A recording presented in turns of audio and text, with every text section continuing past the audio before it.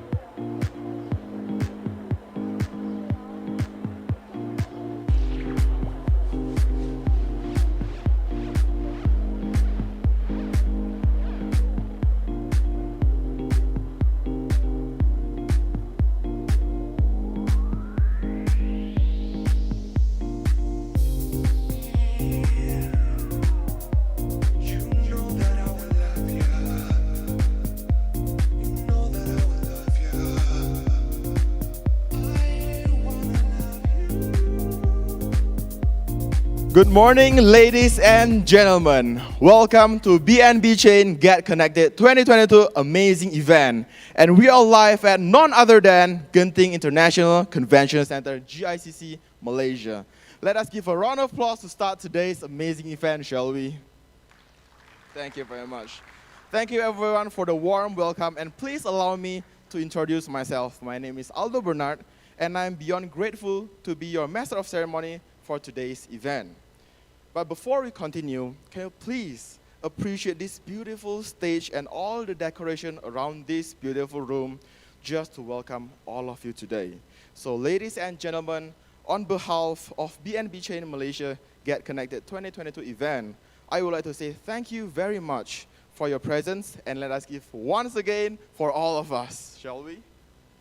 Thank you very much.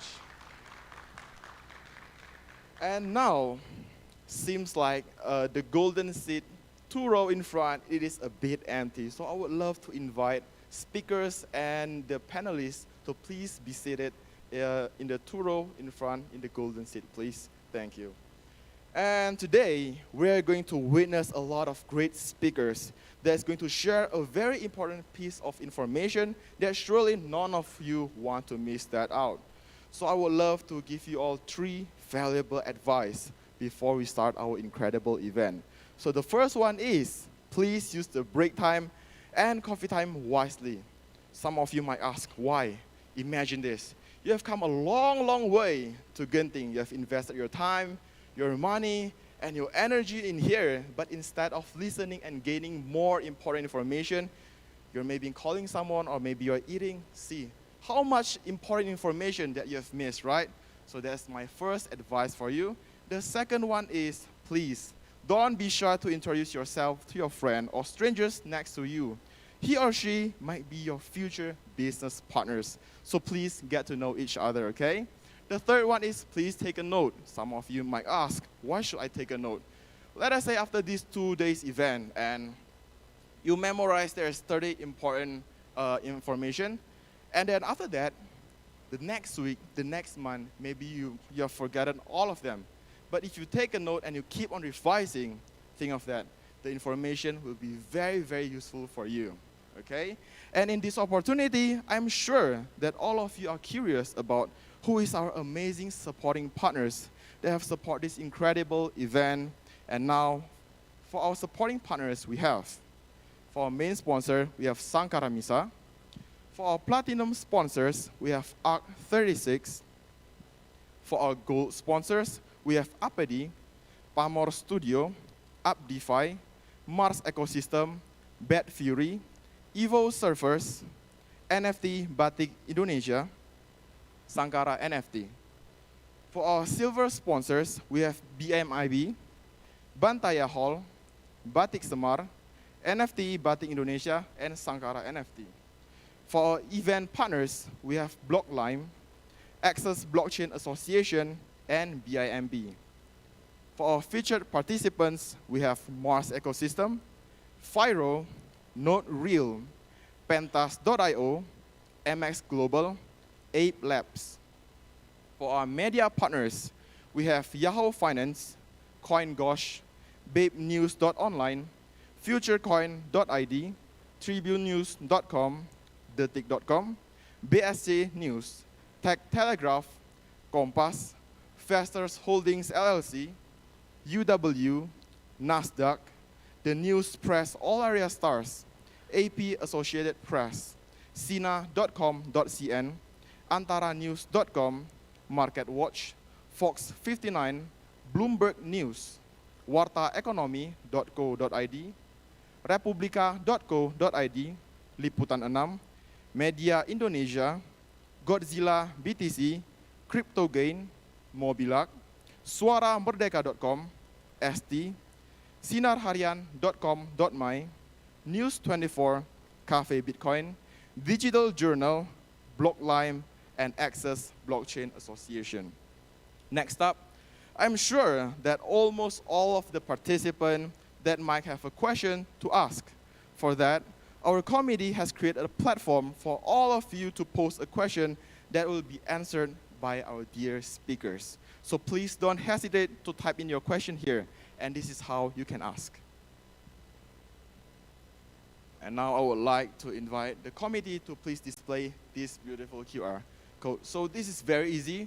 What you need to do is just take out your smartphone, open up camera, and point it in this QR code. And in this QR code, we'll bring you right away to our website to type in your question.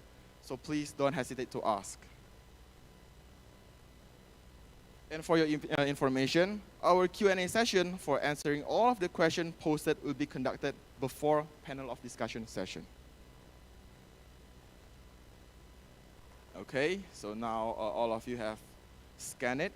And now to start today's fabulous event, please allow me to invite ladies and gentlemen to stand up before our honorable Malaysia's flag and Malaysian's anthem.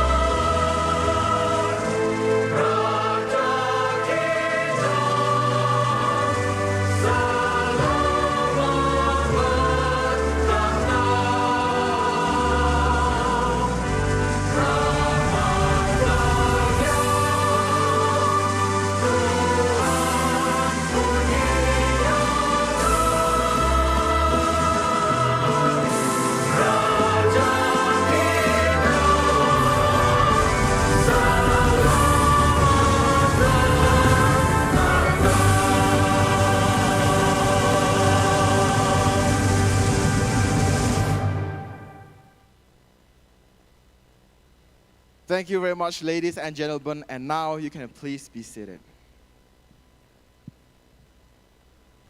And now, I'm sure that everybody in this room can't wait any longer for us to get right into our main event. And now, ladies and gentlemen, please welcome and meet Mr. Chu Lee as the BNB Ecosystem Coordinator that will give a welcoming speech. And now let us give the loudest applause to welcome him in. Hey guys, my face up there. So hey, so before I start, let me start by thanking all of you. So I appreciate your time making over here. It's up the mountains, and I am sure everybody is giving up their valuable Friday and work time to be here. So maybe I should share a bit. Do I have my slides? Sorry.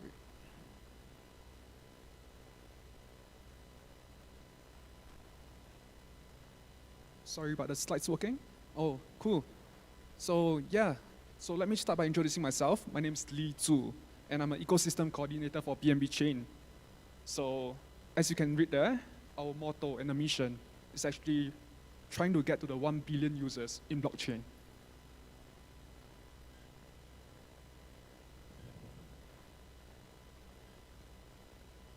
Yes, so some of you may have questions, right? So what does BNB stands for? So it's actually build and build. And what we actually want to do is to build a scalable cross-chain infrastructure to enable the next 1 billion users.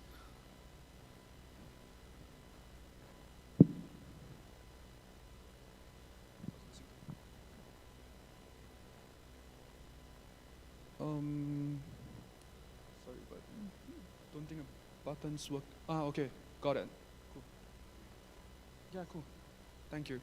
So I can start by sharing some of the statistics that we actually have in the past 2 years, nearly 2 years of launch. So we actually launched on 1st September of 2020, just right in the middle of like DeFi summer. And right now, I think we do have some impressive statistics to share. So our highest daily active user count was actually 2 million plus in a day. And we actually did 16 million transactions in a single day as well. So we do have a very vibrant ecosystem of builders and like different projects. And right now, we last counted about 1,300 applications building on us. Right. And of course, we recently crossed 150 million unique addresses on BNB chain.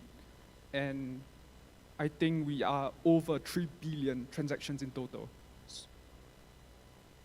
So very early on into the space, I think we recognized that community is everything.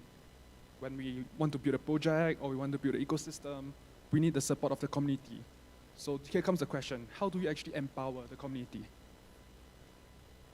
So yes, we frequently host different like events and AMAs with like industry leaders, market experts and key opinion leaders and all.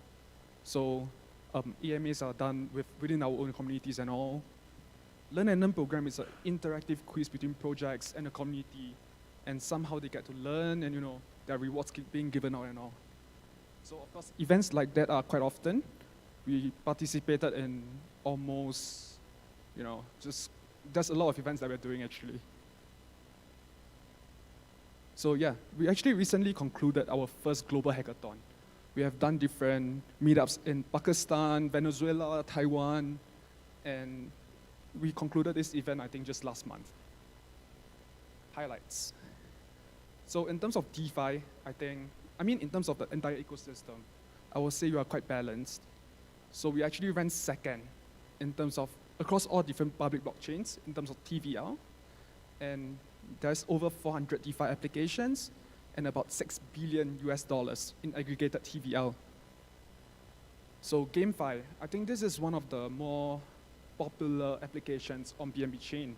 So we do have a wide variety of different applications, and I think it varies from like different teams and different, variety. So, of course, that's not just it, right? So NFT X AI. So Alethea is one of the projects that we're actually building on BNB chain. And what they do is to make NFT not just a 2D profile picture, but they like to add a layer of AI, and it makes the NFT into more of like a avatar that actually has a personality. So this particular NFT was actually sold on auction, and I think it went up to about $500,000 USD. So of course, we do have different marketplaces to support the needs of NFTs as well. So this is where it gets a bit more interesting. Here at BNB Chain, I think we are always looking out for innovation. And I think by innovation, we are not looking for things that are already done on other chains. So for this project, it's called Windcast. It'll be launching really soon. And what they do is actually they allow users to purchase live moments NFTs. So for example, in this picture, right, cricket or baseball, right before he's supposed to hit a home run, people can actually start bidding for the NFT. And if he hits the home run, this NFT will be worth a lot more. So yeah, I'm not sure whether anybody has seen this news yesterday night. It just went out. So with World Cup coming up, this is going to be really interesting. So Cristiano Ronaldo, yep. So not just that, I think, we recognize that the crypto space is still very small and it's very immature. So I think there is a lot of effort in us trying to bring Web2 users to Web3.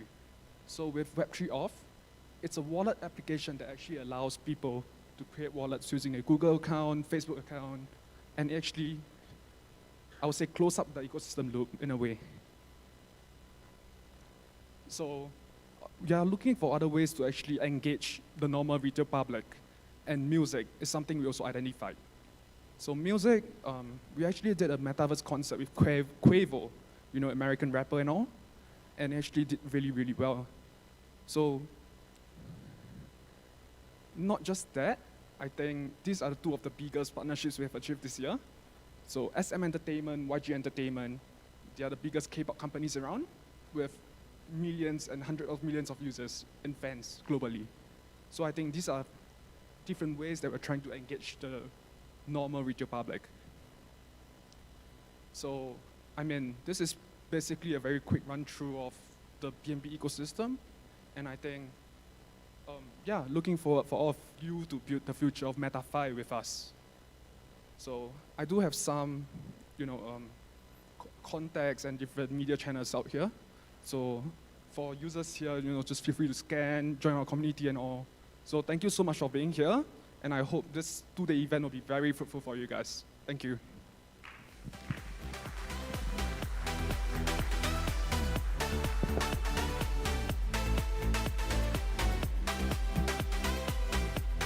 Wow, thank you very much, Mr. Lee Chu, as the BNB Ecosystem Coordinators. Such an amazing welcoming speech. Coming up next, an astounding session that will be talking about why crypto asset is the future of investment for your business treasury and Malaysian market sentiment about blockchain technology. And now let us give it up to the CEO of MX Global, Dato' Fazli Shah.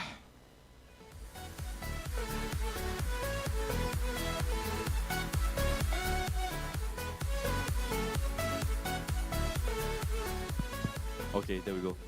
Hi, everyone. Good morning. And for those of you who have flown in to Malaysia, welcome or selamat datang to Malaysia.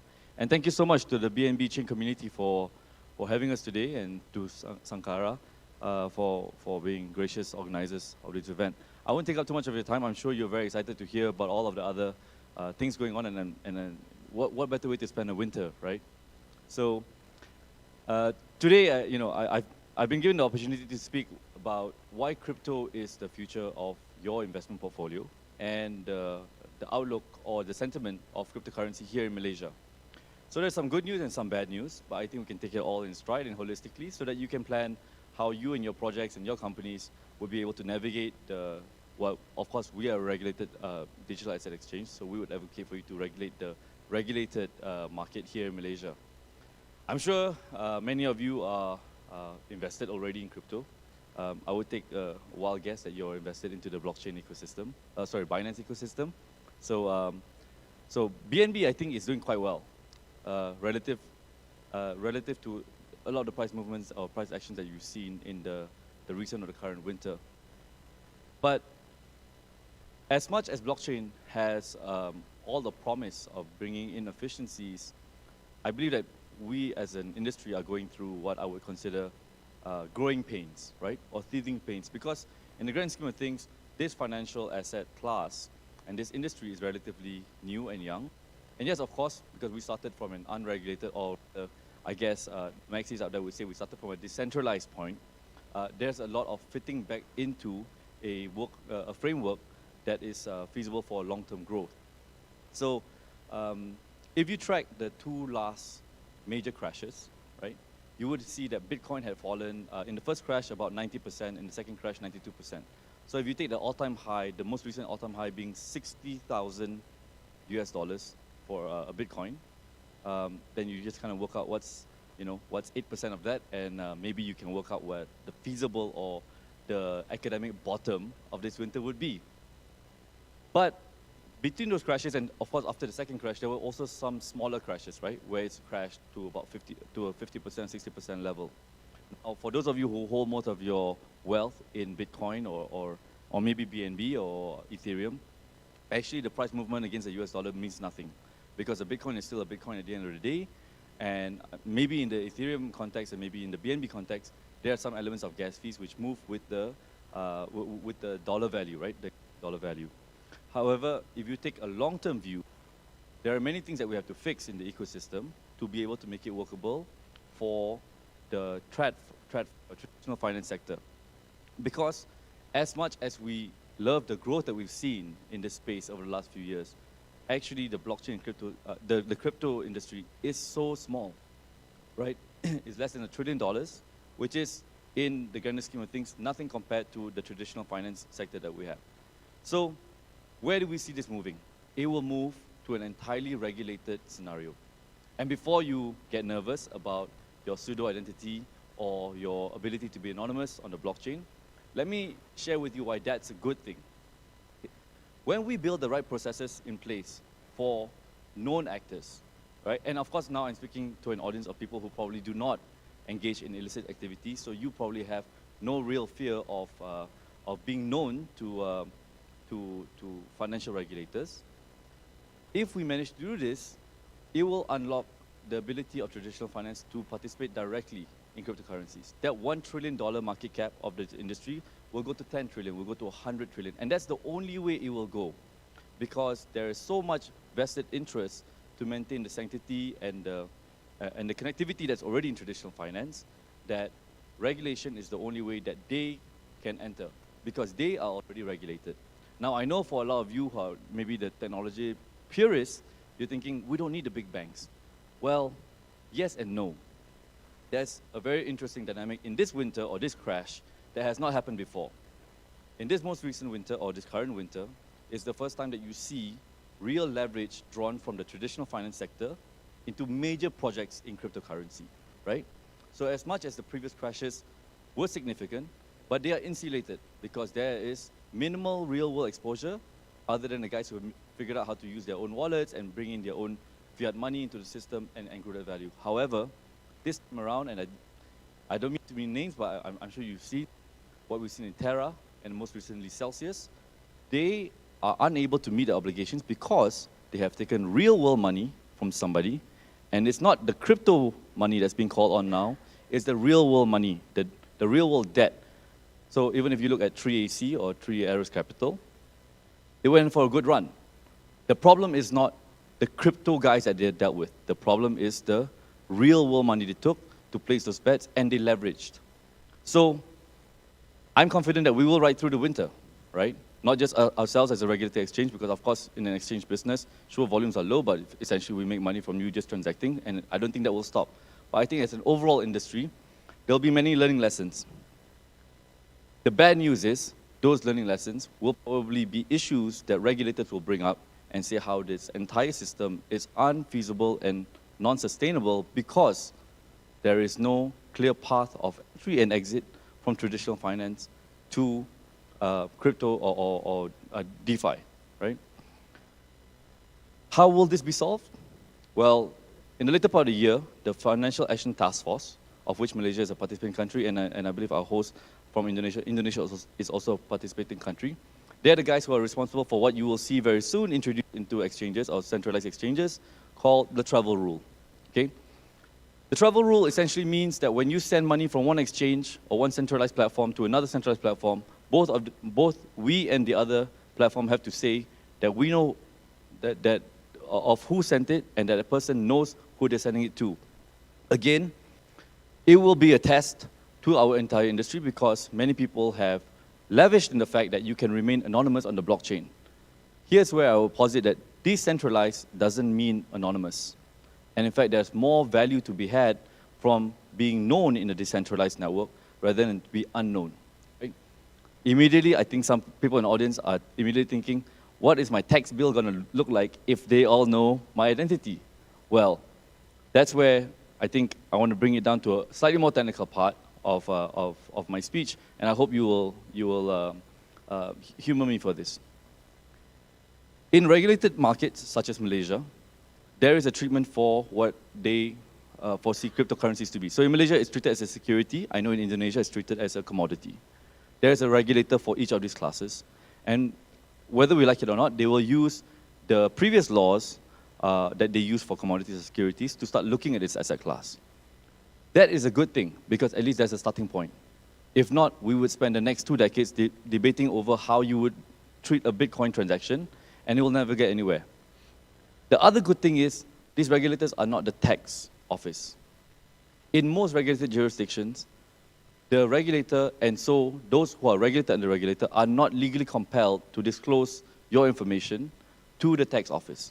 I know I'm saying this because when I speak to a lot of guys in crypto, the number one thing that they're thinking about is like, I'm making money in crypto, I do not want the government to take it away from me. And in most jurisdictions, because they have not announced it, there is no tax, right? So in Malaysia, it is still, unless in specific cases, still treated as capital gains, of which we have 0%. I know that in other countries, especially in the region, they've already announced that they're going to move it towards a 30% tax regime. So, but rest assured that when you operate in centralized exchanges, there is no compulsion to us to have to declare your portfolio or your financial position to the tax office. Now, looking forward, what will the Financial Action Task Force deliberate on this year? There's already the travel which has to be implemented. And trust me when I say that most countries do not have, well, countries do not all have the same say at this kind of forum. So in for most countries like Malaysia or Indonesia, we're just followers, right? So the regulator goes there, a big guy like the US will kind of steamroll the policy, and most countries will just follow. That is an unfortunate reality of the situation, and the implementation will also kind of be uncoordinated in that sense. But this year they will talk about the potential legal framework and treatment around DeFi, which is very important because this issue of how over-leveraged some DeFi platforms, not just their users, but the platforms themselves, is an issue that has to be tackled. Again, I don't have a crystal ball. I have no idea what should be the right way to move this forward, but the good news is that the conversations are being had. The other part is the asset class treatment of what is called NFTs, non-fungible tokens, right? As our friend from BNB Chain had shown just now, Binance is pioneering this space quite a lot, with lots of creative applications or use cases of essentially non-fungible tokens. This will also become an issue, not just from the standpoint of how much money you're making from trading these tokens, but also around what you as a token holder have a legal right to actually own and to then claim, because these incidences have already happened, right? If you see the recent news, there are people in certain countries who are making a legal case out of the fact that one NFT is sold to another person and they didn't agree with the transfer. Particularly, I think, in Singapore, there was a case where 2 people jointly owned an NFT through a verbal agreement, and one of them decided to sell it off, but the other person disagreed. So again, from our experience, I think it's just better to have the conversations with the regulators to arrive onto, maybe not the same page, but to close enough pages to then have a continual engagement so that you can have clarity. Because ultimately, that's what's going to grow our industry. The rules may not be what everybody wants, but when the rules are clear, everybody can organize so that we can chart the best course forward for our projects and platforms. So let me spend the last couple of minutes to maybe share with, especially those of you who have traveled from outside, the realities of crypto in a market like Malaysia, right? And what is the market sentiment? I can sum it up very simply. Crypto is a scam, full stop.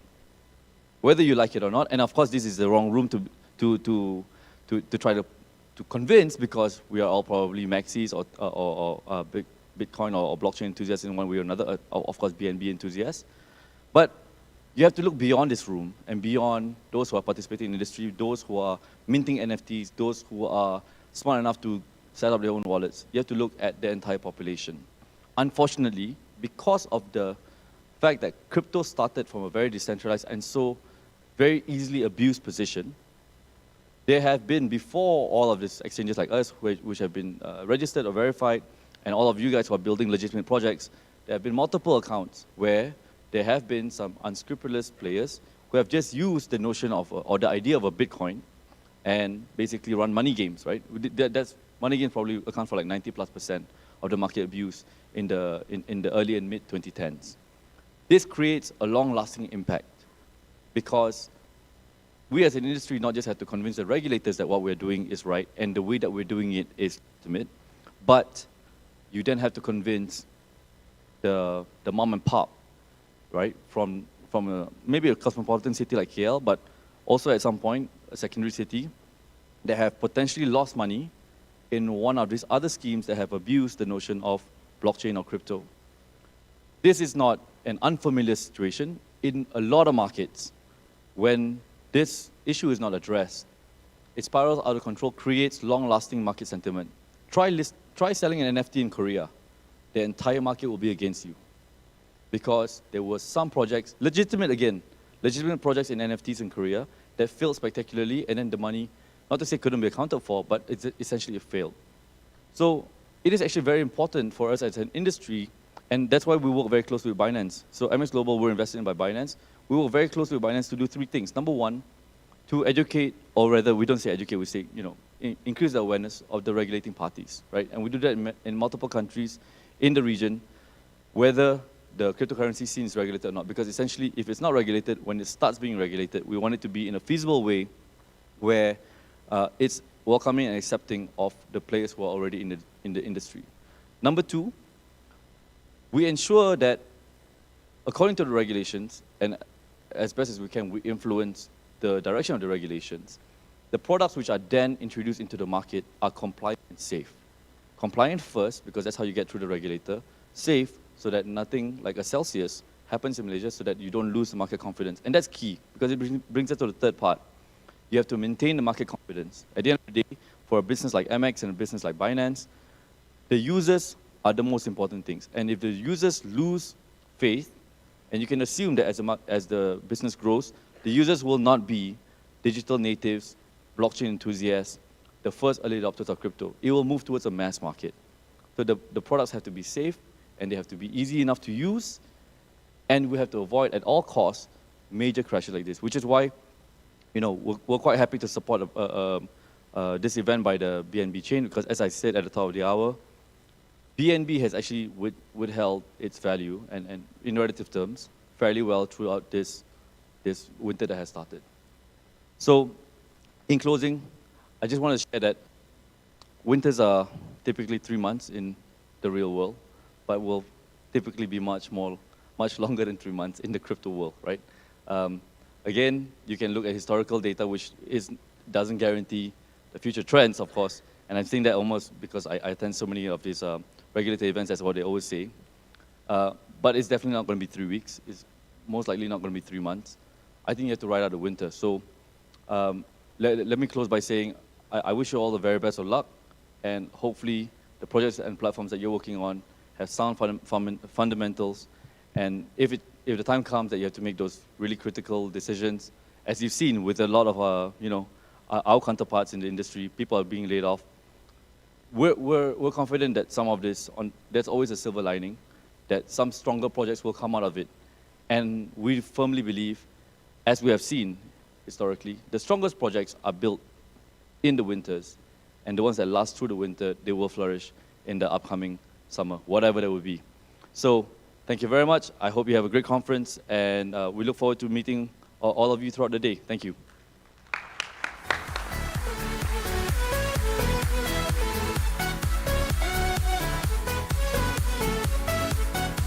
Thank you very much, Dato Fazlisha, as the CEO of MX Global. By the way, just a friendly reminder, please don't forget to post your question to Slido if you really have one. Think of this, you have invested a lot of money, a lot of time, and a lot of energy in this event. So please, if you have a question, when you heard the speaker speaking and you think of a question, please just ask, okay? Because the opportunity to ask is very, very limited. And now, coming up next, we're going to hear about transforming traditional business into digital business through blockchain technology. That's going to be brought by the CEO of Sangkara Misa. Let us give it up to Mr. Agustino Wibisono.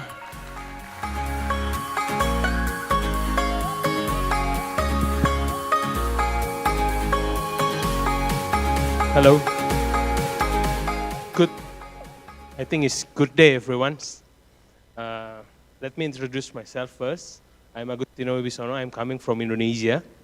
I'm the CEO of Sangkara Misa. Our tagline is leading in tokenization and NFT process. But first, I'm thank you for Dato Fazli for the opening speech, and for my partner, Mikhail Morch from ARC36. Thank you for investing in Sankara. And to everyone to come here. Before I go further, I think it's already a bit too heavy for us. In the morning, we're talking about the winter in crypto and everything. Yeah, I think it's a bit cold, right? I think we choose the wrong place. It's already on winter crypto. We are cold in the middle of the mountain. It's very cold. But what I'm trying to say, why we choose this topic, to bring the conventional, the traditional thing into the digital, using the blockchain tech. Wow, this sounds good, modern, but actually it's simple. It's very simple. I will introduce first about Sangkara Misa. Actually, this is an advertising, so I will not say you need to buy or not. Always do Dior, right? Okay, what is Sangkara Misa? We are a legal company founded in Jakarta on 2021. September initiate is from 2017. A financial-based digital company. Okay. Next. Okay. We are the token, the first on the BNB chain platform, of course, BAP20. We have the value of this token is protected by fixed asset and the business inside of that. What is the fixed asset behind that? Let's take a look. Next. First is the vision of the mission. We want to create a stable crypto market, allowing anyone to own digital asset safely. The digital asset, you know, mostly like crypto, mostly used in game, and or not is used for utility, and or not is used for scam. Because anyone can make tokens, it's very easy. Just go to Pink Sale, just go to any coin tools and everything, you can create the token and selling to the public. And the problem is, the people sometimes is just using FOMO, they buy. They don't do Dior, they just want, someday it will be like Bitcoin. From $4 become, now is on winter, but hopefully it will be $100,000 maybe in the next year, maybe. So mostly people is just buy tokens using Dior, but it's anonymous, it's just, you don't, basically, like we say, it's just maybe a money. It's a pyramid scheme. You don't know. But how we talking about the investment if you don't see the fundamental inside that? How it's a speculation or an investment? It's two different, but yeah. I believe people in here and beyond of this, they say crypto is a speculation. We take an opportunity. Hopefully this token will become like a new Bitcoin, a new BNB, a new Ethereum. Yeah, but we want to create the stable market, allowing anyone to own digital assets safely. It means the digital asset must have the good fundamental. The good fundamental to support this asset, this digital one, so it can be an asset, not a liabilities. Okay, our mission is Okay, can go back. Mission 1, creating a trusted crypto exchange. Yeah, we want to create that's our mission. Mission 2 is making crypto transaction easier and safer. It's mean, how hard is we telling about SIBA, Doge if we talk to the old generation? I'm sorry, if maybe on middle 50 or 60, we talk, hey, come on, invest on SIBA, invest on Doge. It will be hard to explain to them. But it's easier to explain if invest on the Apple, invest on the Microsoft stock. Now, it's easier to invest on the BNB because BNB have a Binance behind, and invest to Ethereum because Ethereum have a ETH behind. It's very easy, right? But how you convince the old generation to invest on something that's not, even you don't know who is the owner, like Doge, SIBA. But Doge and SIBA is already become a fiat for us in crypto world. But outside, if we only want to become on that's little market, we want to spread it out, then we stop on the, just like this. But the crypto, as my opinion, will be the backbone of the financial technology. Crypto will be the backbone. Why? Because the transfer fee, anything is more, for us is more, I think for us in this room, knowing crypto very well, crypto is a very convenient for us for transaction and every financial that we need. We want, because we are from Indonesia, creating an Indonesian crypto market using native Indonesian stable token. Hopefully, someday, not using the USDT, using the IDR. Maybe in Malaysia, Dato Fazli maybe want to create a stable token, all transaction using a Malaysian ringgit, digital. That's what we want to do. Helping the process, yeah, we have a consultation business to helping the process to issuing the token for various business, including NFT for Indonesian artists. The difference, our NFT is on art NFT, on plantation NFT. I will show you after this. Bringing stable token, we want to bring the Indonesian rupiah going worldwide. Okay, next. This is what we want. This is our ambitious. We will the most valuable Indonesia token. Because of what? We transforming the traditional business into the digital asset. We have the real plantation. In here, open your phone, you can get the 5harvesto.com. We sell the real plantation there. The ownership is using the NFT. You can get the real harvest from the land just to buy the NFT. But the NFT haven't expired. It means we have a melon plantation, we have a pineapple plantation, we have a coffee plantation. Even our coffee bean is number 2 in the world. If you see on 5harvesto.com, that is our NFT plantation.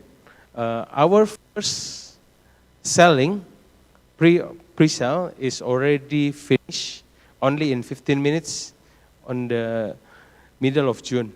And now we will open the second one here in this room after this, only for 5 minutes. We created only 10 NFT because we need to regulate it first with the government to how to sell it on fraction, right? And after that, we will creating on the game. I already talked with X. Maybe we can collaborate, right? Okay, next. Not just an asset, we also creating business, the digital platform business. Can you imagine if we can buy a share of Netflix, a share of video, of friends of VTV and everything using a token? Or stock of the share of the Spotify and everything using a token. That's what we want to bring to you all, a digital asset, a real digital asset. It means we have a fundamental on a business on it. Yeah, this is 5harvesto.com. Maybe on the Q&A, I will answer some questions if you have a question about this. We have a rice field. It's actually the 56 NFT is the rice field. Now we're selling the melon and the coffee plantation and the bean plantation. Okay.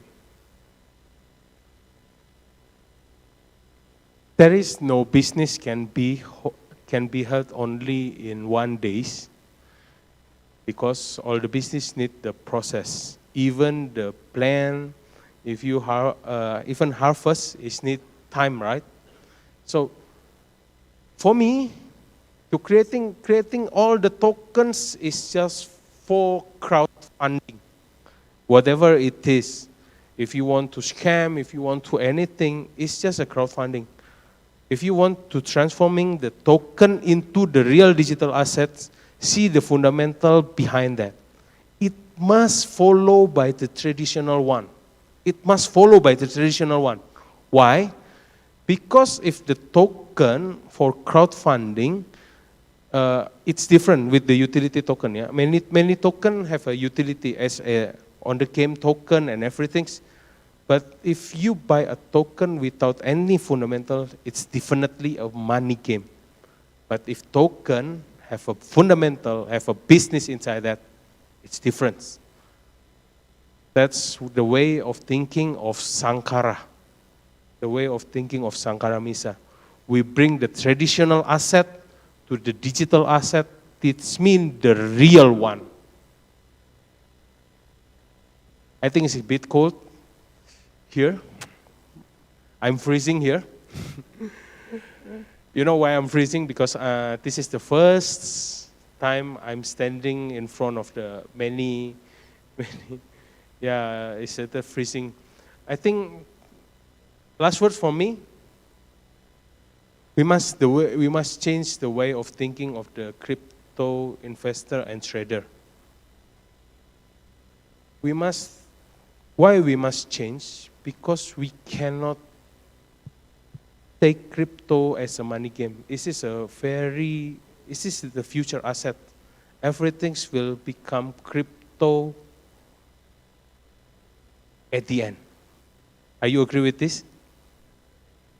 Yeah, I believe everyone in here is agree because we are on the same business, right?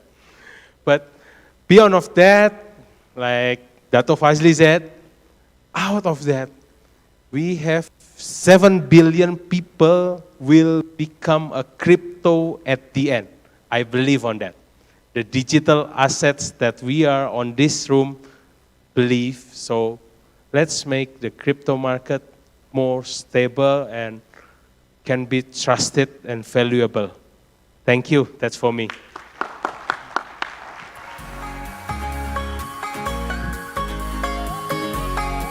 Wow, such an incredible session. Thank you very much, Mr. Agustino Wibisono, as the CEO of Sangkara Misa. Coming up next, we are going to discover more about a session with the title, Introducing ARC36. That's going to be brought by the founder and executive director of ARC36. And now let us give it up to Mr. Mikkel Mosch. Thank you, everyone. Thank you. I think I know why the temperature is low, and I think it's actually Mr. Wibisono who wanted me to wear this jacket with his nice, well, with the Misa token Sangkara here, or maybe not, maybe not.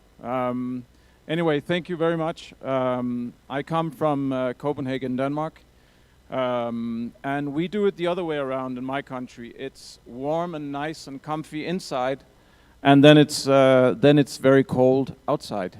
But it seems to be mixed around here. Anyway, what we do, we are regulated, licensed within the European Union hedge fund for digital assets. And what we do is we We algo trade, and we have a very good algo. We have good performance. We also do sort of traditional asset management. And then the third thing we do is we do enter into early stage digital assets and coin token projects that we believe in. We don't involve ourselves in too many projects.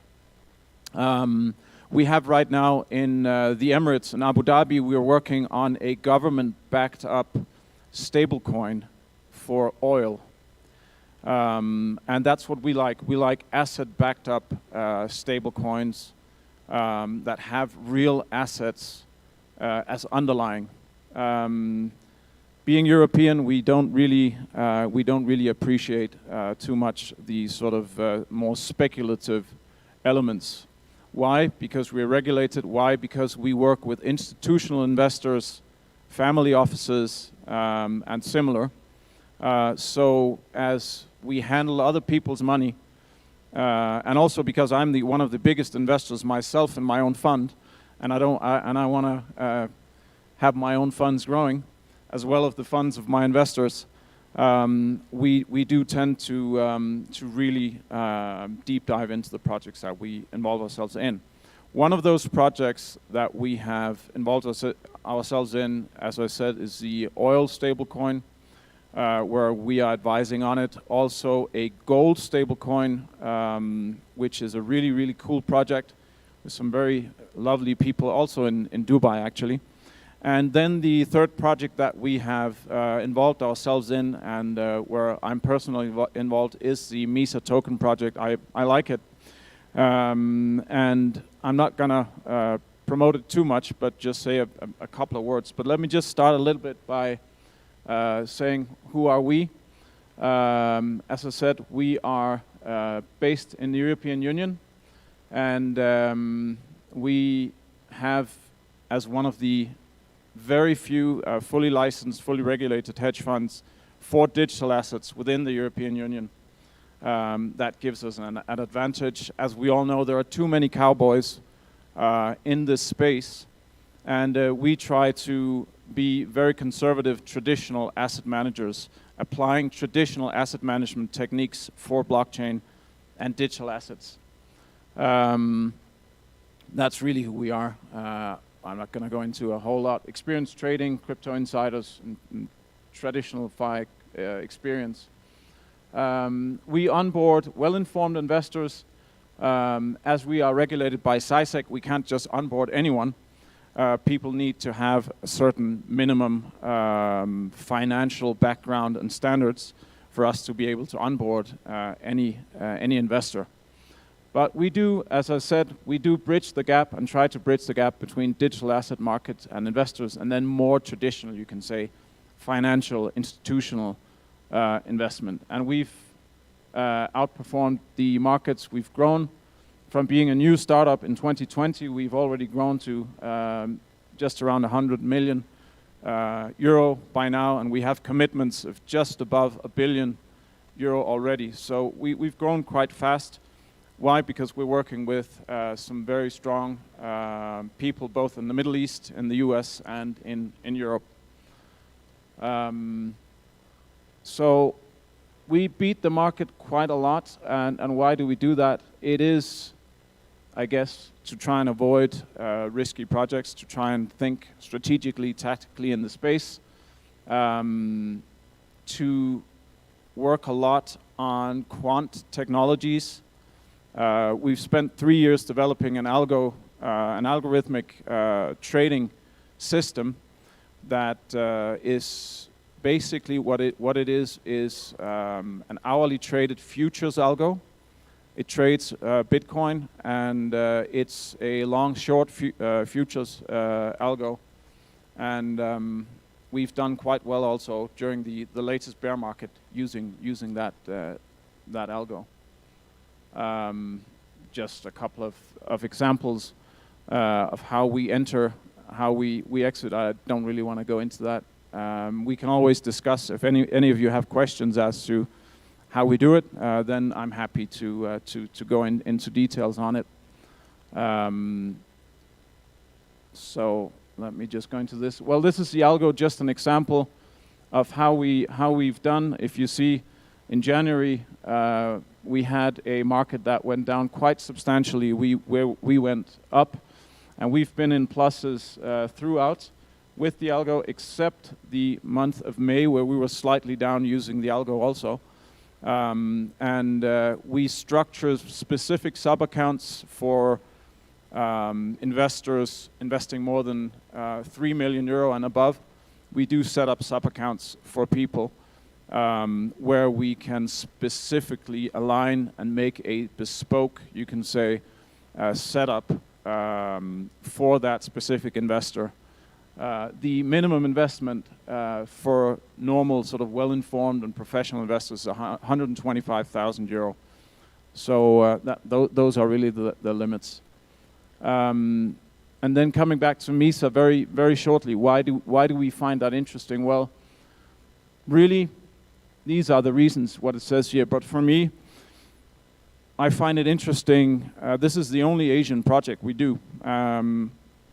We do a strategic advisory, and we do take projects like these and bring them to the next level by interconnecting a project like this with international investors, with international exchanges, because we are deeply tied into the space, because Mr.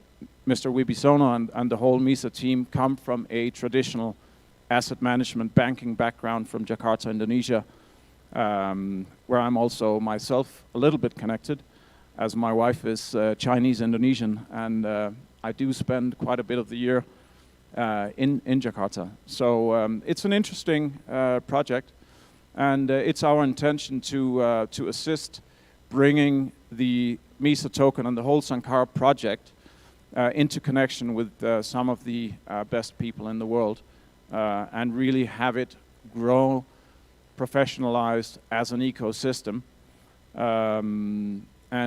that's why we're in, because we believe in it, and we believe that it can and will become a really interesting ecosystem, using the Misa token as its fundamental mean of exchange. This is me. If you want to get hold of me, I'm to the left there. If you have any questions or any comments, anything you wish to know about me, what we're doing, then happy days. Do reach out to me either today, tomorrow, or WhatsApp me. I'm happy to enter into dialogue. We are trying to also develop our presence in Asia more, because our main strengths are Europe, US, and Middle East, which is fine. But it is silly that we are not, don't have more presence in Asia, given the prevalence and success of blockchain investments, blockchain technology, and the many great ecosystems over here.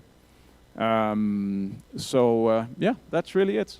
I don't know. Do we have time for questions now, or is that later? I guess that's later, right? Okay. All right. Well, thank you very much. Thank you very much, Mr. Mikkel Moch, as founder and executive director of ARC36. And now, ladies and gentlemen, let's not forget to put in your question into our Slido template if you have one. And now, we will be entering a coffee break session. And for the coffee break session, you can find it in right-hand side in front of our room. And while all of you enjoy your coffee break session, please also enjoy an incredibly beautiful look, a car in front of this. So when you are enjoying your coffee break session, please also enjoy. There's a beautiful car out there, okay? So that's all, and we will be back in 15 minutes. So please enjoy the coffee break session. Thank you very much.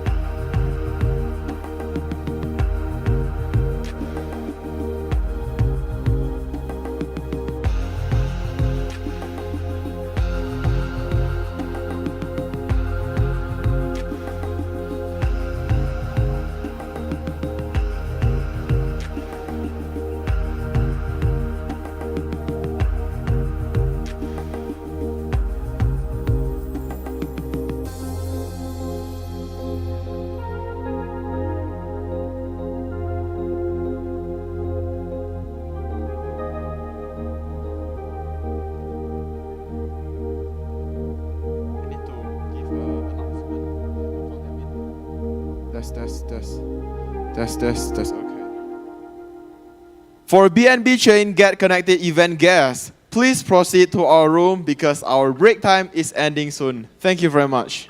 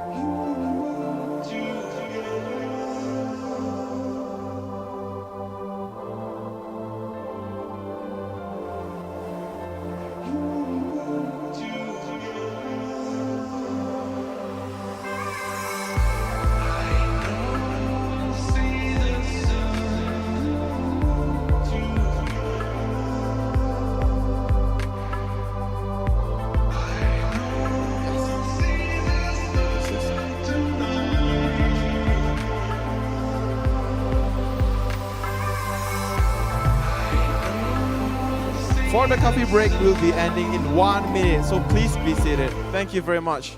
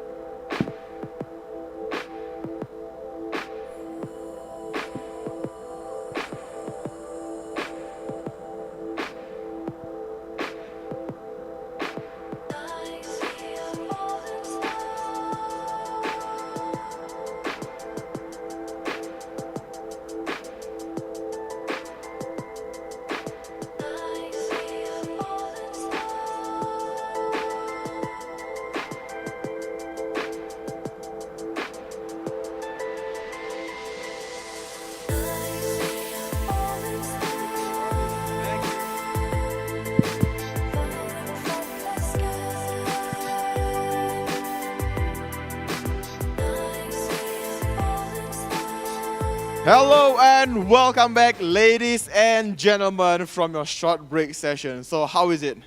Did you guys enjoy it? Is it a yes or no? Oh, very good. Thank you very much. Okay, and there's a short information that I would love to brief to you, for all of you. So for all the speakers, VIP guests, and platinum ticket holder will be invited to Awana for exclusive dinner at 7 o'clock tonight. So if you have a luggage needs, please contact our registration. And now, I'm sure that all of you is now fully recharged and hungry for the next session, which will be talking about a next generation blockchain video game platform that's going to be brought by the CEO of X Arcade. Let us give it up to Mr. Otto von Nostitz.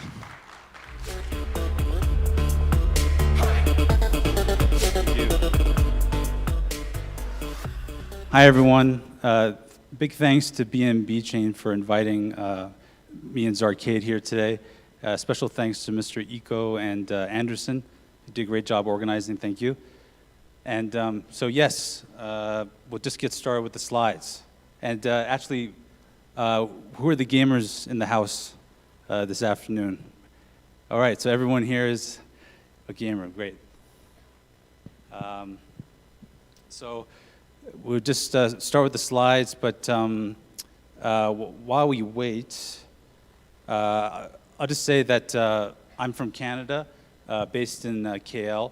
As far as I'm concerned, yeah, we live in a very dynamic region here in Southeast Asia. I would argue it's actually the blockchain gaming capital of the world, and I'll get a bit more into that. So the name is Zarcade. We pronounce it with a Z sound. Some people say X Arcade. We are a next generation blockchain video game platform. This is our website. And I just want to say to everyone that we just had a hard launch. We launched our testnet facet of our platform for all the people here familiar with blockchain. I will also explain a bit more about that. That's a very integral part in our ecosystem. Okay, so what is the Zarcade gaming ecosystem? Firstly, we are powered by Proxima X, and it's divided into, I would say, three main facets. The first one is testnet. So this is where a game developer can onboard. It's free of charge. It's a closed invitation type of system, meaning that he can invite his contacts to test out his game. And basically, I always like to say it's fun because you can experiment. You basically check the flow of the assets or the in-game points of the game to see if everything is up to snuff, basically the way you want it before you go to mainnet. That brings me to the second facet of the platform, which is when we have testnet with mainnet. So when the game developer feels that he can graduate, if you will, to mainnet, he's tested his testnet game, he's released it, he's had maybe like 10 people test it, he's feeling confident, he goes to mainnet, and then now the assets have real-world value as opposed to testnet that don't have real-world value. And because we are powered by Proxima X, you use like testnet XPX to get a hang of how the wallet works, token creation, game creation, and I'll explain a bit more about that later. And then the third major facet is our metaverse. So the Zarcade metaverse is called MetaZar, and that will also be towards the middle part of my presentation. So testnet, mainnet, MetaZar. So this is our gaming ecosystem. So to give you a little background, we conducted a discounted sale offer. It's not really an ICO, but we're selling a utility coin at a discount, 20%. You can find us in the history of the internet just by browsing. And basically, you probably have heard of other blockchain gaming platforms out there, but I think one feature that sets us apart is the ZAR coin, XAR. And what this does is that because of its stable value pegged to the USDT, which you can purchase for 1.125 USD on the platform eventually, this creates confidence and instills in the game developer the idea that all his proceeds of collecting the tokens, by whatever means he actually makes or accrues any form of revenue, he will know and be assured that he has a stable token that he can off-ramp into, let's say, Bitcoin, Ether, etc., the major cryptocurrencies out there. We also talk a bit more about that as I continue. So this is the latest front page of our website. You'll notice down there we have Discord and Telegram, so we're very focused on Discord at the moment because, as you guys know, that's the premier messaging app for gamers in the world pretty much these days. You also see that we have a MEDX launch on PancakeSwap.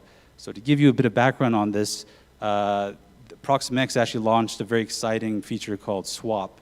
And simply put, MEDX is the primary currency of our metaverse. So what we did is that we took a snapshot on the Binance Smart Chain, and those that had the most XPX, the native token of Proxima X, and ZAR, they were then eligible for the airdrop of MEDX. So that's our relationship with the Binance Smart Chain. And MEDX, MetaZar's primary currency, is available also on PancakeSwap. So this is what you see here. We are next generation game tokenization. Tokenization is really at the heart of what we do because we create the tokens for the blockchain game, and we have some various tokens which I'll go through. We provide the tools to the game developer to seamlessly and quickly blockchain his game, and then we assist in distributing the game on the platform Zarcade.io, but it will be Zarcade.app during our mainnet and testnet experience. So you see here on the bottom website, we are a Proxima X powered project, and Proxima X is amazing in the sense that it's a perfect fit for gaming technology. Why? Because it has so many exciting bells and whistles to it. It's not just the fact that you can create NFT. There's all sorts of exciting features such as like swap, which I'll talk about a bit more in detail. Fast, nimble blockchain for security for the game developers, also revenue and gamers. There's many more, and Proxima X is really the best blockchain to use for gaming, in my opinion. So I chose to put the project on the Proxima X blockchain. So here are some of the important macro points about Zarcade. So if I meet what we call a traditional game developer, it's important to assure him that we don't do anything to his original non-blockchain game. So I just want to share with you all some of the things I experience in business development as well. This question comes up a lot. No, we don't. So the beautiful thing is that the game developer can have a foot in both worlds. He can keep his original non-blockchain game going while in tandem he has his Zarcade blockchain going. And what does that lead to? That leads to basically more cushioning of your various budgets. And just to give you a little more background about myself, I've been through indie game development. And I know that one problem that happens is that sometimes it takes 2 to 3 times the amount of money to make the game, to market the game. And a lot of indies, they end up with no marketing budget. And I feel that Zarcade, being powered by Proxima X, can actually increase the cushioning of the budgets through crypto in tandem with fiat revenue. So this is quite an important point, and I think a lot of indies can relate to this. And here's the other thing. A lot of indies and game developers I come across, making crypto is important, but actually just as important, I would argue, is that it's fun. So they actually want to know, how does blockchain make gaming more fun? This is now becoming a very predominant feedback point we get when we approach traditional gamers. So basically, I go through a list of the features that make it more fun, but this is quite an important point because at the end of the day, this is what they care about. They're passionate to make the game, but also they want to ensure that their gamers are having fun as well. So I can't emphasize this point enough.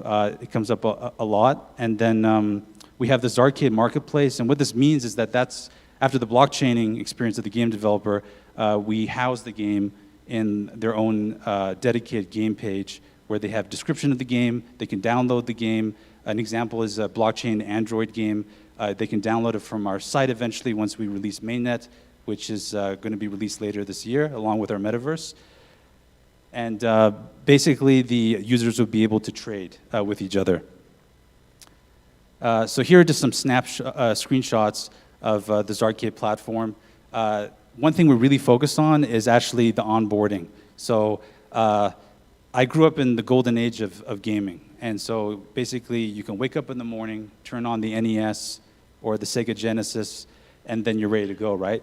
So this part, I think, we really, really focus on. It's not just the blockchain we make easy, but this onboarding experience for the game developer. You know, I would estimate that if the game developer had an idea of what to do, like the flow in his head, we could set him up in less than 30 minutes, especially if he read the game developer documentation and the manual that we provide the game developer. He'll know what to do, and I feel like it will come quite in an intuitive fashion to him. And then, of course, it's feasible. So, look, you don't need a whole lot to blockchain your game here. You just need to whip out the laptop, go to our website. There's no extra bells and whistles you need. So it's a very straightforward browser experience.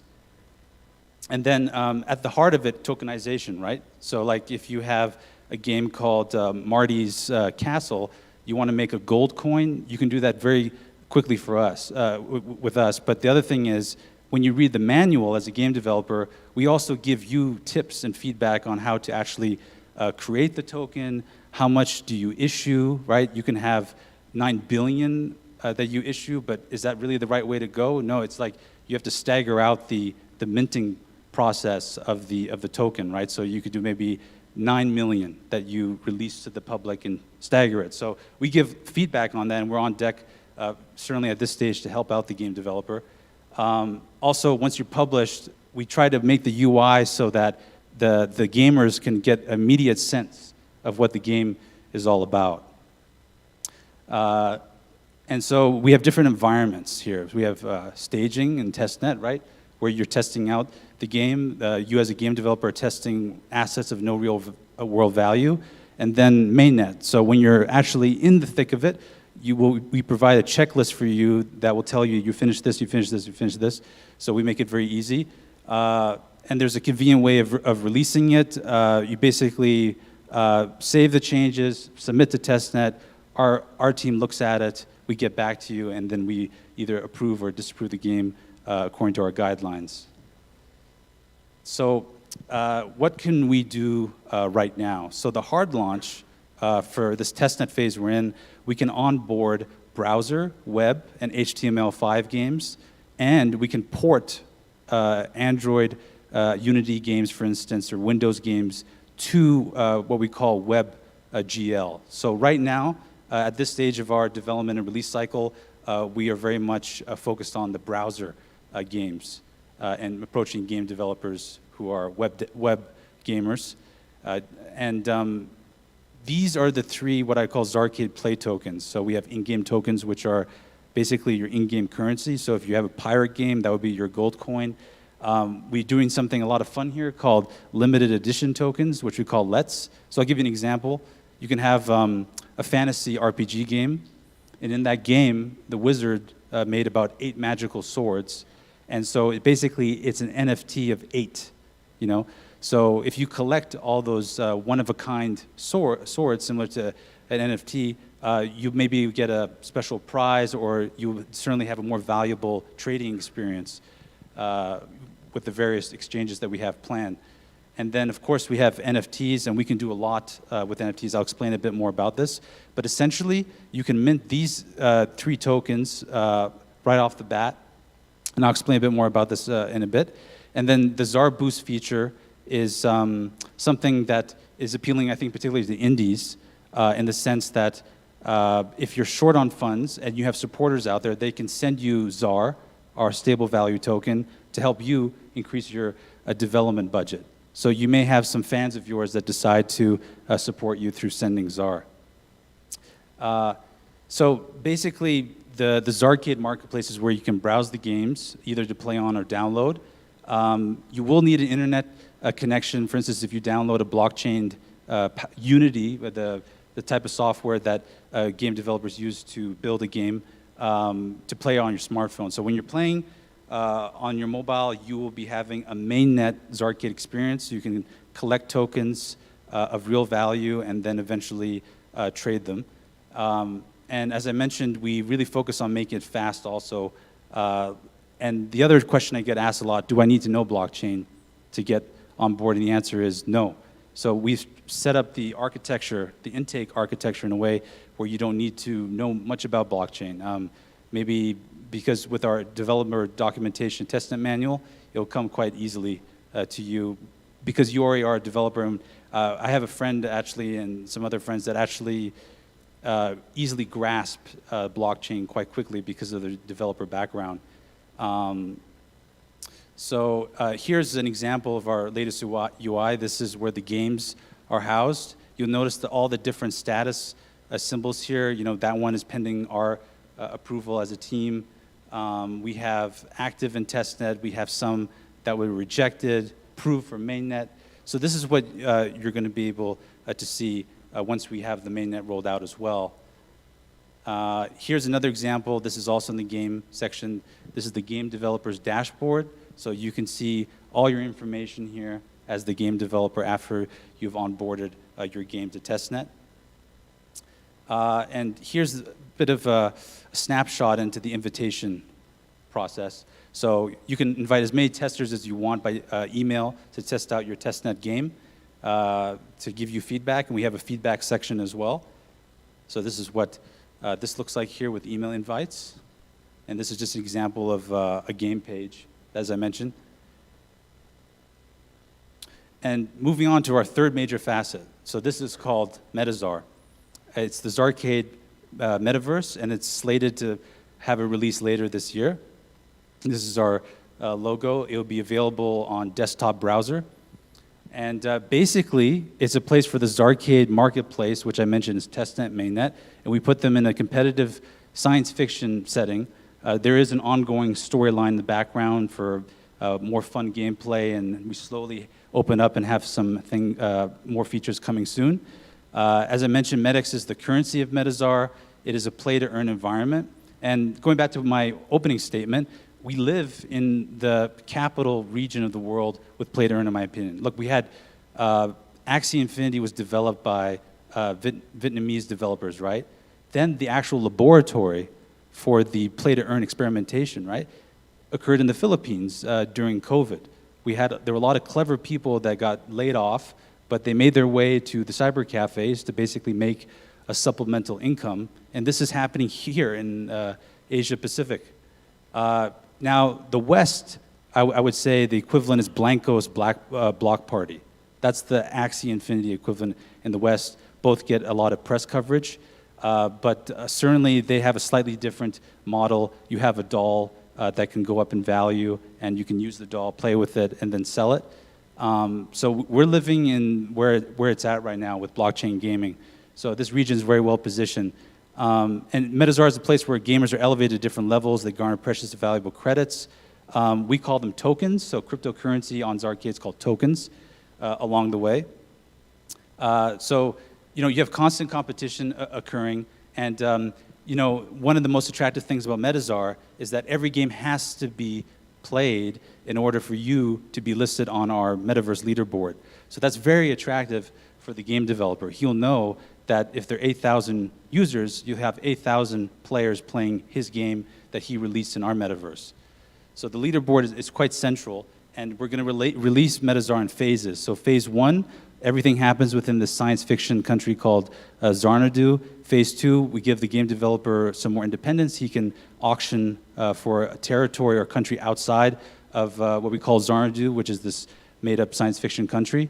And basically, unlike other metaverses in the Web3 sector, where they emphasize virtual state and territories and NFT play, we have a whole lot more going on. So with MEDX, the primary currency, you can actually pitch your game to a group of MEDX stakers, and if they're basically convinced by your offering, they will stake their MEDX for you, and then you will be allotted either a country or a province. But the beautiful thing is that if that game developer does not live up to what he said he would do, we have a feature from the Proxima X blockchain called asset locking. So it'll be depository in nature, and you just get the MEDX sent back to you. So MEDX plays a very central role in terms of the auctioning that we have planned. And this will be occurring in phase 2, which would be very much at the end of this year so far. And basically, it's a convergence of mainstream business and services. So what does this mean? It could also mean that you as a game developer in the province of Xanadu, this country, you can create like a little kiosk where you can sell game developer tip videos, for instance. So this is a metaverse game-centric, but also you can offer various services that you come up with. And then we have the Proxima X powered decentral exchange. So this is where the game developer can list his various tokens, his in-game tokens, IGTs, LETs, and NFTs. They can potentially rise in value, and then they can off-ramp it and sell it for Bitcoin or Ethereum outside the ecosystem. And this is a feasible and game-centric universe. What I mean, you don't need a virtual headset to access our metaverse. It can already be done just with a simple smartphone at the most. But we will plan to have virtual reality later on in a street view perspective. Also, there's a big trend happening now, metaverse gaming guilds, right? Gamers get together, they form guilds, and they have teachers that teach them how to actually make money in various games. So there'll be like a student and a teacher for Axie Infinity. So basically, you may pay a fee of some sort, and then they teach you how to accrue the credits the fastest and the most efficient way in all these games. So we welcome gaming guilds. And actually, they're welcome to even make their own building inside our metaverse with the technology that we'll be able to give them for creation of assets like that. So if you have two neighbors in the metaverse, Frank and Jake, they can agree to do promotions with each other.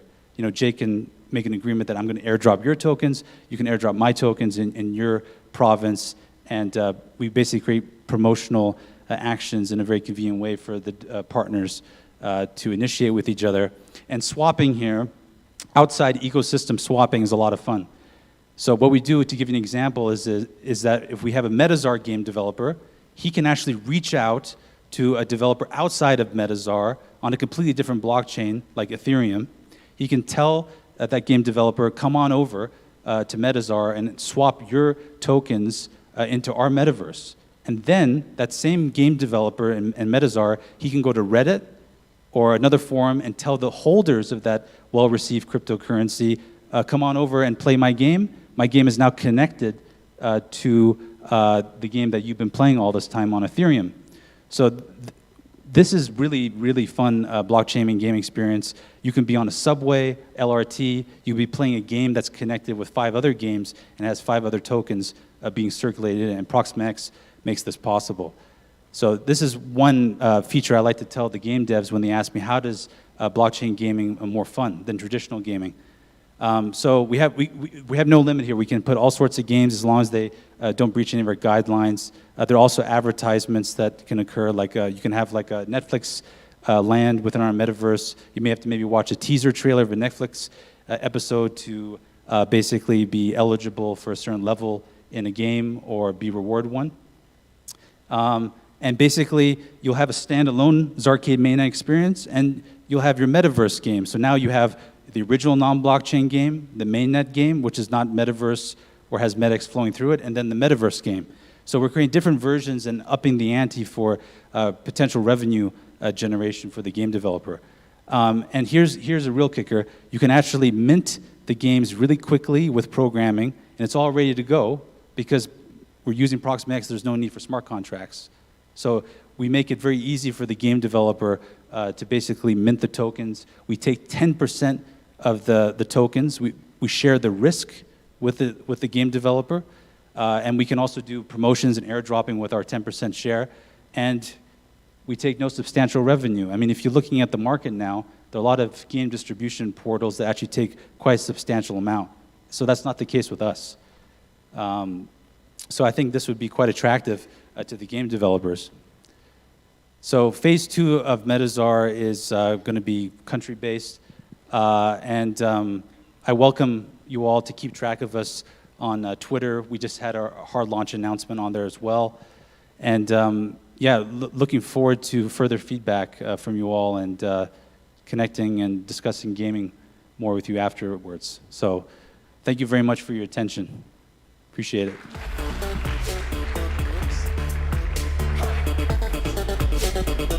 Such an amazing speech. Thank you, Mr. Otto for Nostich as the CEO of X Arcade.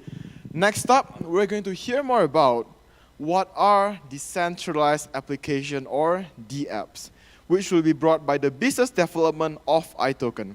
Let us give it up to Mrs. Lindy Han.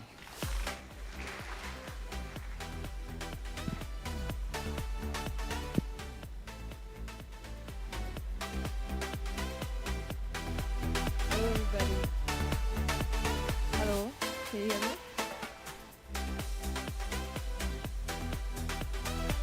Is it on? Okay, hi.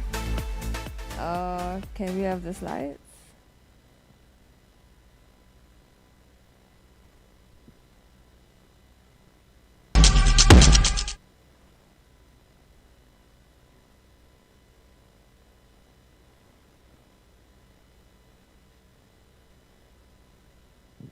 My slides, yeah.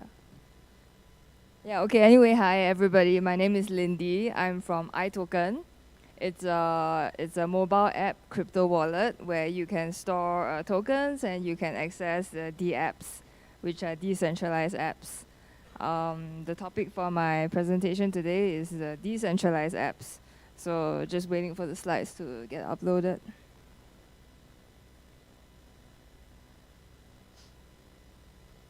Yep, okay.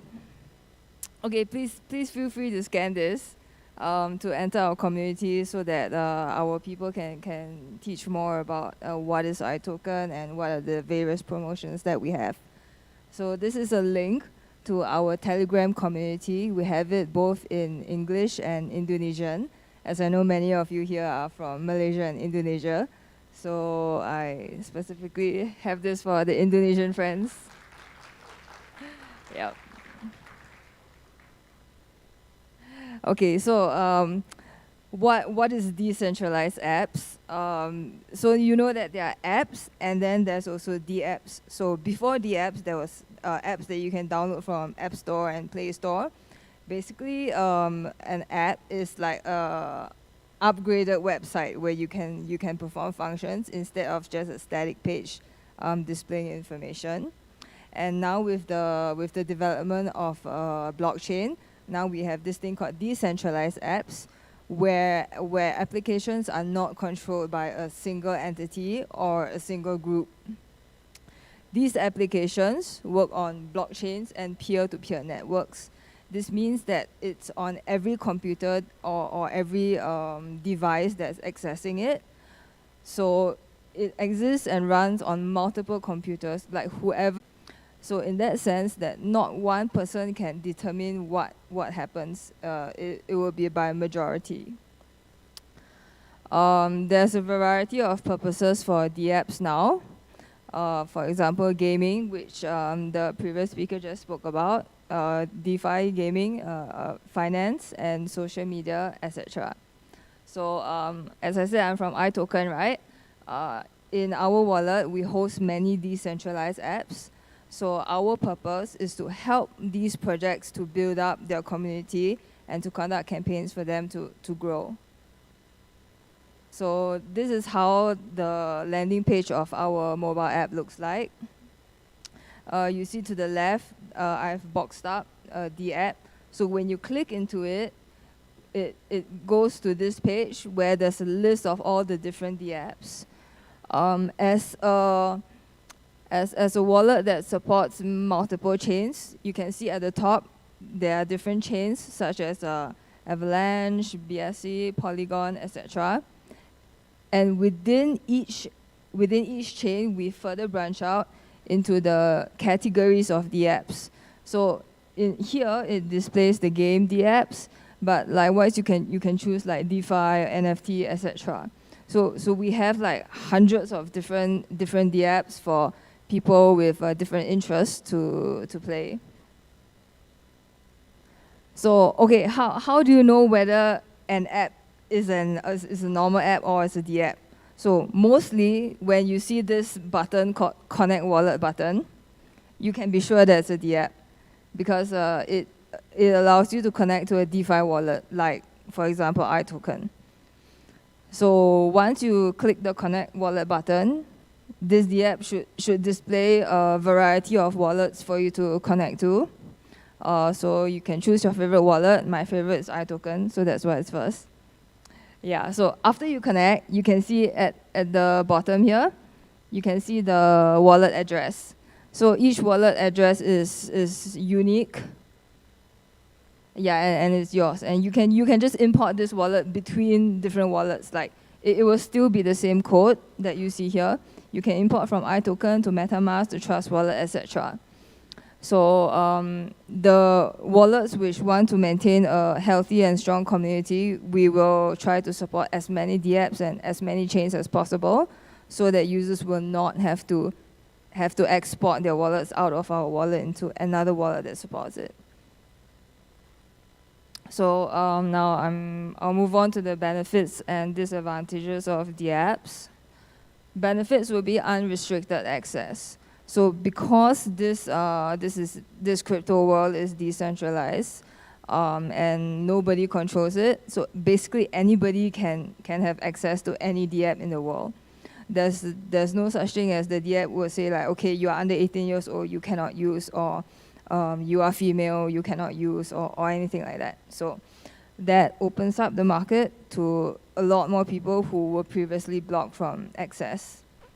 For example, let's say you don't have you don't have enough money, or you don't have MasterCard or Visa. A lot of unbanked people are able to get access to finance through DeFi because of this. Another benefit is user privacy. Some people don't like to reveal who they are or to reveal any personal information. So you can be sure that it's not like whatever the app you use, it will not be like Facebook or Twitter or TikTok that are tracking down your movements, and for the sake of their algorithms to recommend to you what next to buy or what next to watch. So no data, absolutely no data, no personal data is being tracked.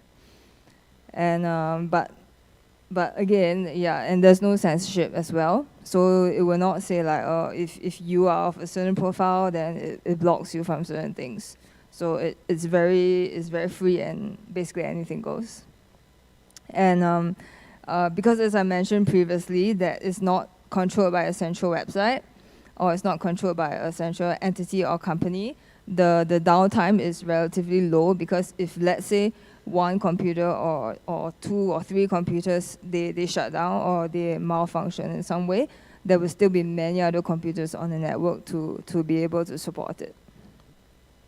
And also because of this same reason that a DApp exists on multiple computers, it is more secure, because it's going to be very difficult to hack thousands and millions of computers at once.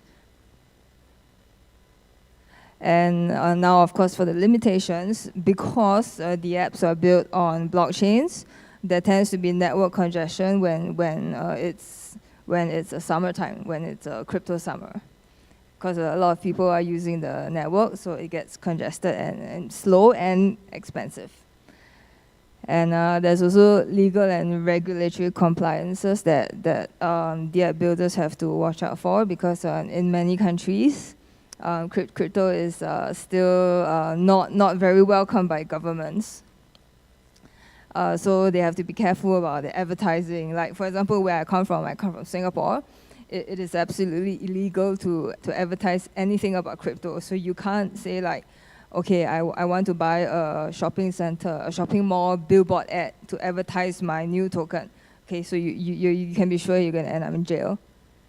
And okay, so the apps being built on blockchains, it means that the smart contracts that are coded there, it's immutable. So it's very difficult to maintain and upgrade as compared to a normal website or normal application. So now we come to things that you can do with the apps.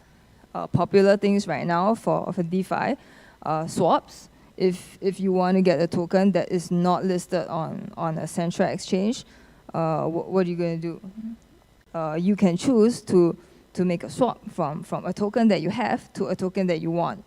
and you do not necessarily have to like follow a central exchange. You need to have the supported pair. It can be any token you want. So let's say you want to buy a token, you do not necessarily have to use USDT, or you do not have to use BTC or ETH or any of the major big guys. You can even choose to use some small token that you have already in your wallet to swap to a token that you want. Another way is to mine by adding liquidity to liquidity pools in DEXs. So how DEXs work is to conduct the swap that we saw in the previous screen. You need to have a pair, right? Because you exchange one token for another token. So it means that in this pool, there are two types of tokens. And how do they maintain this pool of tokens? By incentivizing users to add their tokens into the pool so that the tokens will be available for other people to swap. And as a reward, you can earn some yield. Like you see for here, APY, 52.39%, etc., etc. This is the yield that users can earn if they contribute their tokens to a liquidity pool. And another way that DApps are very popular right now is to raise funds. We call this IDO, Initial DEX Offering, on DEXs. So if you want to raise money, you do not have to go through the traditional way to find a VC or PE, or you don't have to pay high fees to an exchange to conduct IEO. You can just do it. Anybody can just do it on a DEX. You don't need permission. You don't need to pay any fees, etc. And you also can buy and sell NFTs on the apps. Anybody can just make some NFT, right? Just create some JPEG or some animation or some GIF, and then just upload it. And if you're lucky, maybe some people like your monkey photos and they'll buy some. Yeah, and okay, play to earn is really hot now. Okay, it was really hot. I think now the trend is kind of moving to move to earn with StepN. Yeah, so anyway, I think this one, Pegasi, who has heard of it, is taking over XC in the Philippines, and it's going really big now. So, because my audience today is Bahasa speaking, so I token luar biasa. Thank you everybody. Please remember to join my community. You, everybody, luar biasa also.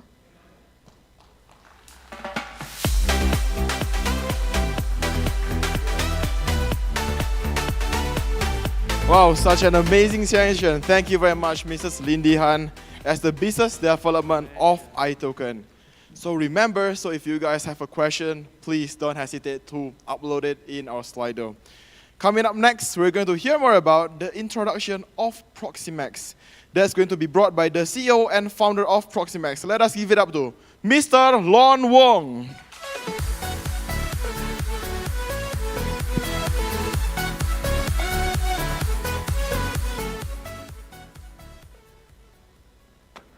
Hello, it's working.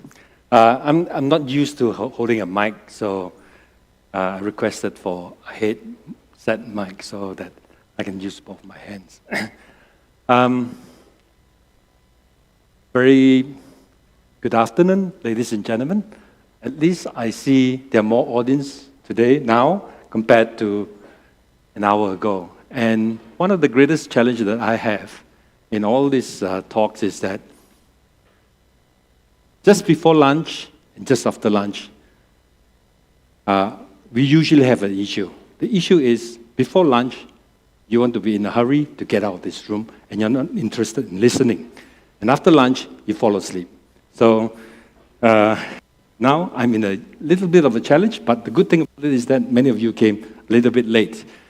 Today, I'm going to talk about a very boring subject. Boring because it's not going to make you money, but it's going to give you a sense of what it's about to do cross-chain, or what it's about to do with the ability to transfer a crypto from one chain to another chain. So before I explain a little bit about the swapping and the atomic swaps, I would like to introduce to you, to some of you who may not have heard about Proxima X, is that I founded Proxima X in 2018. And it came about from my previous involvement in the crypto space since 2013, where I actually led a global team into what we call an upswing during the 2017, 2018, and we actually hit the top 5 in market capitalization in 2018. And what happened was that in all these years that I was working on the blockchain technology, I have an issue. I have an issue because it is just blockchain. It wasn't enough. So I moved on to set up and founded Proxima X in 2018. Now, to think about Proxima X, you may not heard about it, and I didn't do too much about it in the last 4 years. And the reason was, when I started off with Proxima X, I was more into the blockchain technology period and not the crypto, and I wasn't really interested. So I actually missed a lot about it, about the rise from $15 to as much as 70,000 now, before this crash. So, but that's okay. I enjoyed my whole journey. We did make a bit of money in the previous project because like I said, we hit top 5 market capitalization, and we were about $20 billion worth at the time in 2018. So having said that, so I benefited from the crypto, but I don't play too much crypto. So this is where we are today with Proxima X, having been involved in the enterprise side of things for the last 4 years, and we intend to go into the public chain domain in the coming years. So this is what we're doing, right in the middle of winter, or right at the bottom, at the starting of the late autumn of our project, which is still okay, gives us time to ramp up. So a little bit about the technology and where we are and what we do is that we are basically a blockchain platform infrastructure. And what does it mean? It means that we don't only have a blockchain component, we also have a storage component, a streaming component, a smart contract, which we call it super contract component. And that makes it very holistic in approach, makes it very doable as an application, makes it very easy for anyone to do, so start working on it and to progress from there. And you have heard earlier on Zarkade actually developed their metaverse on this platform. And having said that, that is a holistic thing. What does it mean? It means that it is a blockchain, it has a crypto, it has utility on the crypto, and you can create many assets without having to do any smart contract programming, because we have developed that smart contract as a templated, disposable contract within the blockchain, which means you can actually make use of a wallet to actually create a digital asset, as opposed to an ERC20, which requires you to have some sort of a smart contract, get it audited, and then get it roll out. Then the smart contract could fail. I don't know, because programming has bugs. Then we have developer tools like the APIs and SDKs, and then we can have sovereignty with our solution. I mean, it's right across the board where you can actually make use of the platform to develop any of those verticals that are shown here. So this is where we actually conceive the solution, as opposed to when I started off with NEM, it was just a blockchain, right? It didn't do too much. So this is where it becomes holistic and it becomes more complete, and that at least takes me through to the next stage of our cycle in terms of revolution of the crypto technology. So let's now look a little bit more on the global initiatives on cross-chain swap.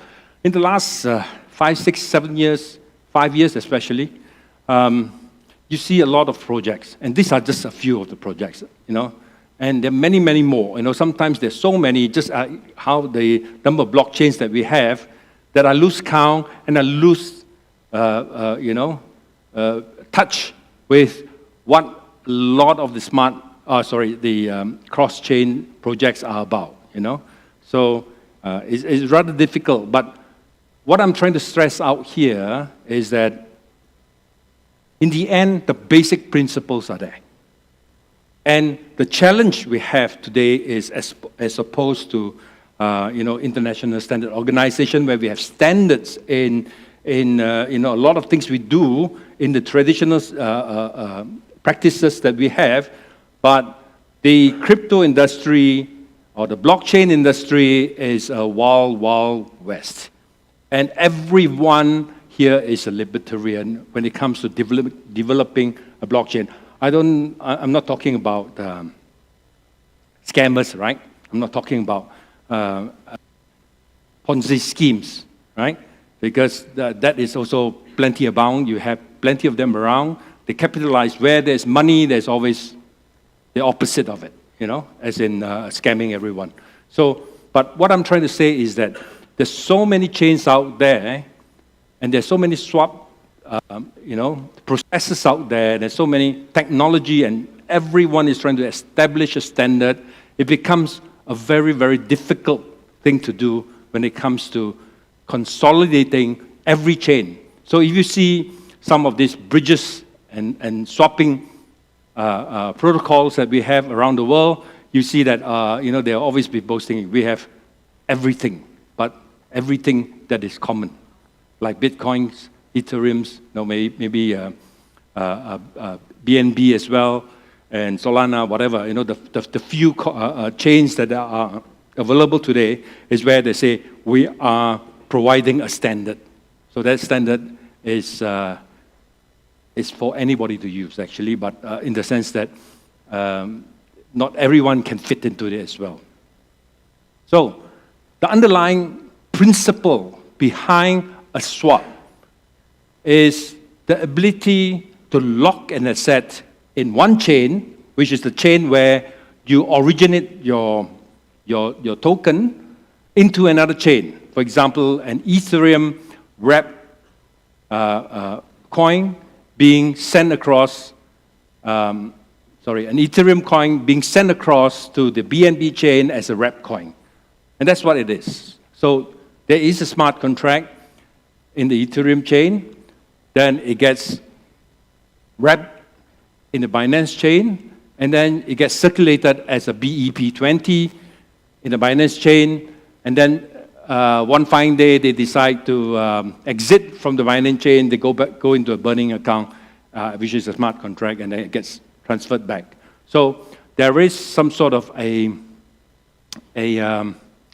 interaction between the two chains, and they need to talk to each other, and there is a protocol involved, right? So this then will become a homogeneous chain because Binance is very nearly Ethereum. In fact, it's almost a replica. We call it similar, right? So because they are homogeneous, which means there are two chains of the same kind, it's easy for us to integrate, for them to actually cross-chain. But what is more difficult is non-homogeneous swap.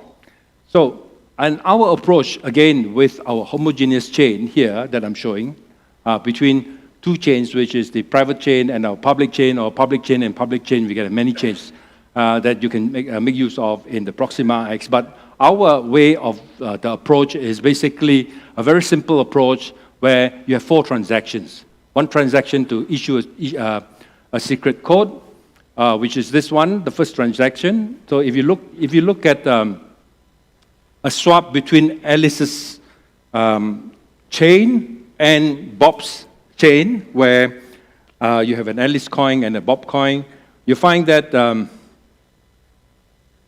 you need 4 transactions in here. So it's a bit cumbersome. So it is not just Proxima X that's making it cumbersome. It is quite cumbersome even in smart contract and homogeneous, other homogeneous chain like I just pointed out in the previous slide. So if you look at this slide here, you see that we need 4 transactions. Alice first locks in an amount. So say Alice locks 10 Alice coins, right? To be sent to Bob in this chain, in the private chain. And then Alice will then lock that amount and then make and announce a secret transaction under transaction 1. So in transaction 1, there are 2 things that she's doing. One, she's putting in an amount into an account, and then she sends off a message to Bob. And Bob receives it, and what happens is that Bob look at the amount that was being deposited and says, okay, this is the right amount, I think I'm okay with it, and then Bob, in return, deposit his amount into the Bob's chain, which is here, into Alice's account. So, and Bob then return with a third transaction, Alice that will then check Bob's account here, Bob's transaction here and say, okay, you have locked this amount, I wanted this amount, and I've deposited this amount, and therefore I agree to your transaction. And that is when Alice issues a third transaction, which is to announce the secret. And once you announce the secret, which is approved as well, then Bob sees it, and Bob says, Bob then announce that and release that transaction in this chain here, on this public chain, much as Alice will then would have already received her transaction. Bob would have already received his transaction in the Alice chain, in the private chain. So basically, 4 transactions. Basically saying, you send something here, I send something here, you agree that this is the amount, I agree this is the amount, we all sign the transactions and everything goes through, right? So this is where the homogeneous chain works, and this is where our public chain work, but without a smart contract, because as I said, a lot of things can be built as a templated, what we call templated and yet disposable smart contract that anyone can use without having to write a smart contract. So this is what we have done it and made it very simple. So, and in respect of how the Proxima X does its swapping with Binance Chain, for example, BNB, is that we have a swap service. And that swap service is what quite a number of initiatives actually have some sort of a swap service in between. Some of it is decentralized, some of it is centralized. It all depends on your architecture and how you want to do it, right? So this is how we actually do it with a non-homogeneous between the Proxima X Sirius chain, our chain is called the Sirius chain, and the BNB chain. And we go through a swap service here. And that's where we will lock the asset that you want to send off, and then we will disperse the asset on the other side into your account. So this is how we would swap across. And the good thing about what Proxima X can do is our digital asset, as I explained earlier, is that it is, you do not need a smart contract to actually create a digital asset. You just need to have your wallet and do a few clicks and pay your transaction fees, and your digital asset is created. Yeah? And then with that digital asset, you can actually do a swap service to swap across, and then you can actually have it in Pancake, have it in BP20, and then you can actually start trading or start initiating your project. Yeah? So this is how it actually works. It's very simply done, and it takes a lot of problems that you may have. You know, one of the good things about it is while we were actually looking at developing our solution, we realized there are a lot of limitations in a lot of the better chains that we have today, or better known chains that we have today. And these limitations are, and we were surprised. We were surprised that some of these limitations are simple problems and yet not implemented. For example, I'll give you an example. You know, in many of the chains that we have today, you cannot really send a message across from one person to another person. And we did this design. Well, you know, I was telling you I was coming from a previous project. We actually started off the same time as Ethereum, but Ethereum did much better because Ethereum had a $20 million ICO. We didn't. In the previous project, we only had $100,000. So we didn't have so much fanfare. We were not in the limelight. You know, unfortunately, I don't look like Vitalik, so I couldn't promote it as well as he did. So, but anyway, that's not the point. The point was that when we started off, we actually looked at the whole space at the time, and Ethereum was leading that theoretical space because they hadn't come up with the smart contract then. And we realized one thing, that all of them, the few of them, didn't have a message that goes with it. And then we said, when we design this, we must have a message that goes with it. So in other words, if you make a transaction, you can also make a transaction with the message, right? A value transaction with the message. Or you can do one of each on its own. So, and that has become a norm. So, and our solution as well included things like the message being as much as you want, 5 megabyte message or 1 kilobyte message. It doesn't matter. It's all the configuration. So this is very powerful. And then, of course, we have a lot more things that we've done that were different from the rest of the chains then. But we were looking at different things. We were looking at very enterprise, because I was more enterprise when I came in, so I actually influenced the developers to go towards the enterprise. So in this instance here, at the end of the day, you cannot have a message here, but you can have a message here, right? In this environment.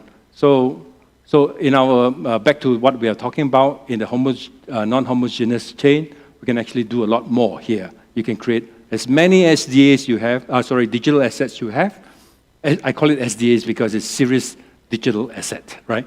As many digital assets here, which is what they call BP20, 721, the NFT and things like that. But this is on the same template. You can actually do NFTs. You can do all sorts of assets that you want to create, and then you can actually transact and push it across. And we have made it very generic and very easy to do when it comes to NFT, because you really don't need any smart contract on this side. So, but if you traverse into this site, I think you will need one. So, how secure is a cross-chain swap? It's as secure as a chain, and it's as secure as the smart contracts that run it, right? You know, we've heard of a lot of things that happen. There's some bugs. Some of the past stories is that there is a bug. Yeah, there's leakage. Everything goes away. Everything is finished. It's all to do with the smart contract. Then if the smart contract developer is not as good as it should have been, then, or even if it's as good, even if it's audited, it still has bugs, we are finished, right? So the security is as good as the smart contract that is being used to do swapping. Then, again, some of this, as I said earlier, if you have a swap service in the middle, that swap service could be subject to hacks, can be subject to all sorts of attacks, and that could break, and then you don't have a swap service, right? So other than that, as I said earlier in the first one, other than the chain being weak, if the chain is not weak, I don't think you have too much of an issue, because everything is still in the blockchain, it's immutable, irreversible, and these are the what we call the points of failure that could exist. So not too much of a problem with security. And one of the things that I find, maybe I have not done too much research into the BNB thing, but what is the future of atomic swaps?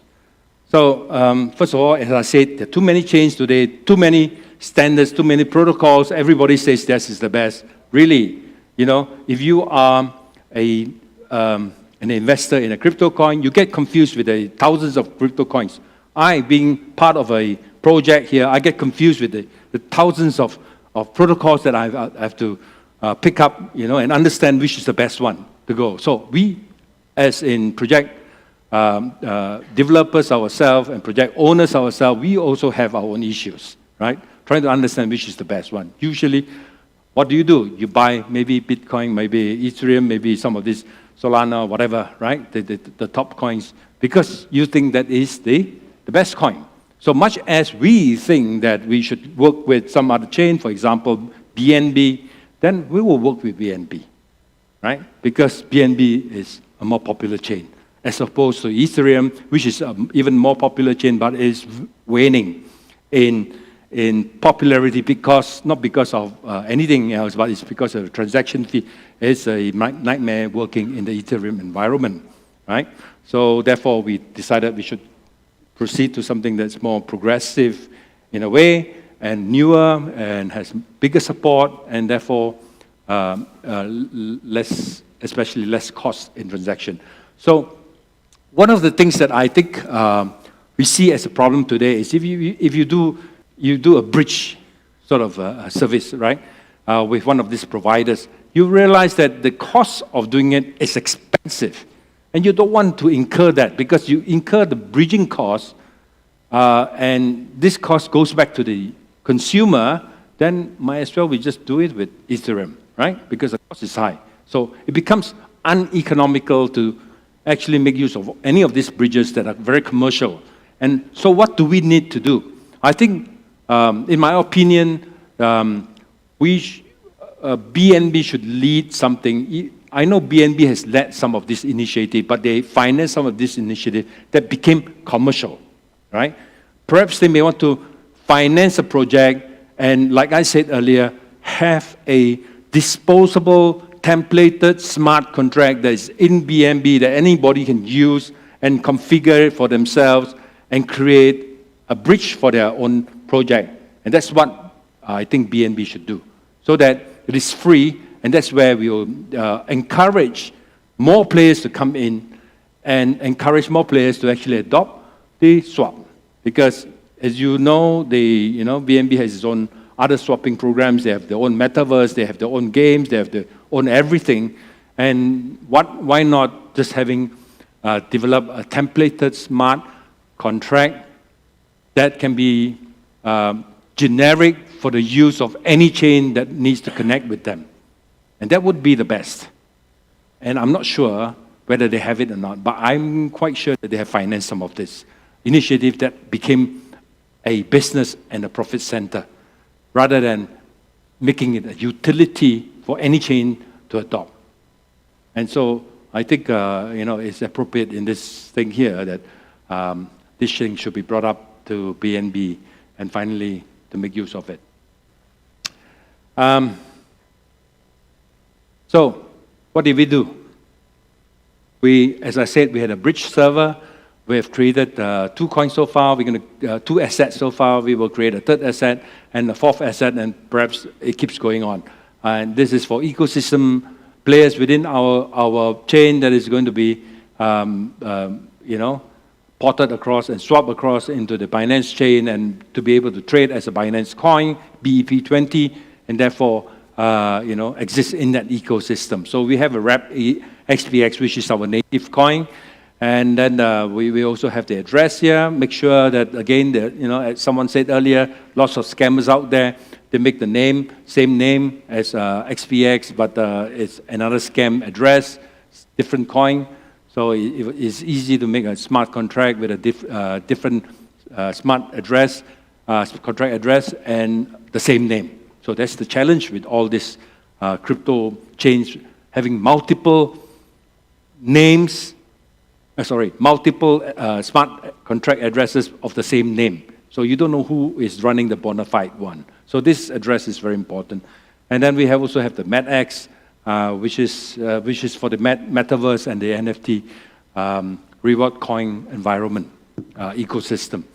So this is what we have for now, that we have cross-chain. And I think that's about it. Someone just switched me off, but it's okay. So, because I'm talking too much, but anyway, it's 25 minutes. So thank you very much, ladies and gentlemen. Yeah.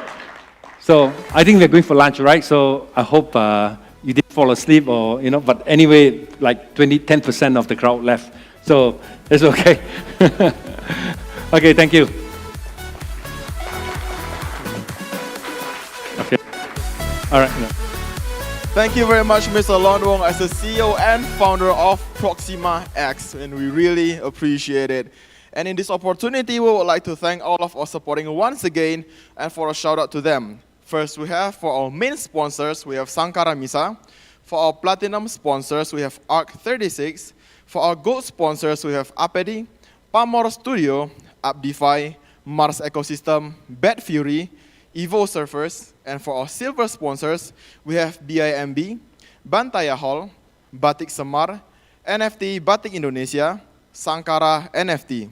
For our event partners, we have Blocklime, Access Blockchain Association, BIMB, and next for our featured participants, we have Mars Ecosystem, Fyro, NodeReal, Pentas.io, MX Global, and Ape Labs. And now, after we have come into this session, I still can see all of your enthusiasm into our speakers just now and all day long. So then, after I keep on thinking, what should I do to appreciate all of your enthusiasm until this long?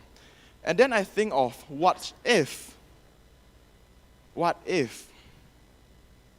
we conduct a lucky draw session? But I'm not too sure if all of you want that session or not. Do you guys want it?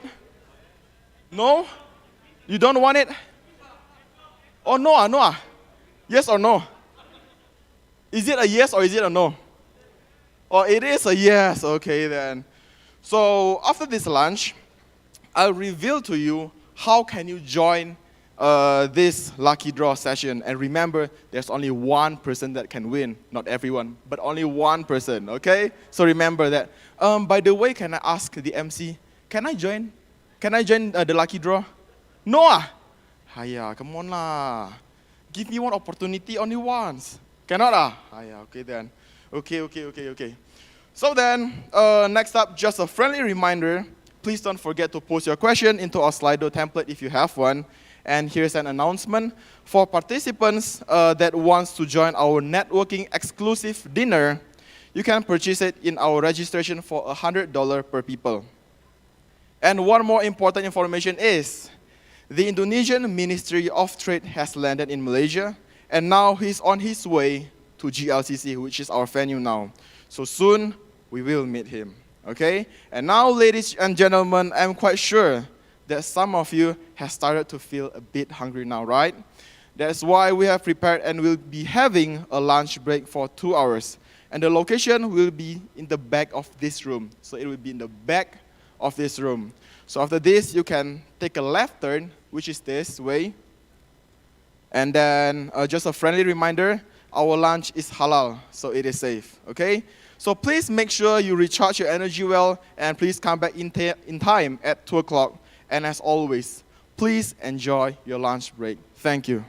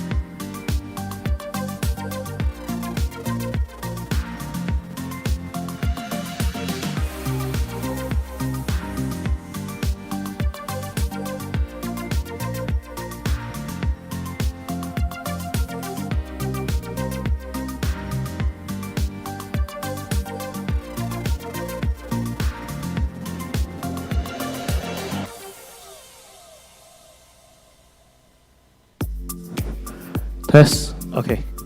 Hi everyone. If you want to go to lunchroom, you can go directly from the door in the right wing at here. Thank you. Yeah. After you go to the right door, you can go directly to the right side, and there's a room, and you can sit there. Thank you.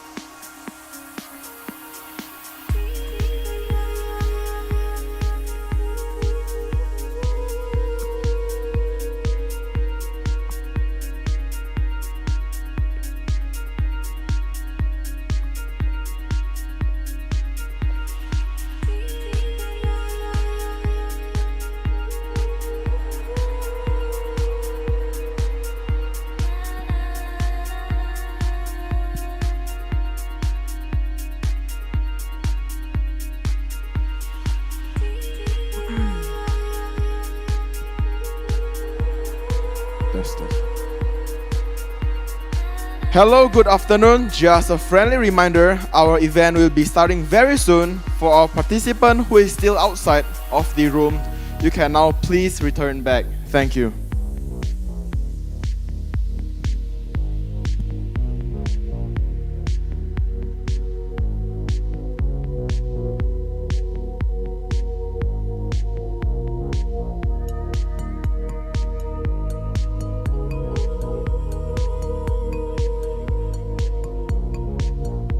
Just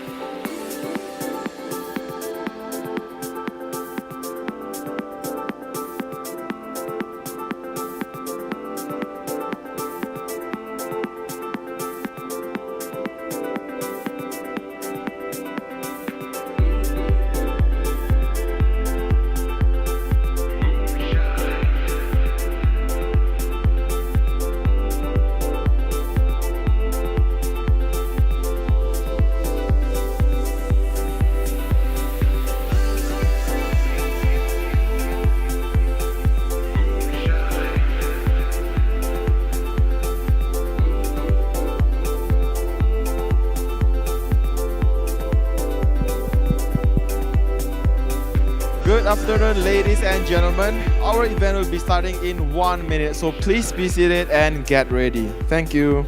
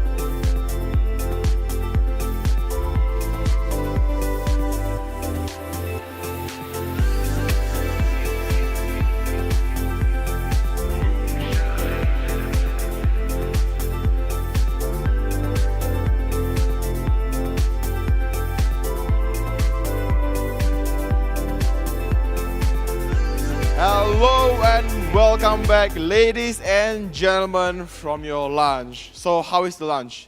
Do you guys enjoy it? Oh, so it's just okay? Do you guys still feel hungry? Oh yes! Some of you still feel hungry. Okay then. So for you that still feel hungry, let's go eat together after this, yes? Yes? Shall we? Oh, there's no answer. Okay then. Okay then. So after lunch session, I can see all of your eyes is now getting brighter and brighter. But the next one, the next information will really make your eyes will be getting way more brighter. Why? Because next one, I'll be telling you how you can join in the lucky draw session. So the only thing that you need to do is just re-register yourself tomorrow morning. And then after you re-register yourself, you just need to wait until the lucky draw session comes. That is all that you need to do. Okay? So it's pretty easy, and you don't need to invest your time, your money, your energy. No, you don't need to. You just re-register tomorrow morning, and that is all. Okay? So your name will automatically be registered in our lucky draw session. Okay? And coming up next, we're going to discover more about the sidechain benefit in crypto development. That's going to be brought by the Executive Director of Node Real. Let us give it up to Mr. Freddie Ng.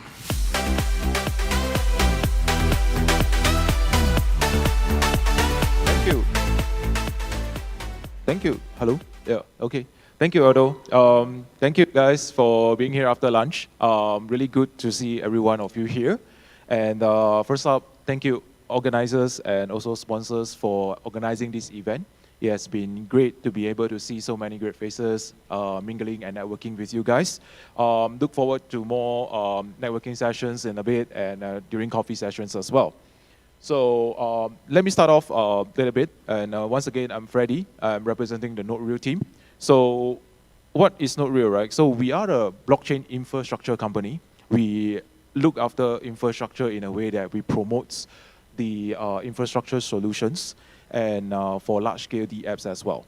So how we actually go there, right? Let me just bring a step back on the beginning of the company. So the initial discussion or journey of the company is that we wanted to make sure that this can be, oh, sorry, about the slide out of frame, right? So we started off building infrastructures that supports the BNB chain, because that's the second largest chain in the world. So you can see that how we are talking about Web3 solutions and all that. From Web2, actually, we have a couple of issues that we needed to fix, right? So one is the scalability, stability, and also reliability of every project or every chain that builds on it. So we started off with BNB chain, and now we supported Ethereum as well. And support in a way that we solve scalability and stability issues. If your project is building on these two chains, right, you can try out our RPC and node services as well. That's where you don't get congestions and also breakdowns of the services as well. So this is the solutions that we wanted to provide and also fix. Looking into the initial structure of NodeReal, so we actually contribute a lot to the BNB chain ecosystem. So two things to highlight here is that we are one of the 21 active validators on the chain as well. You can search online, you can see it. We are the top 5, I think, if I remember correctly. So during the height of the BNB chain ecosystem, we supported more than 2 million daily active users before. And the query per second that we supported was 700,000. This is a testimony of how BNB chain is so sustainable and making sure that, that has never broken down before. But it gets congested from time to time, about a couple of months back. But I think a lot of the solutions that we are solving here as well. Through this infrastructure that we are providing, that you can see that we are building a lot more on tooling. We provide Explorer, data APIs, and also direct route servicing and all. I'll go into a little bit more details so that you can see that how we actually contribute to the developer society and community as well.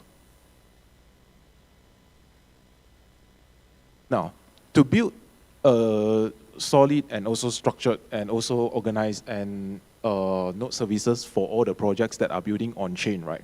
So we have this core product by the name of Mega Node. It's a node services that with endpoint provided for projects as well. So projects can easily sign up to try it out. As a project developer, you will use all the endpoints and all that. So we support both full node and archive node that you can try it out. As a single users in your wallet that has a BNB chain connection, like MetaMask and all that, you can go onto the network and switch the endpoint after you sign up for the account. So we do have free account and also growth plans and other customizable plans for depending on the projects and all that, right, on the requirements.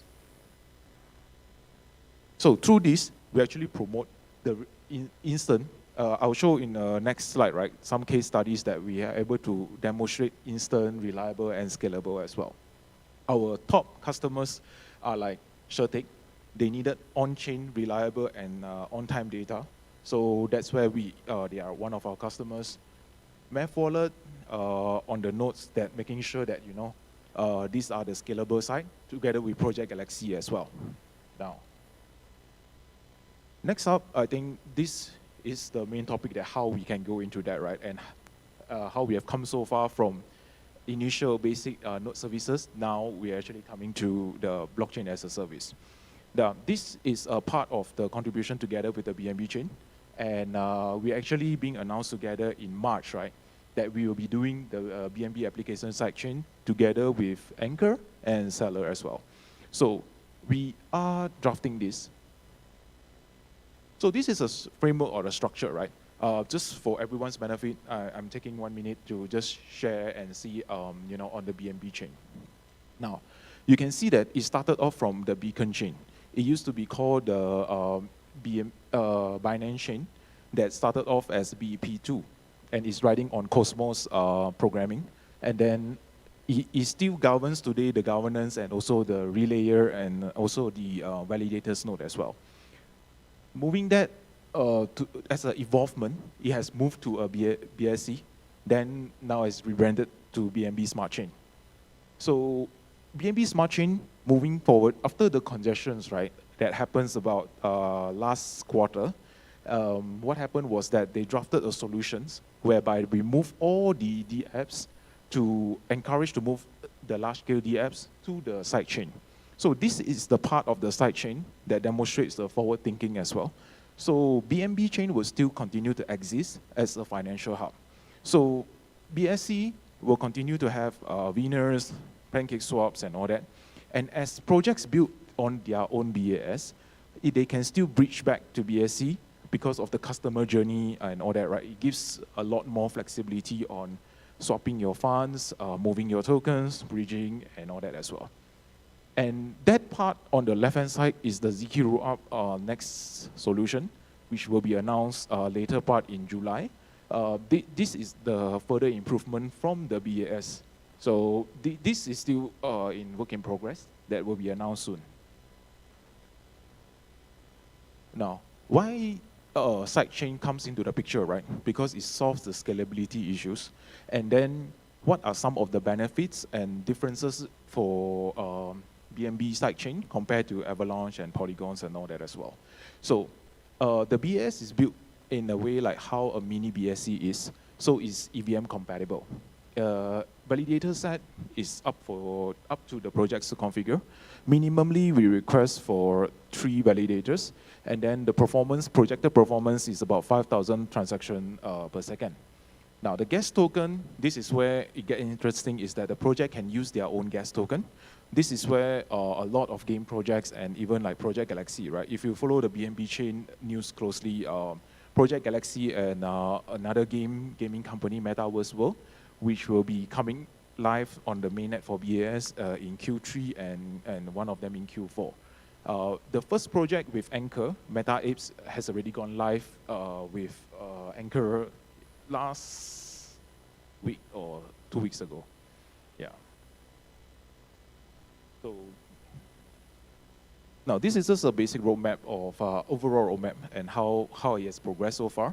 You can see that since the congestions that all happened last year, right, that we have already drafted out the roadmap of implementing the BAS and making sure that, you know, from testnet to mainnet and also upcoming ZK rollup.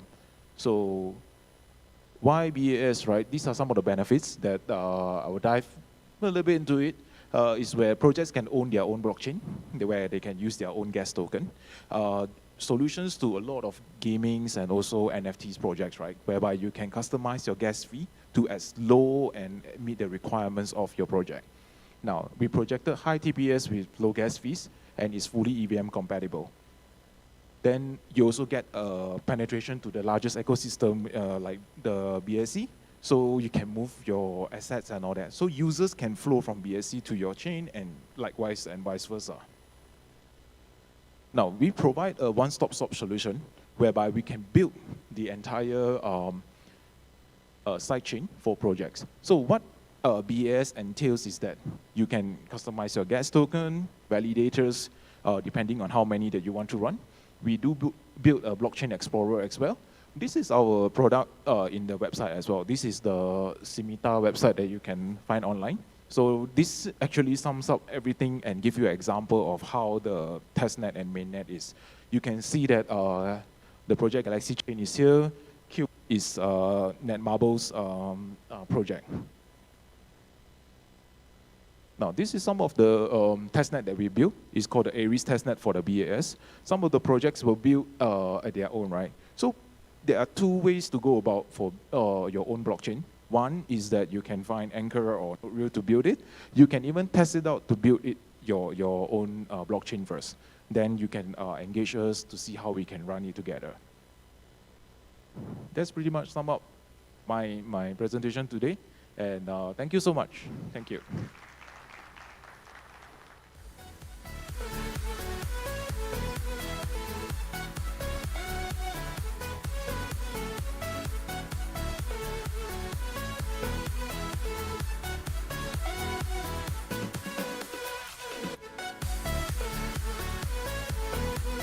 Thank you very much, Mr. Freddy Ng, as the Executive Director of NodeReal.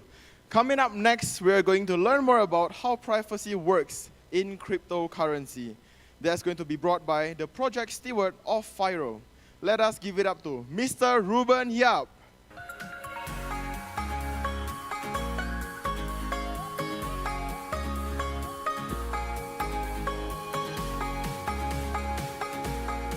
Hi everyone, hello.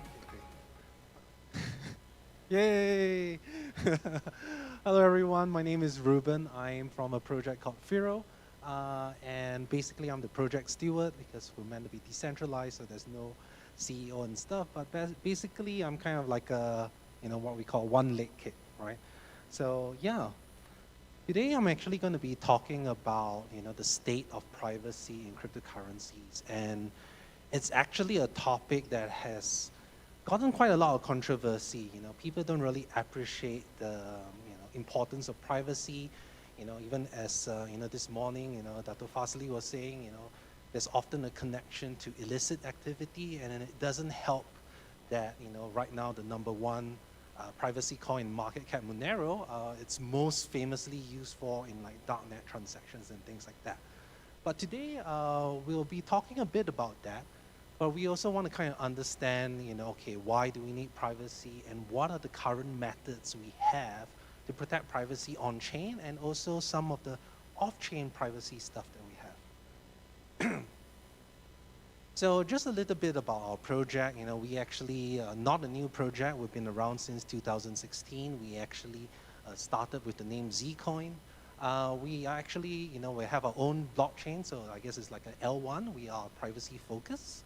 And we actually pioneered some of the most important privacy protocols in the cryptocurrency space, such as Zerocoin. We actually left out one, Sigma, Lelantus, and Lelantus Spark.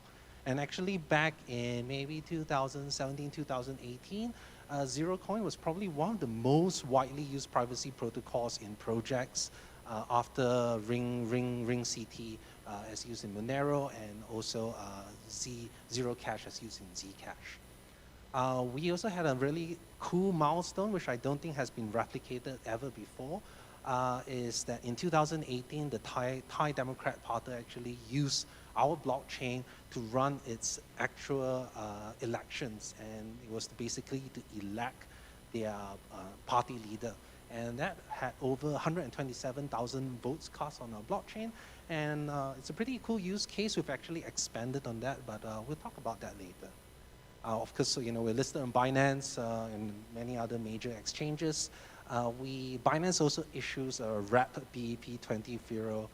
Oops, no more Binance Smart Chain, should be BNB chain. Yeah.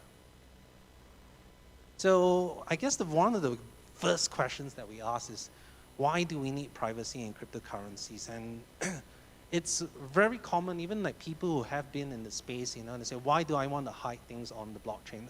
Aren't I anonymous enough when I'm using Bitcoin or Ethereum and stuff like that? But I think we have to kind of frame it, rather than trying to hide things, it's about retaining the right to give permission to our data to be revealed, right? Just like kind of like our private thoughts, we don't want someone just being able to read it. And we have to realize that blockchains are public and transparent in nature. And while that is desirable in many cases, when you're talking about financial transactions or for payments and stuff like that, that's really bad. So we expect privacy from our financial institutions, so we should also expect the same for blockchains as well. And one of the things that people often overlook is that we don't want to be revealing information about ourselves when we are paying someone. So for example, if I go to Starbucks, if I go and buy a coffee, all the person knows that yes, I paid, right? But let's say if I use a BNB or I use Ethereum and I pay using BNB and Ethereum, immediately that person can see that address that I paid from, look it up on BSC scan or Etherscan, and get all the history of things that I've done with that address. It's almost basically like a bank account, like a Twitter for your bank account. And people don't often realize that. That is really scary. Let's say if you are a high net worth individual, I pay and then someone realizes, oh wow, this guy has $10 million, I'm going to mug him right after that. So people have to realize that there are real risks if we expect, cryptocurrencies to go mainstream. And yeah, even on the business standpoint, we don't want people to actually be knowing how much we're paying our employees, our suppliers. There are real business consequences if this type of information is leaked out. So if we expect cryptocurrencies to go more than just a speculative or like online casino gambling thing, we really need privacy. So I hope that sets the point. So yeah, this was actually just like a quick conversation, right? Someone was like saying, cryptocurrencies are enough private, why do I want to hide my stuff? And I was like, yeah, drop me your BSC address, I'll give you some BEP20 Firo. And he gave it to me, and basically, this is all exposed. These are all public information. I was like, wow, yeah, now I can see all this information about you. Of course, I censored some of it, so, there's some minimal protection there. But this is all publicly available information. This is not just exposed to, financial institutions or regulators or whatnot. This can be also exposed to any nefarious users, right? So I think it's, we don't want to have our bank accounts to be published online. Similarly, we don't want this. And this is a real problem, especially for what we call account-based blockchains, such as Ethereum, such as BSC. So another sort of a way to kind of think about privacy is that money today is increasingly being weaponized, right? And what I mean is that it's being used as a tool of control. Like, yes, money, if you talk about Bitcoin, it was actually this answer to be this uncensorable money that could not be controlled by anybody. Well, we're starting to see that is kind of being eroded, right? Some coins have tainted, they've been blacklisted and stuff like that. And yeah, you may argue to say, all right, yeah, they're doing illegal activities, they're supporting this and stuff, but that's not really, I guess, the true spirit, because who is determining what is right or wrong? And I think like this may be quite a controversial take, but this is kind of leading to a dystopian future, especially with the rise of what we call CBDCs or central bank digital currencies. And you just need to take a look at what's happening in China, right? They've started rolling out their digital yuan. Some places do have a social credit score. And there was this one incident where there was this one MMA exponent. His name was Su Xiaodong. He is quite famous because he goes around, challenging all these traditional kung fu master and tai chi master, and he ends up beating them up, right? And obviously he wants to goad people into fighting him. So he went and started, challenging this tai chi master, called him a bunch of names. Well, yeah, it's totally legal, right? But what happened was the Tai Chi master, instead of accepting the fight, he complained to the authorities saying, he's dissing, traditional Chinese martial arts. And as a result, his social credit score was demoted, and he was cut off from, aspects of the financial system. He couldn't book, like, first class. He couldn't fly on air tickets. He couldn't take a loan and stuff like that. And just imagine if you had a money that was totally controllable, and especially when we're now going to a digital world, things can be locked down, things can be frozen and things like that. Now money is no longer just a medium of exchange. It's actually a weapon that can be weaponized, including from, we say we trust our governments. I think there has to be a check and balance between governments and basically the citizens, right? And this is actually why like countries like Germany, despite being such an advanced, what we call economy, they still really hold on into the concept of cash, because cash is in a way uncensorable. It doesn't give out its private nature. So I guess this is kind of like the digital equivalent, right? It is not just about general privacy. It's not about hiding illicit activity. We just don't want money to be weaponized, and privacy is an important component for that. Right. So yeah, what do we want to hide on the blockchain, or rather, what are the elements to actually achieve privacy on the blockchain, right? So the main kind of elements on the on-chain privacy is what we want to hide is the sender, who sent this money, right? And then who is receiving this money and the amount being transferred. These are the main elements. Of course, in certain other cases, which we'll talk about later, we want to even hide the asset type. That means, am I sending USDT? Am I saying BUSD? I also want to hide the fact of the asset that is being transferred. So these are the main pure elements. There are also other elements, for example, things that we often overlook, like the time of the transaction, which is very hard to hide. The age of the UTXO, when was the last time Satoshi's coins moves, And one of the biggest points is the IP address, right? So you can have all these amazing privacy technologies, but if I can tie that particular transaction to an IP address, well, I've just tied it to your real world identity, right? So that's really bad. So obviously, what we call this sort of like, not the on-chain privacy, what we call off-chain privacy. There are, of course, mitigations. You can use Tor. We use something called Dandelion++, which changes the way transactions are propagated, so you can't really pinpoint where the transaction originated from. Of course, then you have the most advanced form, which are mixed nets, such as NIM. I guess that's the most famous one.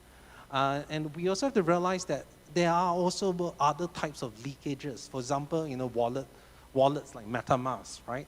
They are logging all your IPs and the transactions associated with it. We have MetaMask, Infra, and I think even recently, there was kind of like a vulnerability. Well, it's not really a vulnerability. It was like a known thing, whereby if you had NFTs in your mobile wallet, because it was loading the image, and if I hosted that image somewhere, I could take the IP address and tie it to a particular address, and that's really bad. That means now I've just exposed who is the owner of this particular address on your MetaMask. So let's kind of like go into like the main methods of how do we hide things on chain, right? And I think most of you may have heard of CoinJoin or Wasabi Wallet or Samurai Wallet, right? And this is basically the main way Bitcoin has been implementing on-chain privacy. And okay, what is basically CoinJoin? I think the most easy way to imagine this is like if you have a mahjong table, everyone has some like cards, you put it in, you mix it all up, and then I take some random card out. So it isn't clear whose coins is whose, because you just mix them out in a pile. So you're kind of like obfuscating, not really hiding, just kind of like adding noise around it.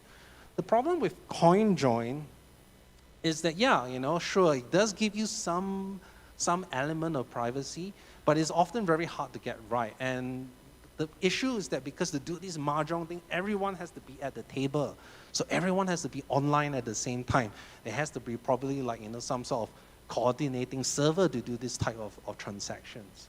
Also, your anonymity set depends on the number of participants who want to mix with you, right? And unfortunately, coin joins can be readily identified and tagged, and many exchanges will just say, oh, this came from a coin join, I'm not going to accept it, you're going to give me more information about this particular transaction. And again, it requires a mixer intermediary. But yeah, this isn't a really good way. It doesn't really hide amounts. It's, I would call, like the most basic form of privacy, and this is kind of like implemented in Bitcoin and also Dash. So Dash also has something called Private Send. Well, now they've rebranded it back to CoinJoin. But yeah, it doesn't really offer really meaningful levels of privacy, and you have to wait. You have to wait for it to mix, and do several rounds of it to get actually meaningful privacy. So it's really not a great way to do privacy, but it's the best that something like Bitcoin can have at this point in time. So yeah, this is just an example, you show that even if you do coin join, sometimes you can do it wrongly, or the server doesn't do it right. And yeah, you could actually demix this particular coin join transactions as well. So the next kind of like evolution of on-chain privacy mechanisms was basically ring signatures. And ring signatures were basically popularized by Monero, which is, I guess, the largest privacy coin right now. And the idea of ring signatures is to basically, instead of A sends to B, I'm grabbing random people around and saying, all right, could have been one of these 5 people, one of these 10 people, right? And a very crude example that I usually used to use is that, let's say, I want to get into a lift and I let out a fart. If Bitcoin, if I'm the only one in the lift, I fart, everyone know, oh yeah, Ruben, you farted in the lift, that's you, right? With ring signatures, I'm kind of dragging like 5 or 10 other people into the lift. I let out a fart and I'm like, who could be one of these 11 people inside the lift? So basically, you just obfuscate who is the source of your transaction, right? And this is a very easy way to kind of visualize it. The problems with this kind of ring signatures or ring CT, which is like a combination of confidential transactions and ring CT, is that, first of all, decoy selection is very, very tricky. And what does that mean? That means the people that I draw into the lift, the people that I choose to mix with or like to be my anonymity set, is quite a tricky business. There has been lots and lots of academic literature that shows that if you have a wrong decoy selection algorithm, if you pull in the wrong people into the lift with you, you really drastically reduce your anonymity. And actually, Monero had several problems like this. I think almost like the first 4 years of Monero history can be like sufficiently, quite easily de-anonymized. The other problem is that even if you get decoy selection right, you repeated payments to someone like an exchange or something like a donation can also reveal common taint trails. Because remember, you're pulling people to do the transaction, but if the same person keeps on pulling people into the lift, then I'll be like, hey, hang on, yeah, there's always this person farting in the lift, but I always see Ruben in this lift. Yes, there's new people coming in all the time, but I see a common trail. So sometimes the privacy can break down because you're only bringing in like a certain number of people into the lift with you. So as you said, limited anonymity set per transaction. Basically, your anonymity is basically limited by the amount of people you bring into the lift with you. Time, okay, great. Well, this is just an illustration to show that repeated transactions can reveal common taint trails, and this is kind of one of the biggest weaknesses of Ring CT today. Even though Monero and a lot of people use this type of thing, it's probably good enough for now, but it doesn't really hold up against very determined analysis, especially if you have certain additional information, especially if you're an exchange or you're a merchant, you have additional info over the sender and receiver. So let's move on. This is probably what we call the cutting edge of privacy technology, and this is what we call zero cache or ZK snarks, which is kind of like the underlying cryptographic primitive. It was kind of pioneered by Zcash, right? And it does have the highest theoretical privacy. It does, it's really, really complex. It does hide all the major elements, but the initial versions of Sprout or Sapling, which I think they just recently moved from, had what we call a trusted setup. And the trusted setup is kind of almost like a Lord of the Rings kind of situation where you grab a bunch of people, you generate these special parameters, and everyone has to destroy those parameters, or at least one of them has to destroy those parameters.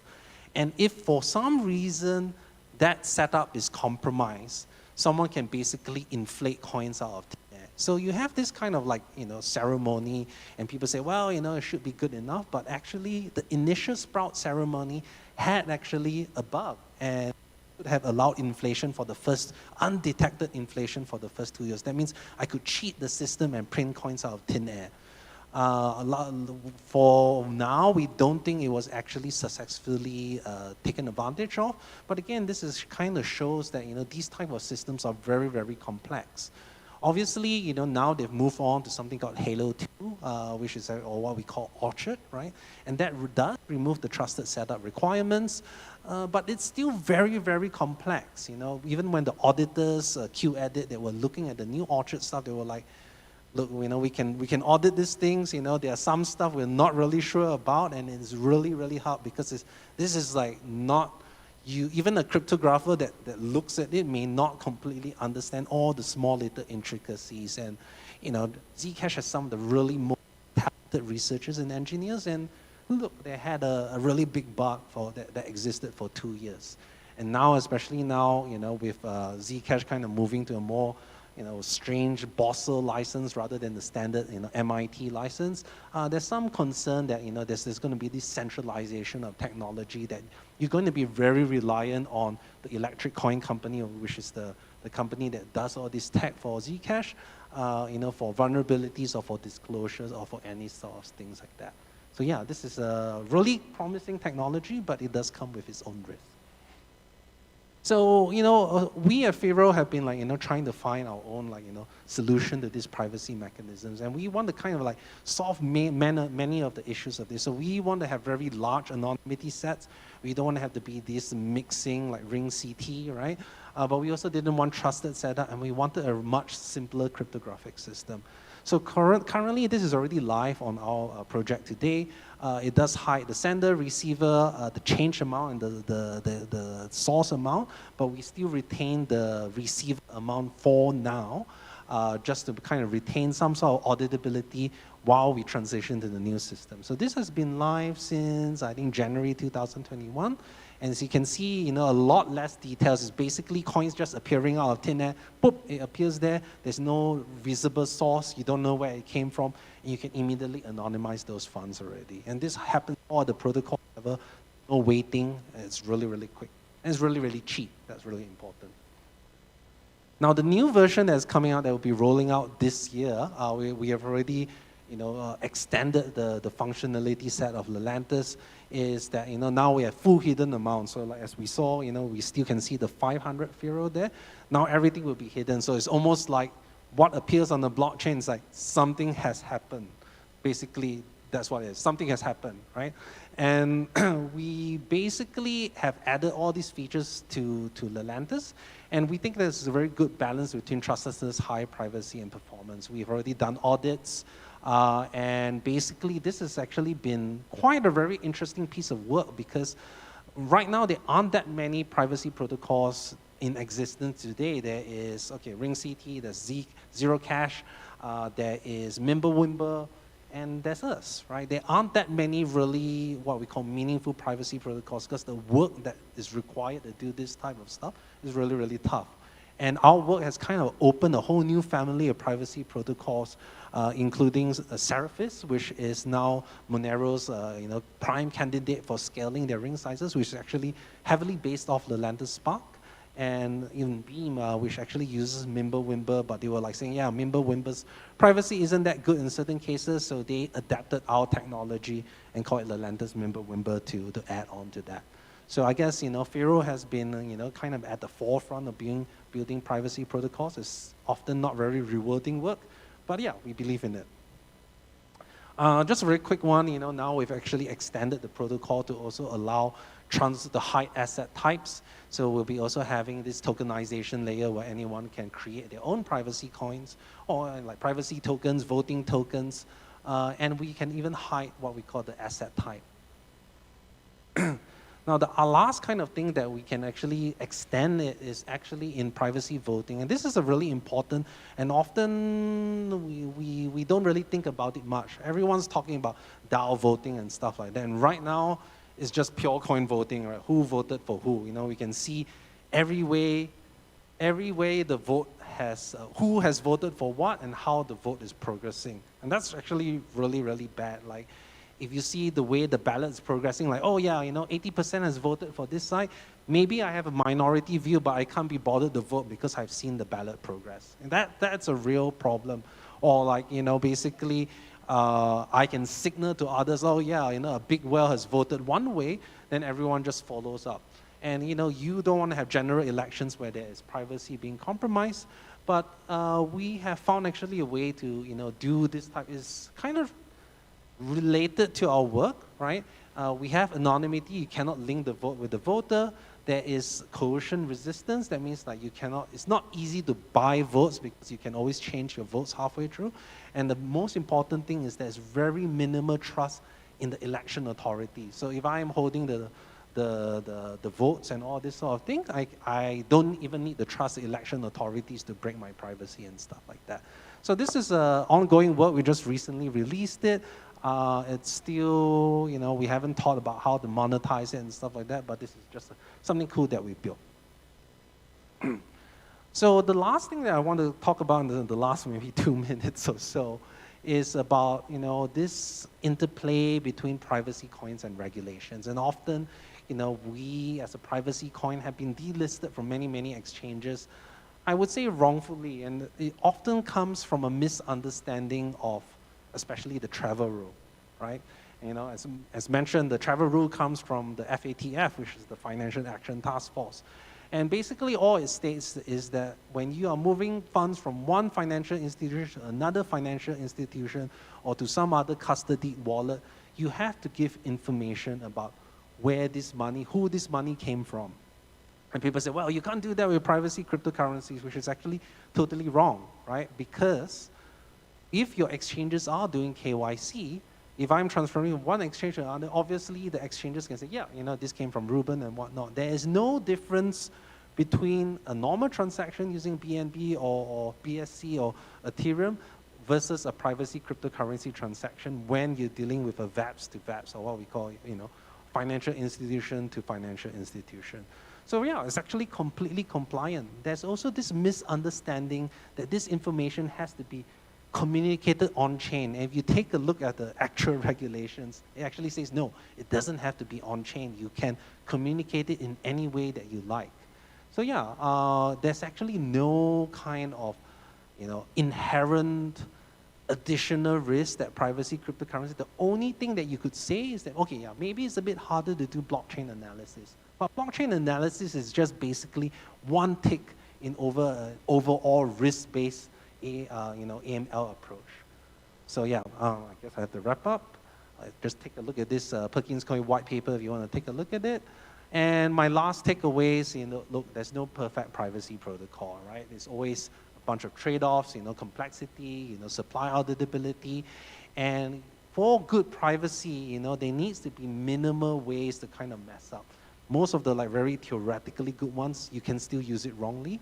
And right now, you know, privacy in L1s, you know, yes, you have Tornado Cash, you have, you know, Railgun, you have CoinJoin, and all these things. Often these things become really, really expensive. And as a result, only nefarious users kind of use it, which is kind of unfortunate because a regular Joe should be able to afford, you know, privacy on their transactions.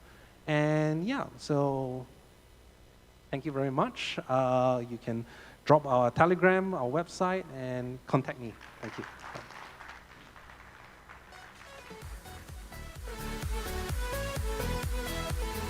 Thank you very much, Mr. Ruben Yap, as the project steward of Viro. Coming up next, we're going to seek more about the endless possibilities with NFT. That's going to be brought by the CEO and co-founder of Pentas.io. Let us give it up to Mr. Irsyad Saidin.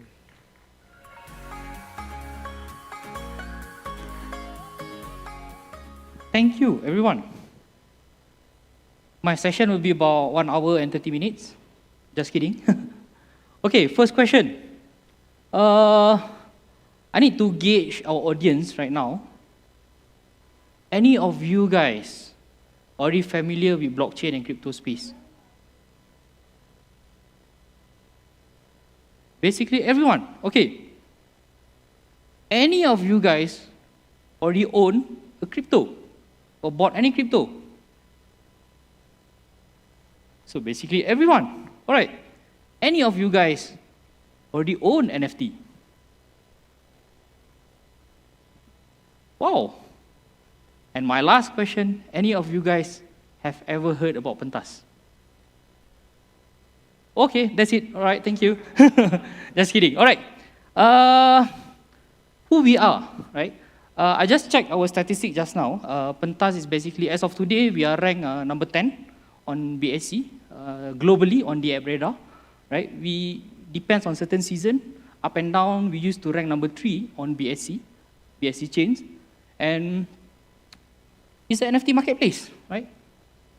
And back to today's topic, another question I would like to ask, because since I saw there's a lot of hands raising just now, you guys already own NFT.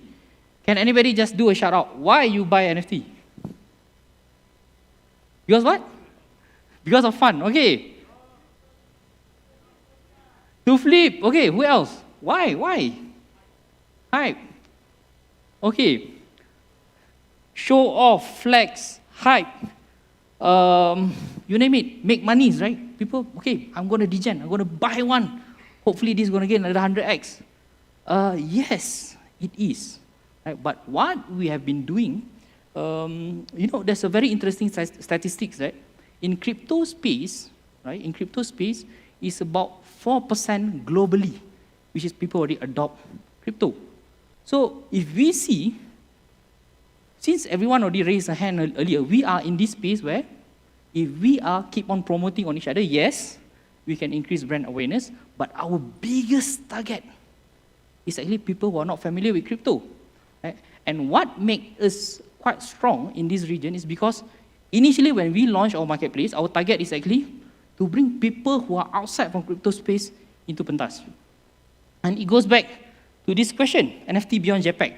So since I asked the question earlier, why you guys buy NFT is because flip, make monies. And this is what we see during ICO era. For those who are early on the space, right, we see when ERC20 was introduced, there is a lot of startup. A lot means literally a lot. Thousands of new coins was introduced, was here. Okay, I'm doing this business. This is going to be grow another 100x. You're going to buy this coin and so on and so on. The same cycle happened again.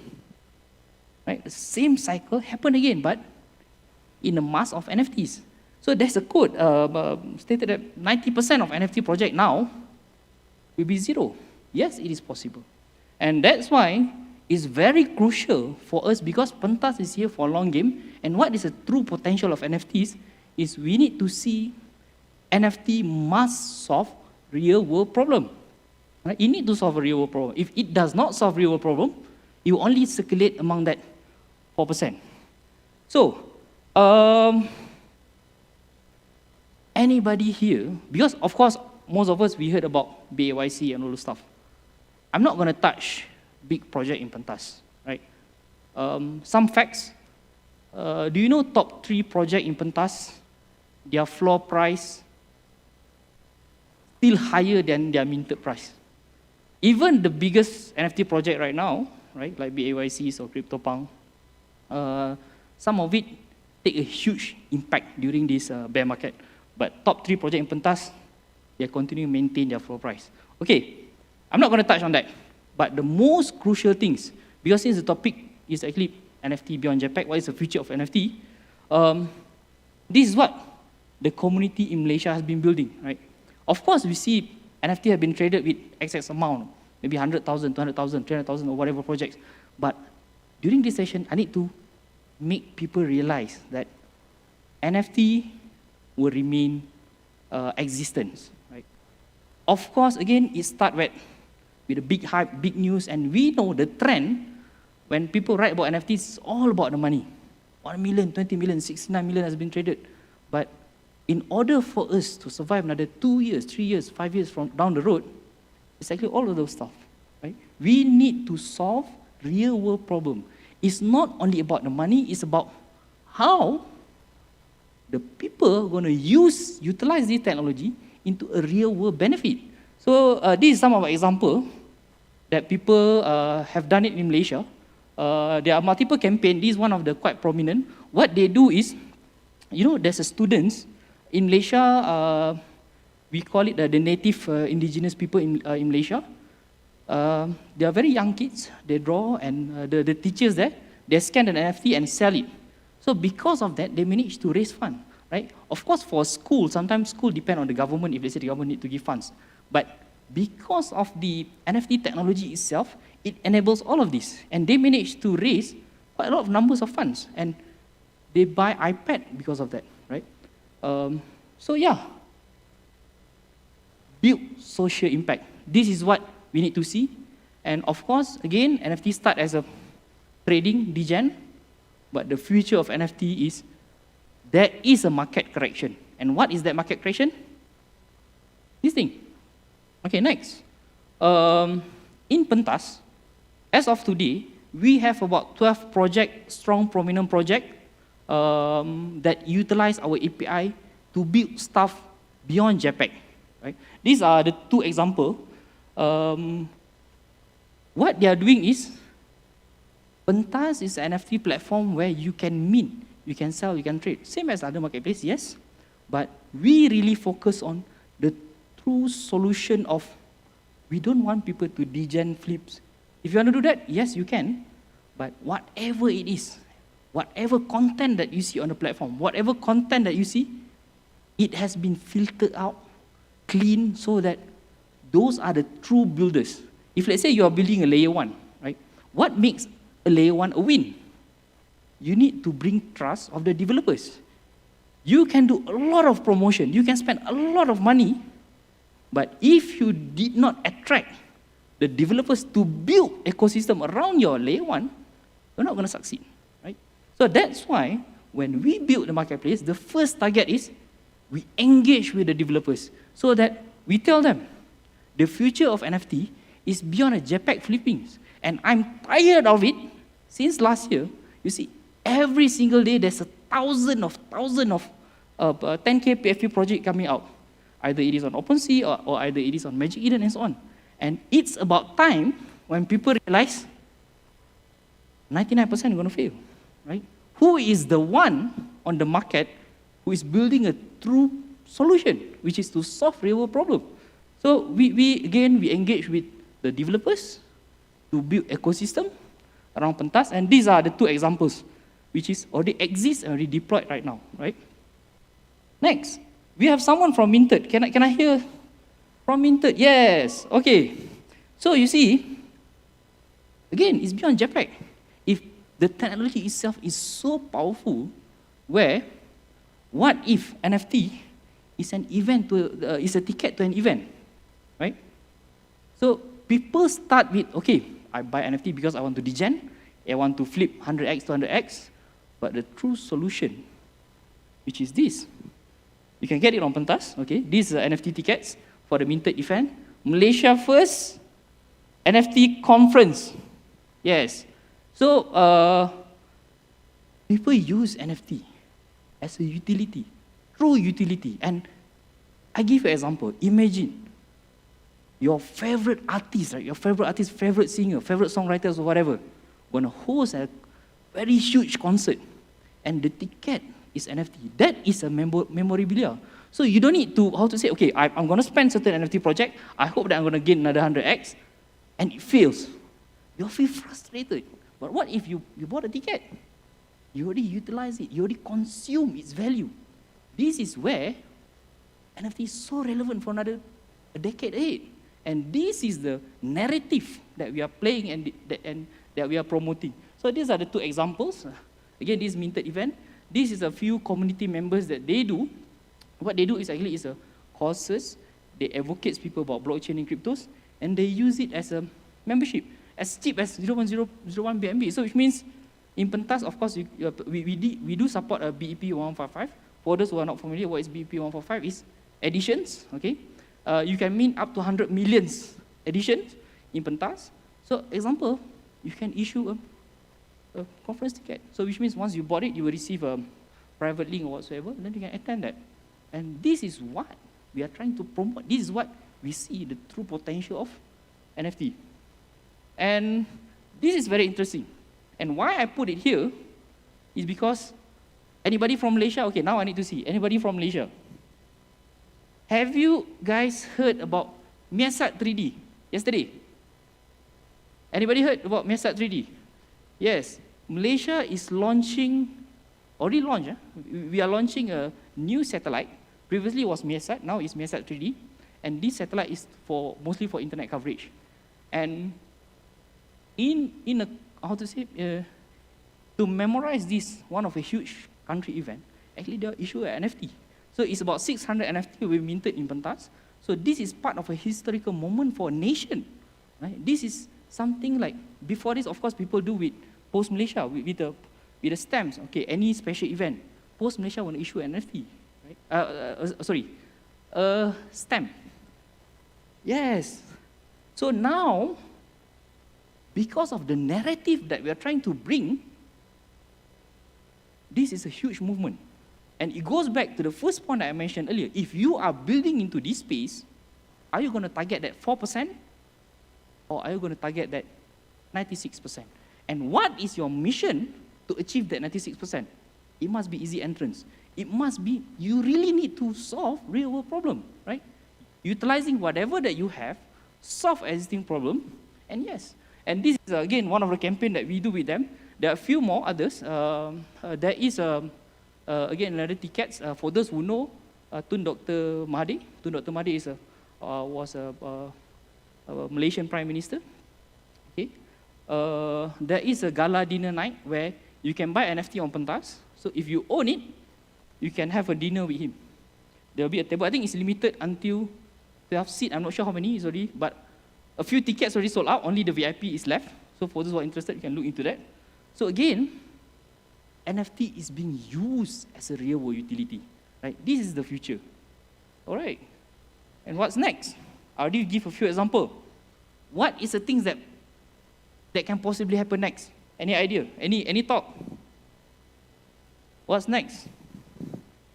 We have no clue. I have no clue. But what we are doing right now is we are advocating, we are providing a platform, we have an API solution, we train developers. Right? If you have ideas, if you have something to build, come to us. We will guide you. We will train you how to build, how to develop. And this is very crucial when, this is very crucial, especially when, of course, we know when internet was introduced, there are a few framework was applied after internet. Example, storage system. Storage system was introduced.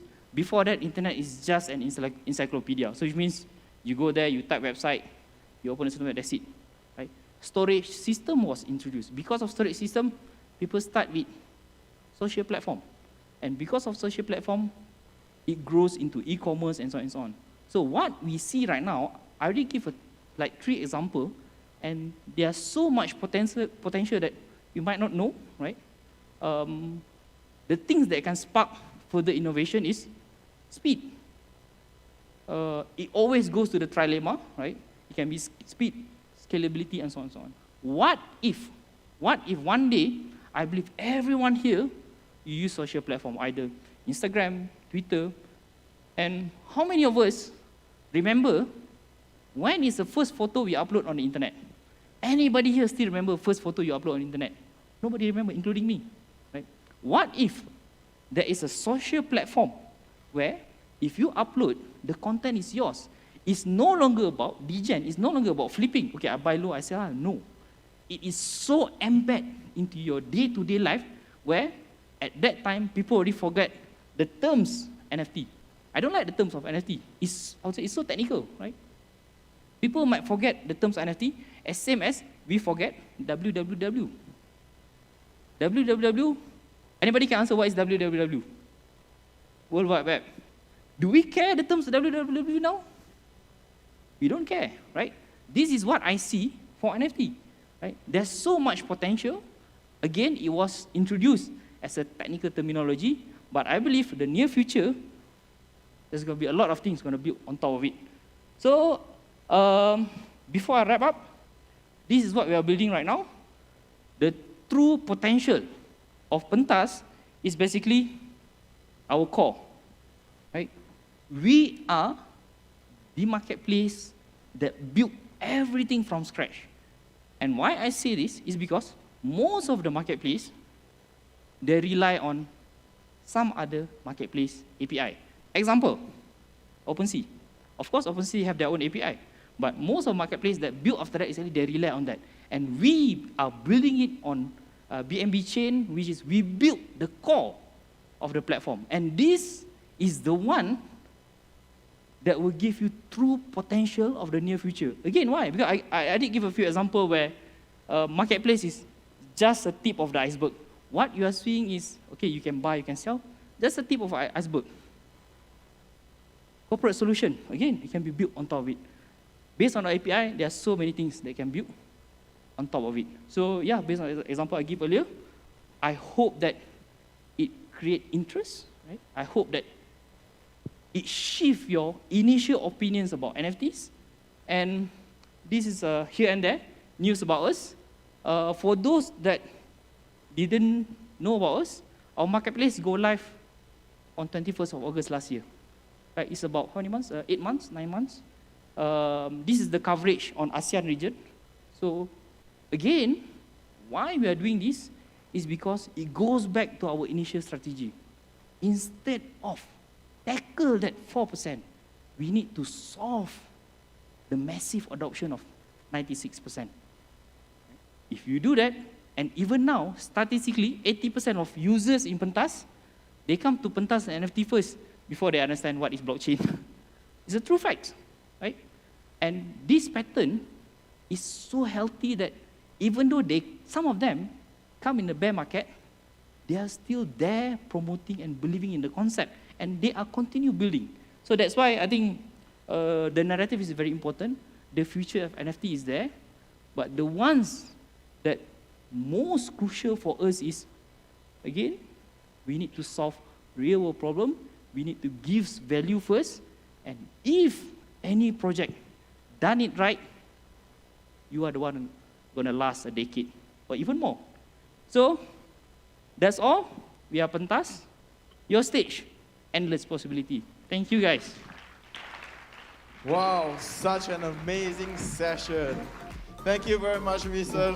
Irshad Saidin, as the CEO and co-founder of Pentas.io. And now, just a friendly reminder, please don't forget to upload your question into our Slido template. Remember, please, because the Q&A session is very close now, so please don't miss it.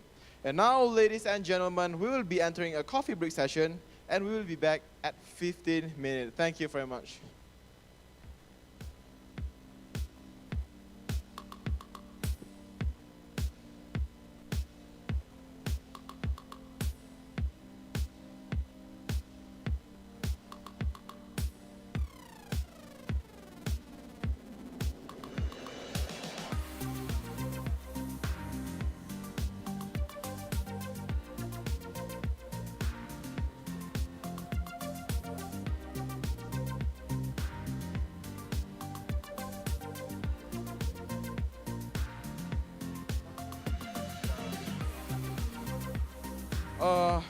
So hello everybody, just to make sure that after this 15 minutes, there's the ministry, the Vice Ministry of Trade is going to come here. So please don't miss it out, because it is a very rare chance to meet him and hear his speech. So that's it, thank you very much.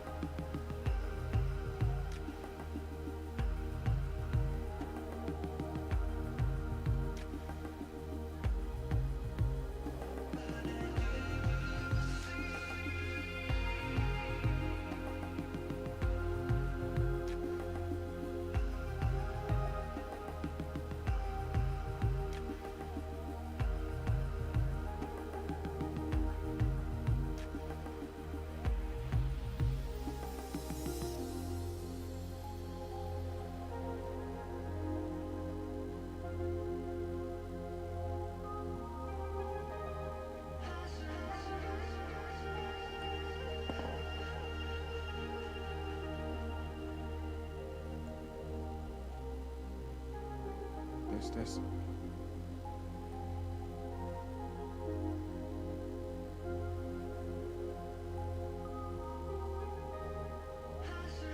To every guest that is still standing outside of our event venue, I would like to invite you in right now because the next session is starting very soon. Thank you very much.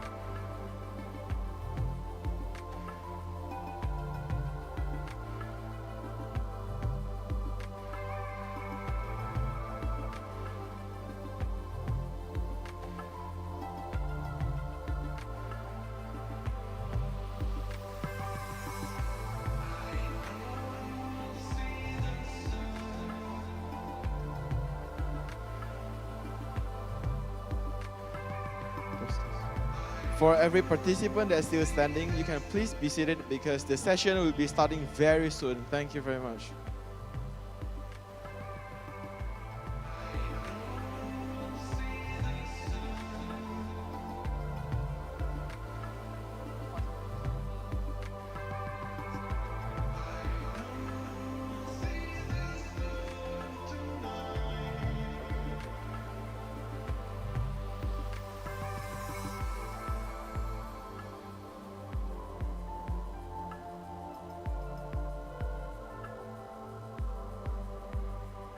And once again, for the participant that still not be seated, please be seated. Thank you.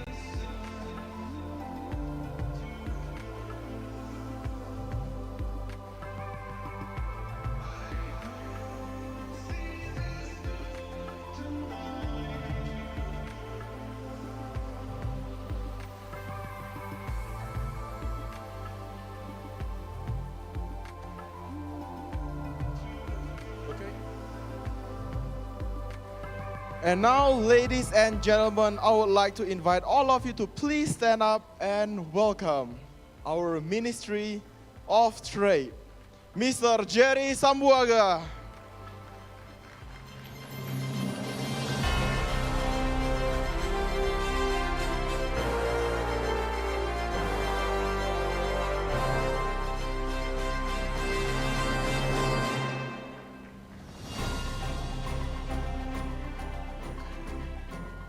So welcome back, ladies and gentlemen, once again, and welcome to our Vice Minister of Trade.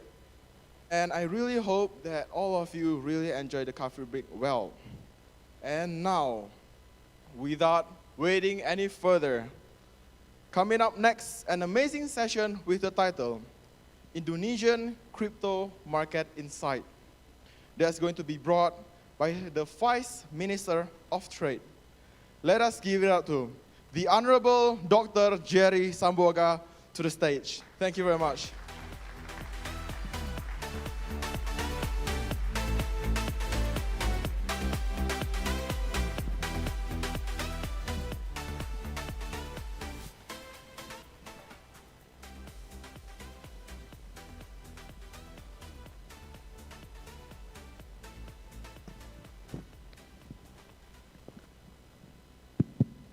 Thank you.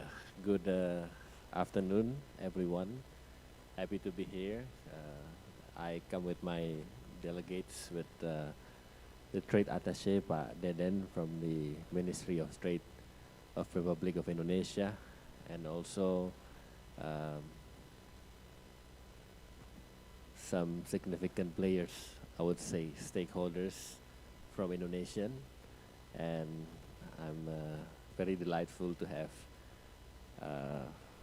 one of the coin developers, token developers, Misa token, and of course this is a very great opportunity for me to be here and then speaking about crypto development and also the blockchain system and the expansion of our crypto asset in Indonesia. I don't think I need text, so I just leave it right here. Let me explain probably regulations and our policies over crypto in Indonesia that we are trying to apply right now. In Indonesia, crypto is considered as asset. Yeah? It's not considered as currency. Because the only currency that we adopt, the only currency that we recognize is only our national currency, which is Indonesian rupiah. So therefore, in Indonesia, crypto is not considered as currency. It is defined and it is treated as commodity. Right? So that's why crypto is regulated under the Ministry of Trade. Because in Indonesia, the ministry or the institution that organizes or manages commodity is the Ministry of Trade. Yeah. We are complying to the law that saying that the only acceptable method of payment is only rupiah. So we are consistent with that, and we comply with that regulation. So that's why, again, crypto asset is managed by Ministry of Trade. And being Vice Minister of Trade of Republic of Indonesia, we are trying to not accommodate, but we are trying to, let's say,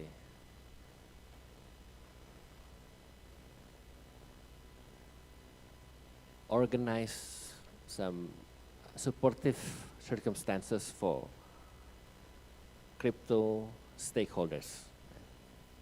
As for now, I remember when I entered the office in 2019, in October 2019. At the time, the transaction of or the activity related to crypto asset was quite minimum. Right? I remember at the time I was appointed as Vice Minister on 25th October 2019. There were no players, and also there were no association, and the regulations and policy were not sufficient enough to control the stakeholders, right? And I realized that something must be done, yeah, because we saw the potential in crypto asset. Right? Why? Because we saw that crypto as commodity could become some sort of major contribution to our country. Okay. We could foresee that the value of transaction, the potential of transaction could be very significant. So that's why we started off by organizing some sort of meetings with stakeholders, with the so-called potential players, and also associations. And we began to implement the practicing regulation for stakeholders. And I remember at the time, we tried to search who's going to be able to become traders. We began to put the public literacy, socialization, right? We went to some meetings. We attract a lot of young people, young generations, into some sort of event so that we could possibly give some information about crypto asset and so on. And cut the story short, yeah, beginning in 2020, I remember that the excitement was there. After we began the socialization, and we created this event, yeah, we met with the potential traders, we met the associations, and so on. People start to realize, wow, this is something. Right? This is something beyond our imagination, because at the time, yeah, of course, in Indonesia, young people are always attracted to something that is new. And crypto is new at the time, considered at the time. And people start to realize, oh, this is something that is attractive. Right? And after that, sometime in June 2020, July 2020, after the pandemic hit, I remember COVID-19 entered Indonesia in March 2020. And suddenly, you know, all of us, yeah, we had to adapt with the new regulation, we had to adapt with the new environment. Meetings would be online, activities would be online and so on, and we started to have a lot of activities online. And I figured myself, and I thought to myself that, okay, I think this is the right timing for all of us to think that digitalization is part of the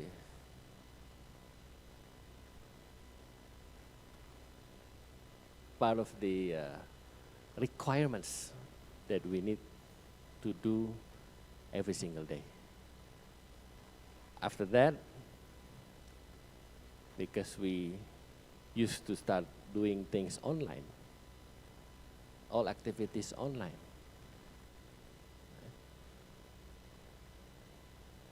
I talked to my staff, I talked to my unit that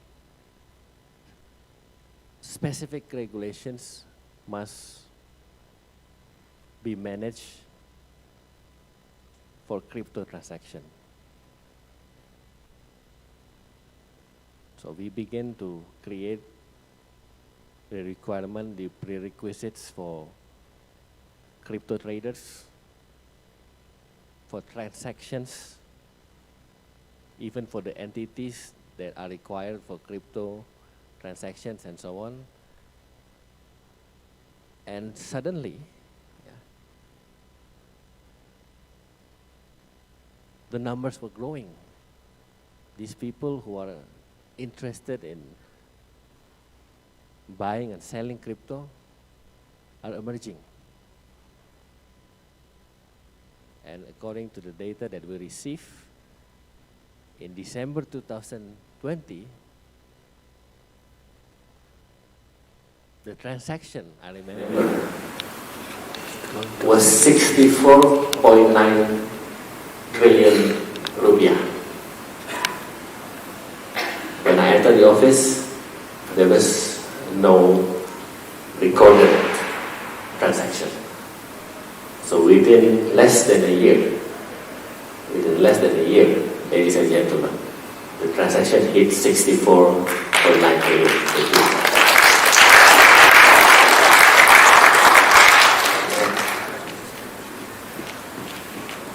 And suddenly after that, a lot of people wanted to become traders, wanted to become players, wanted to do something about crypto transaction. Cut the story short. A year after, in December 2021, I just mentioned to you right now, right? In December 2022, the transaction was 64.9 trillion rupiah. In December 2021, the total transaction was 859.4 trillion rupiah.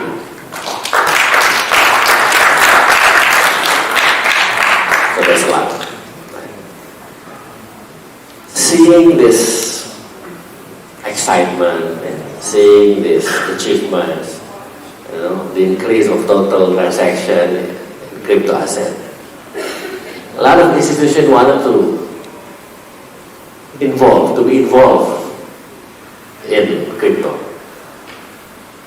Even other institutions that had nothing to do with commodities, they wanted to join in, they wanted to chip in, they wanted to be involved in crypto asset.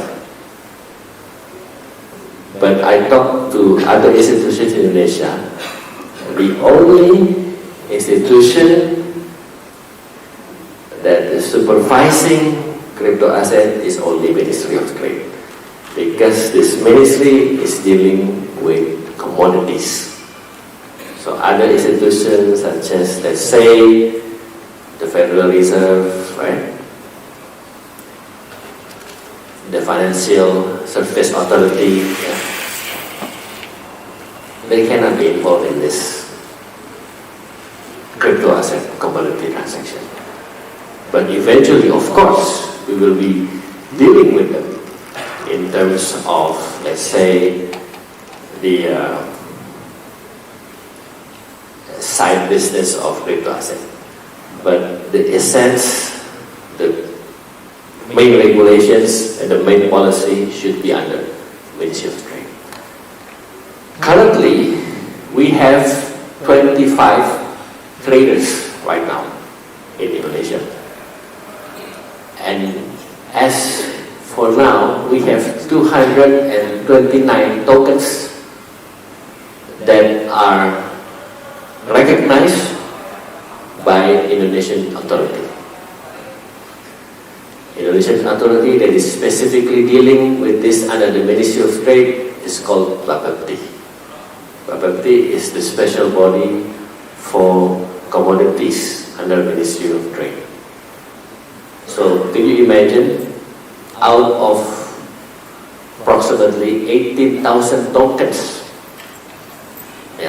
worldwide, we only recognize 229 tokens. The question is, will we be increasing? Yes. But we have to be very selective. Why? Because we do not want to recognize some superficial tokens. We want to accept tokens that are acceptable, that have values, and that are accountable. So I'm happy to be here with Misa Token. And I've been informed that Misa Token is developing some sort of system or some concept that is actually integrating with farmers, right? So their system is that they will be integrated between the tokens or maybe eventually the NFT that are affiliated with farmers who are actually owning real commodities. Probably, maybe you can explain a little bit more specific about that. But the thing is, if we could combine the value of the token and then at the same time also helping farmers and at the same time also owning this farm, right? It actually can help not only the farmers but also the enhance of the development of the commodities themselves. And this is something that we need to have, right? And also, don't forget that Indonesia is a country that is focusing on real commodities. Right? Indonesia is the country that is really focusing on real commodities. And more importantly, our exports, the top 5 products of our exports, those are real commodities, starting from CPO, coal, nickel, steel, and wood. And you can imagine how significant it will be if tokens, such as Misa token, could help the development of the commodities, could be taken as underlying assets. It's something that we should be thinking of. Because people always ask, many have asked that, what's the significance of buying crypto if you don't really have underlying assets? What's the significance of getting NFTs if you don't have real assets? And in this case, with the concept of Misa token, I think it really showing to us that assets, commodities, tokens, they can go in parallel. So, what I can say about this is that it is very important for us, for Indonesians, to have this such a token because first, they are Indonesian tokens. We are proud to have Indonesian tokens such as Misa. So, applause.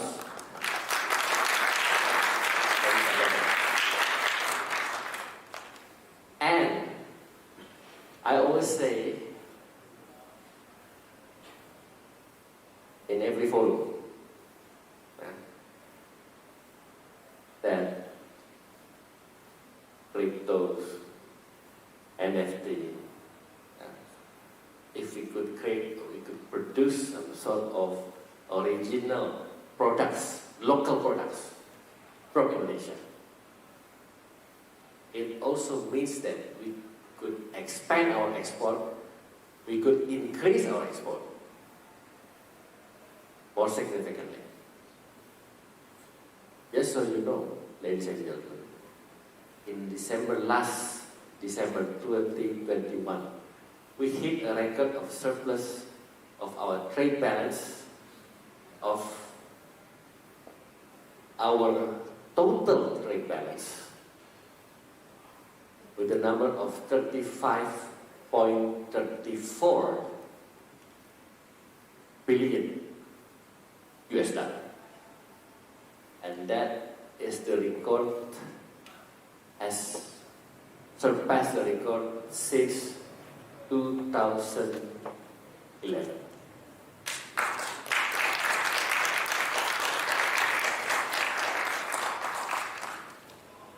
That value is still relying on real commodities.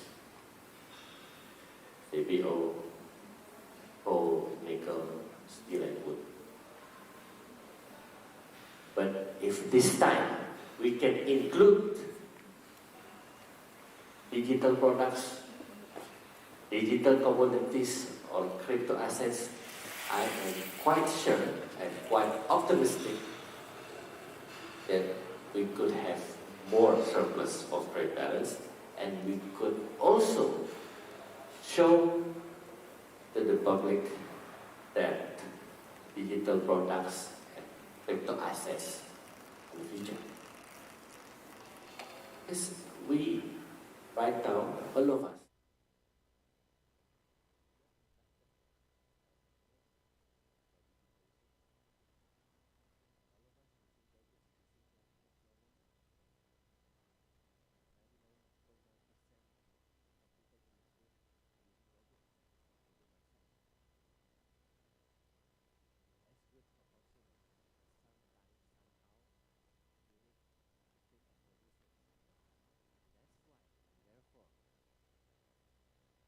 by utilizing this opportunity as crypto developer, crypto producers, we can expand and we can welcome this opportunity. And now, as you can see here, this is the graphic, yeah? You can see 5 top crypto asset transaction value, Bitcoin and so on. And this is the traders from Toko Crypto and so on. You can see that the value is growing. And I must say that it cannot be stopped it will still be growing. And I am sure that the users, the registered users, will be growing as well. As per May 2020, I believe they have been registered for 14.4 million users.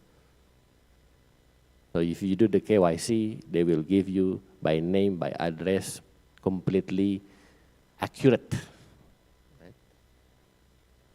And I am sure when we establish the exchange, this is the plan that we are trying to do within this year, I'm sure the numbers will be growing even faster. And of course, the creation of this exchange is something that we prioritize. Do you know why? Because we believe, we are certain that with the exchange that we establish, we can give more protection for consumers and also for producers, because there will be integrated system between the depository, the custodian, the consumers, and also the traders. So that's why I really welcome the opportunity for other traders, other developers, token developers or coin developers to participate in our plan to establish the exchange.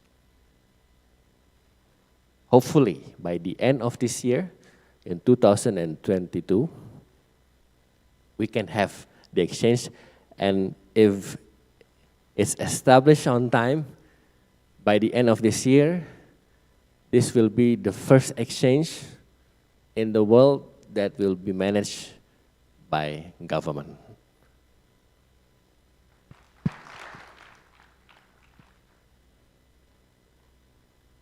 And some people, some players, some countries, I think they've heard our plan in establishing the exchange. And some countries are trying to establish an exchange as well. Of course, we welcome that ideas and we welcome that opportunity. Yeah, this is just an open competition. Yeah, people can have exchange everywhere they want, as long as they are accountable. And Indonesia is ready for that. And Indonesia is also welcoming other players, others, stakeholders to be participating in the crypto asset commodity transaction, as long as they are fulfilling our regulations and our policies in Indonesia, managed by Bapepti, the Ministry of Trade. I would love to discuss a lot of things, yeah, on very specific issues, but I believe that we will be having the Q&A probably, or not, okay? So I think I can answer maybe questions that you might have, and I really appreciate the opportunity to be here.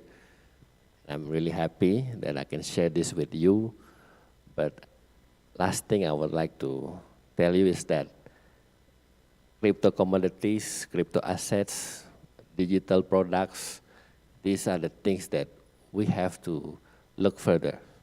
We have to put into consideration, and we have to put into implementation, so that this is something that I think not just government, but also stakeholders, private sector, they must go hand in hand, so that productive results and productive effects can occur and can be a very contributing factor to all of us.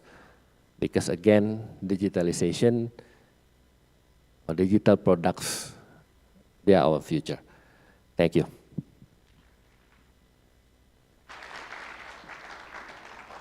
Thank you very much. Let us give it up once again to the Vice Minister of Trade, the Honorable Dr. Jerry Sambuaga. And now, can please I'll invite you to the stage. Thank you very much. And next up, we'll be entering an exciting panel of discussion session. But before that, please allow me to thank all of our supporting partners once again for a shout out. For our main sponsors, we have Sangkara Misa. For our platinum sponsors, we have ARC36. For our gold sponsor, we have Apedi, Pamor Studio, UpDefi, Mars Ecosystem, Bad Fury, Evo Servers. And for our silver sponsors, we have BMIB, Bantaya Hall, Batik Semar, NFT Batik Indonesia, Sangkara NFT. And for our event partners, we have Blocklime, Access Blockchain Association, and BIMB.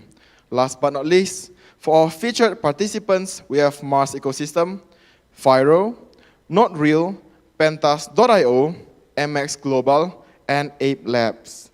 And that's all. Thank you very much for all the sponsors and for all of you that have posted your question on Slido. I would like to thank you very much for your participation. But because of the time matters, we will be only picking the top 10 questions to be discussed and answered.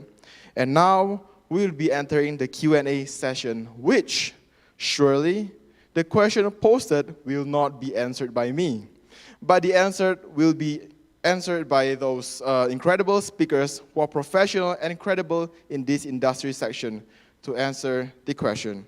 So now let us welcome our speakers. Mr. Agustino Wibisono as the CEO of Sangkara Misa, Dato Fazrisha as the CEO of MX Global. Last but not least, we have Mr. Mikkel Moch as the founder and executive director of ARC36.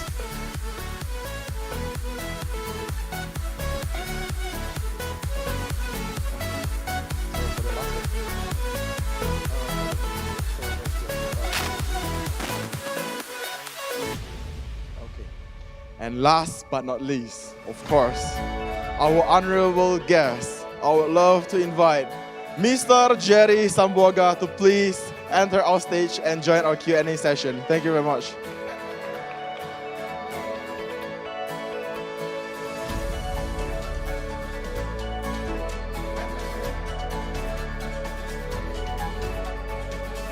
Okay, and now I would like to let the committee to proceed for the uploaded question first, and then you can, after the committee is done, you can upload it right away to our big screen, and we will get right into our Q&A session.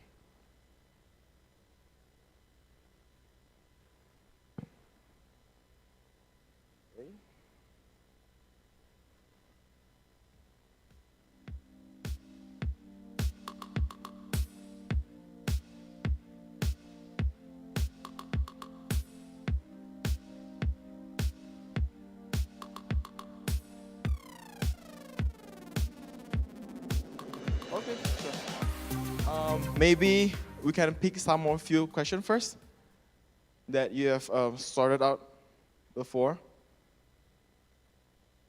Oh, okay, sure. Or maybe there's from audience. Oh, okay, sure then. And for the committee, can I have a mic, please? Oh, okay.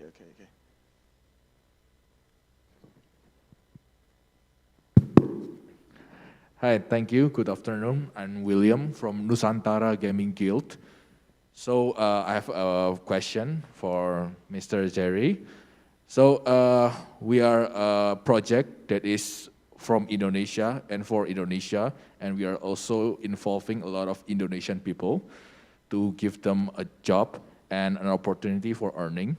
So my question is, how can we be supported by the government to develop more of our project and to contribute more to the community, society, and the government? So is the question clear enough? Okay, and the time and place is yours, sir. Thank you. So the question again is how to contribute as what? Crypto developer, you mean? Okay.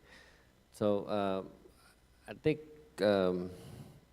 as I mentioned previously, that with, or let's say, by having a lot of transactions, or by having a lot of activities related to crypto, either as consumer or as a producer, we have as simple as transactions, right? And in Indonesia, starting in May 2022, taxes are applied, this tax.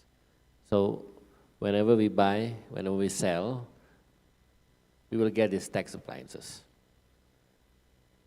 And with the tax being implemented, basically it simply means that the government or the country is giving legitimacy to this commodity.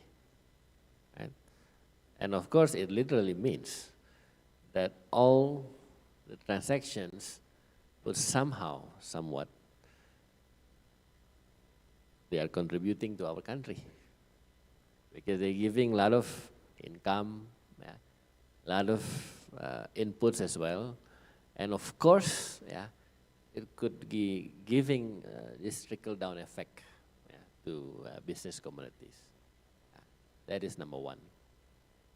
And number two, of course, if we're talking about exports, if we are discussing over what eligible export we should do or we might do, by having domestic tokens, by having local tokens, we are actually implying that these products are considered as export commodities. Why? Although we know that we can buy and we can get crypto token everywhere, anywhere we want, right? But again, at the end of the day, this income will come from the token that you buy or you sell. And if that token is local products, local token, then it's actually giving a lot of meaning to us. Right? And not to mention that these local tokens and these domestic tokens, all of them, they have special characteristics. For example, like Misa token, they have this integrated system between farmers, landowners, and also underlying assets, and also real commodities. And they are helping the farmers. And they are helping the farmers to do their business, to have the capital, right? There is contribution, there is specific contribution that people can do or token developers can do. And as simple as that, it's very meaningful and it's very essential, for the communities, to have this these efforts, so that others can follow. Because from the government's perspective, is that people must be educated, people must be informed that digital products, crypto assets are commodities that have potentials in the future. And people must know what the difference between, let's say, token A, token B, right? Crypto, NFT, right? And right now in Indonesia, we are now having a lot of problems with robot trading, and then other sort of investment, or let's say the unconventional investment. These kind of efforts can be successfully implemented if these developers, such as people in this room, can start off by giving, let's say, their own perspective and observations, and also their own position on how these stakeholders could be supported. Probably that answered the question. Thank you for the question. Let us give it up to Mr. Jerry Samboga once again. Thank you very much. Coming up next, there's a new question from in front of the seat. Sir, can you please open up the mic and ask? Thank you very much. My name is Alvin. I'm one of the co-founder of the Sangkara Misa. This question is to our Vice Minister, Mr. Jerry Sambuaga. As you mentioned before that Indonesia government, in this case is Ministry of Trade, would like to formalize the digital future exchange. So now I'm a bit wondering the spirit and the essence of blockchains is decentralized. Meanwhile, if the government of Indonesia or Minister of Trade would like to make this kind of exchanger, is it opposite with the spirit of the blockchain itself, which is decentralized, become centralized? Yeah, perhaps I would like to have enlightenment about this, and also, again, this is part of the good explanation to our people in Malaysia, Singapore, something like that, for this event, and also to explain about the potential market of crypto in Indonesia itself. Thank you very much. Okay, thank you very much for the question. And is it clear enough? Thank you very much. And the time and place is yours. Yes, I agree with you, Alvin, that the very principle of blockchain system is decentralization. Yeah, I think most people, I think everyone agrees, and people would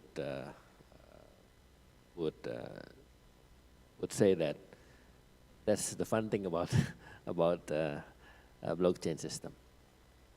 Yes, it is true. And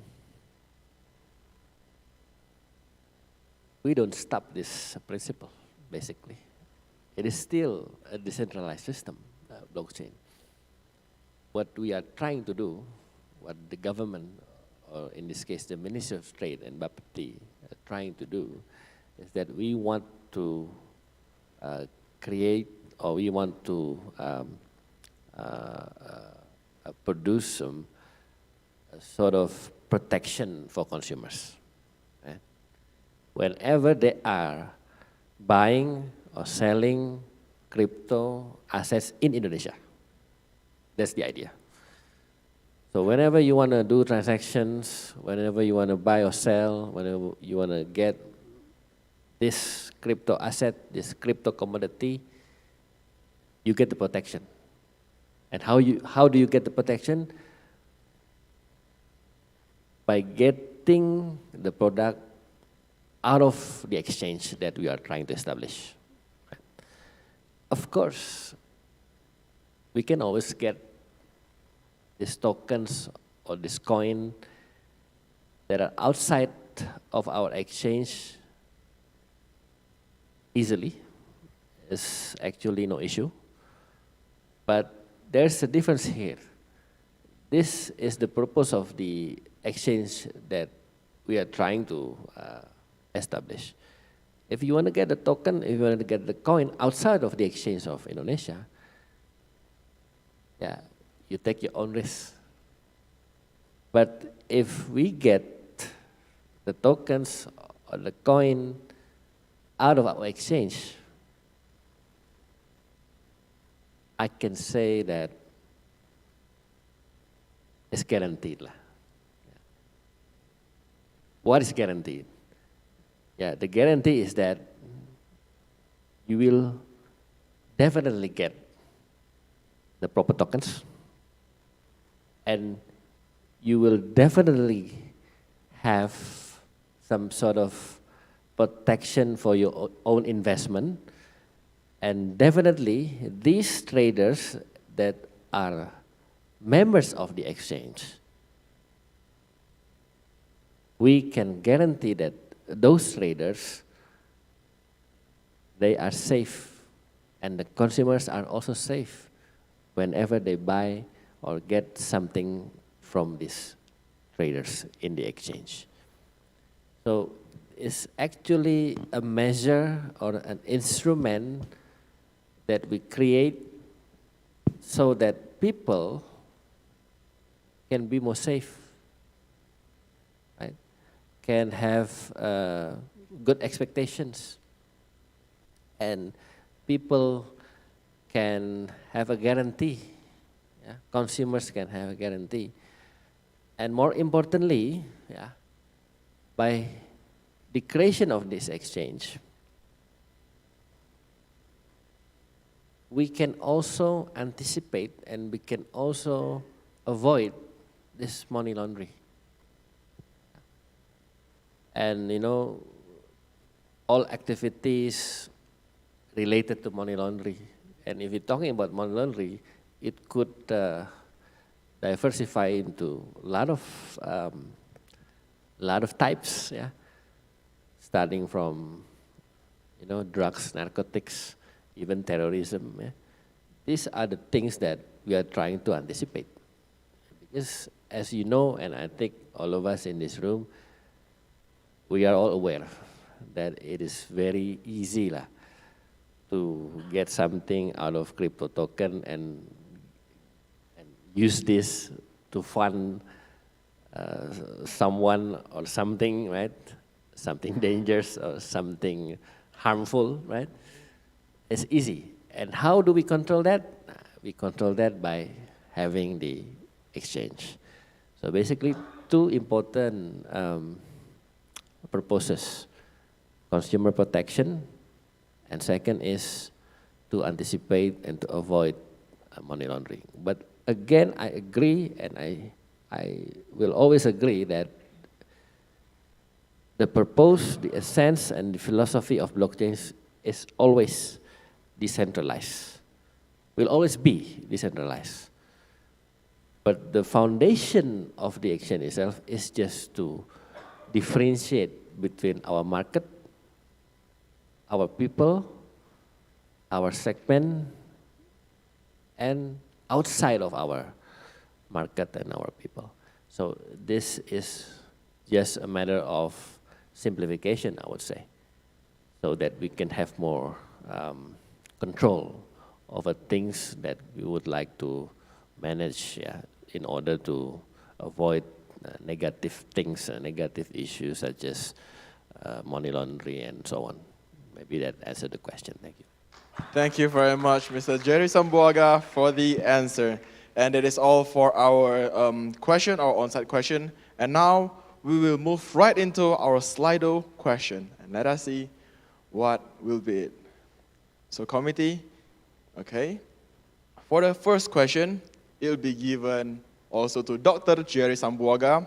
It is, how is the outlook of crypto growth in Indonesia in the future? Okay.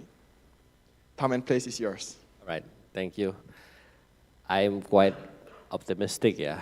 I'm quite convinced that the crypto growth in Indonesia in the future is emerging, is booming, I would say.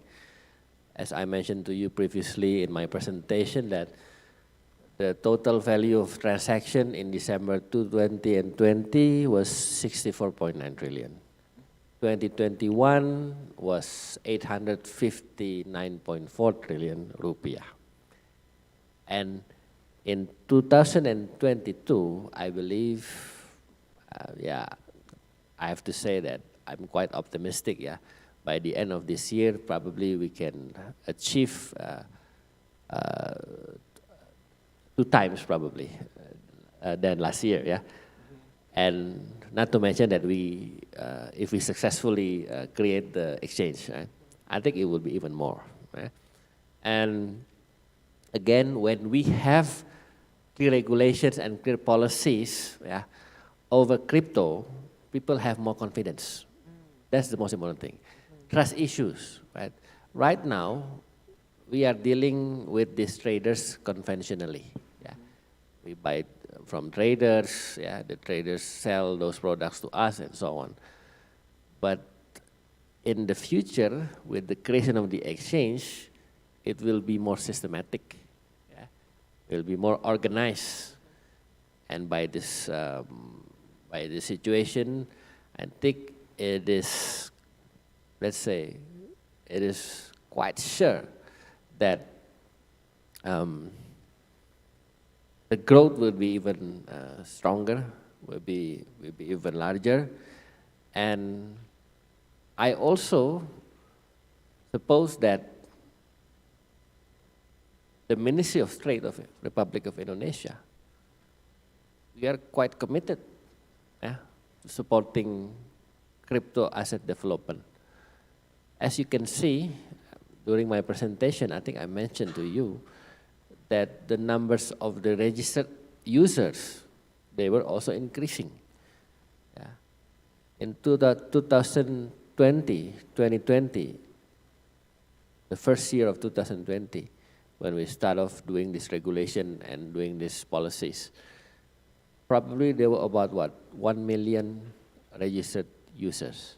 But in 2022, just now, I think you can see from the data behind, now is 14 million registered users. And if you compare to, let's say, the stock exchange registered users, I think we have more than that.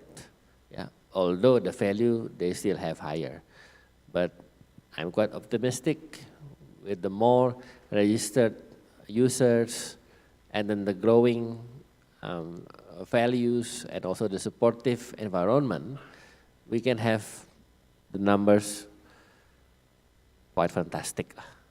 And of course, we also open to others, let's say other players or other traders who want to participate, as long as they comply with our regulations, please. Yeah, because again, as the G20, I would say it's a little bit off topic, as the G20 team, stipulates that we grow together, we recover stronger, right? And it's all about collaboration. It's all about interdependence. It's all about openness. And I believe all of us who believe in this concept, openness and interdependence, we know that we cannot go by our own. We have to support each other, and we have to have some sort of collaboration in terms of doing business, right? Attracting investors, and of course, it's one of our ways to again expand and enhance the growth of crypto in Indonesia.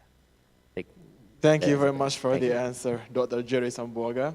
And then for the next question, for the second question, it will be, or it is coming from Anonymous, and the question will be given to Dato' Fazli.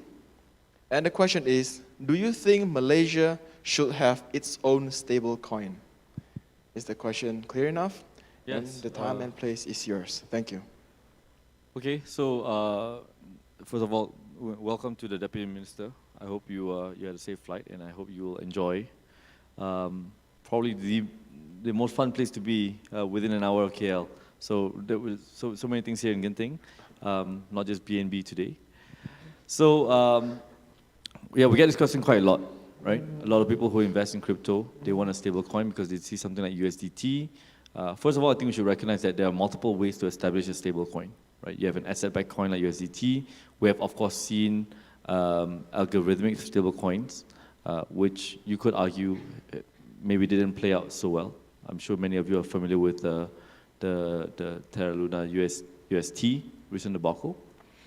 And naturally, you know, this would strike some fear into the hearts of regulators, whether it's Bapepti in Indonesia or the Securities Commission here in Malaysia.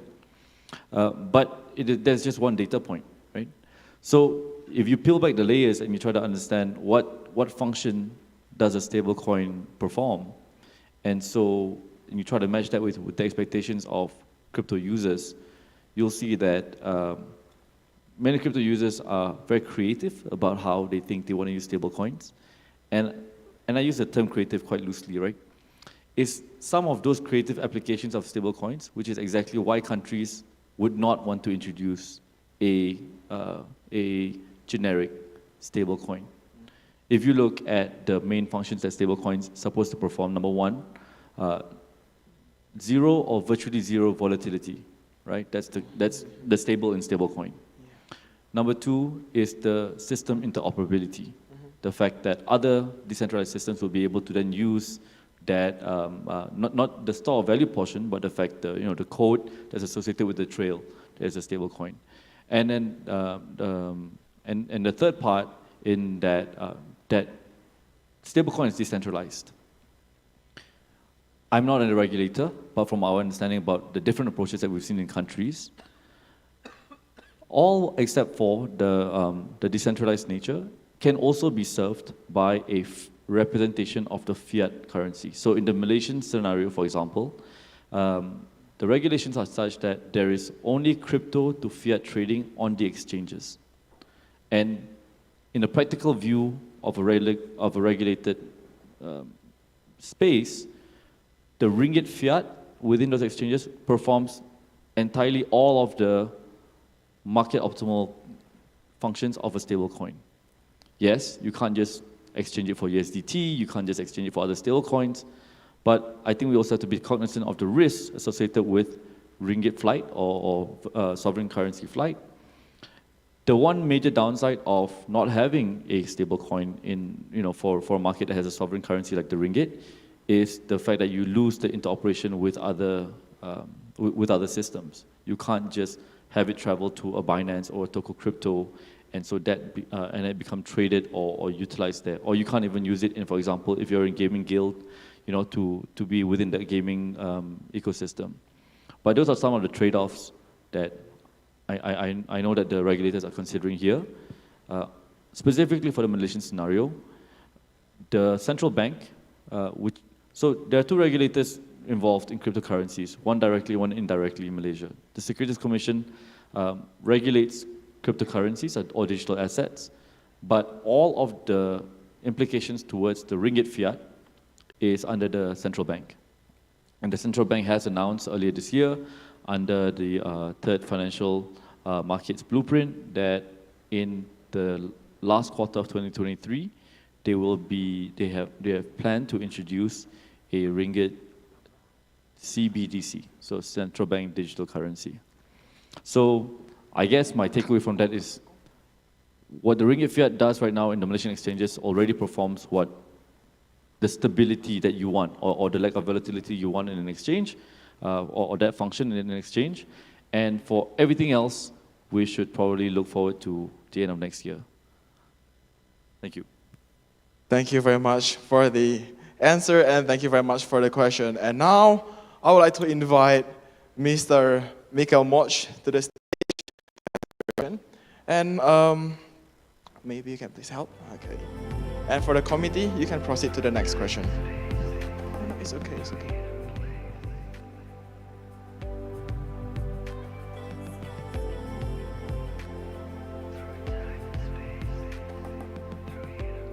And for the next question is,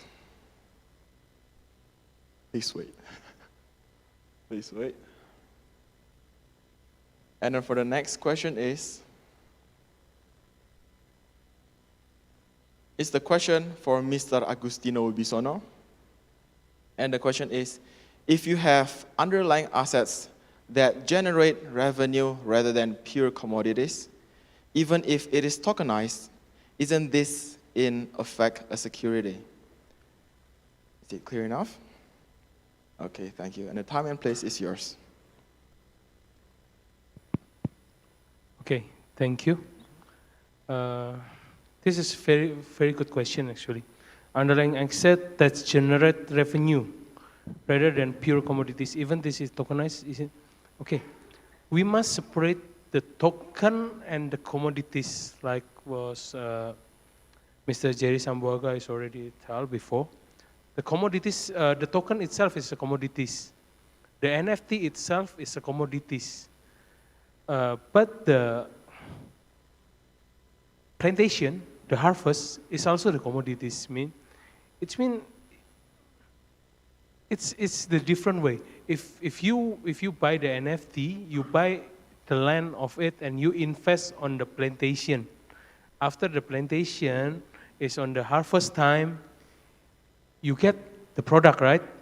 The product need to be sell and you get fiat as well. It's what we need. For now, maybe all the traders become the custodian. Traders also become the exchange, and all the function is on traders, right? So we want to encourage. You can see your own asset, not just the digital on your wallet, but you can see directly on the map. Like I have my CEO here on 5 Harvest O.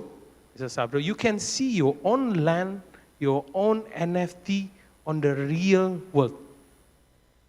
So it will be secure for you. And also the commodities, you can also predict if I just make any lies or anything, because it's countable. The harvest is countable, the land is countable, how much you need for the investment on the 1 hectare of rice field, how much you need for 1 hectare for melon. So this one is make the token is more secure, the NFT is secure, and the land itself secure, and the commodities itself secure. So it's combined together into one ecosystem. We call it Sangkara. Sangkara, under the Sangkara, we have 5 Harvest O for the NFT. We have APD who helping us with the plantation. So we already separate this one. Not just the Sangkara itself. APD will become the custodian. Sangkara will become the off-taker. And you are all the owner of the Sangkara and the NFT of Sangkara. You will own the asset by yours. That's the answer for the question number 1. So pure commodities and tokens is a difference. I hope that's answered the question.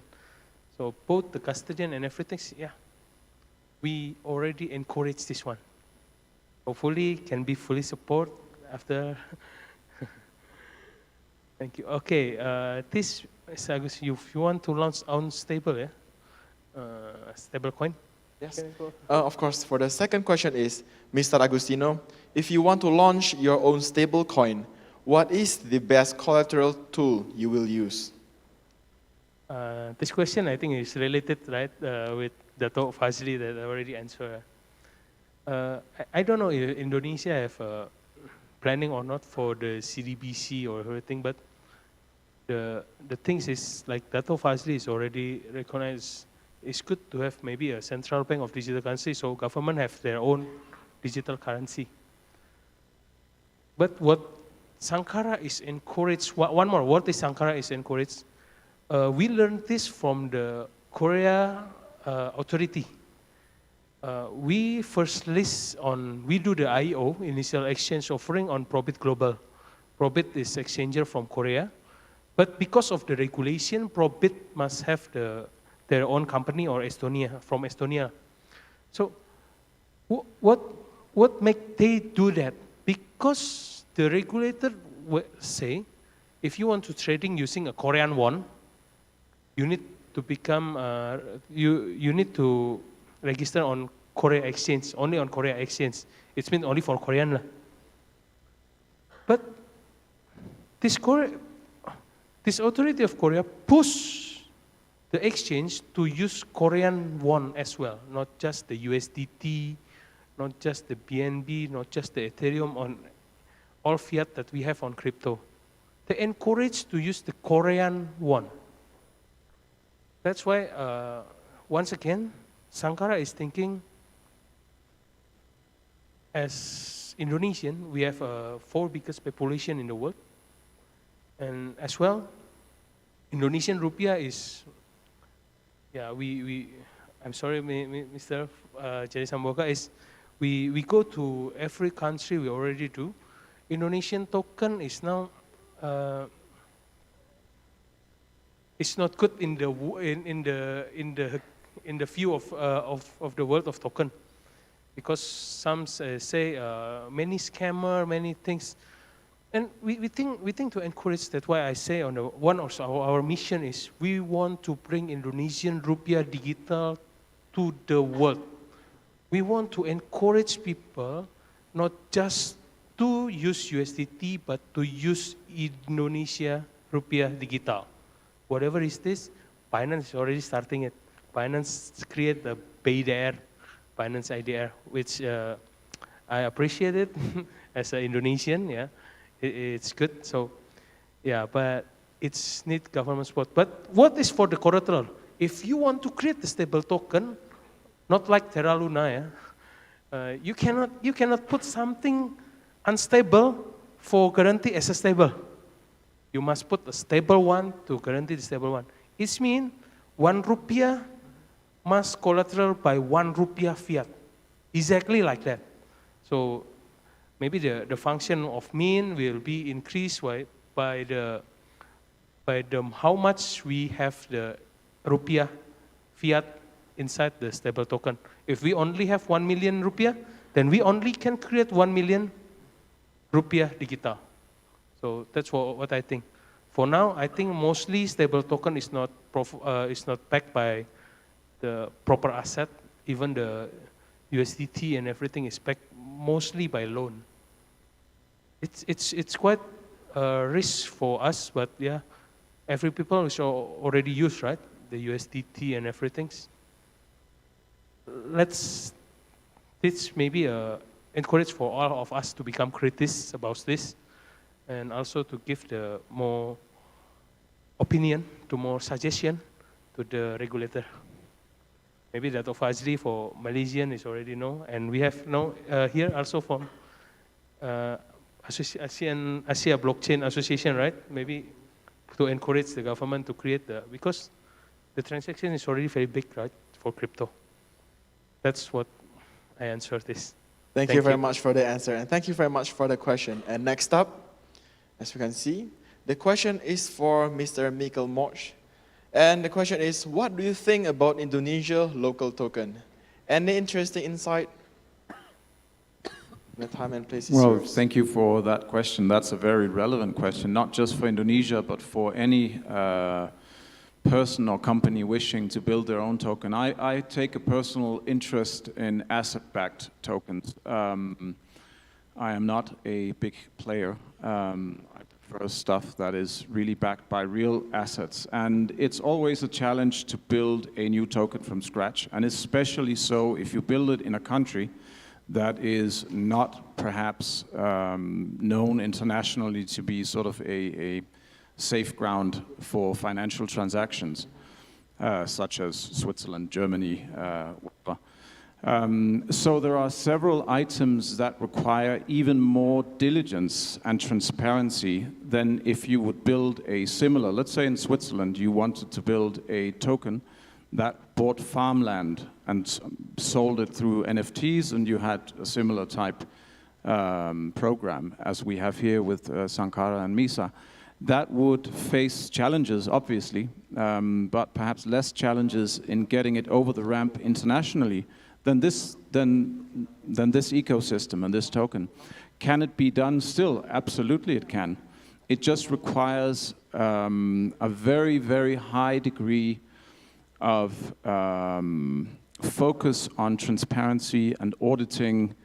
And when we talked about this project, which I like very much, I have also advised very clearly that the use of auditors needs to be at an extremely high level, sort of Big 4, Big 5, deeds, contracts, as much as possible needs to be in the open. Again, to build transparency for buyers around the world. So it's a really interesting project, but these projects sometimes are hindered from really breaking through due to a lack of, you can say, focus on what is required by the international buyer, by the international business developer, by the international, you can say, VCs around the world. So that is really absolutely essential if someone wishes to build a project like this. And I know that this particular team does indeed focus on that, which is why I'm also personally involved in it.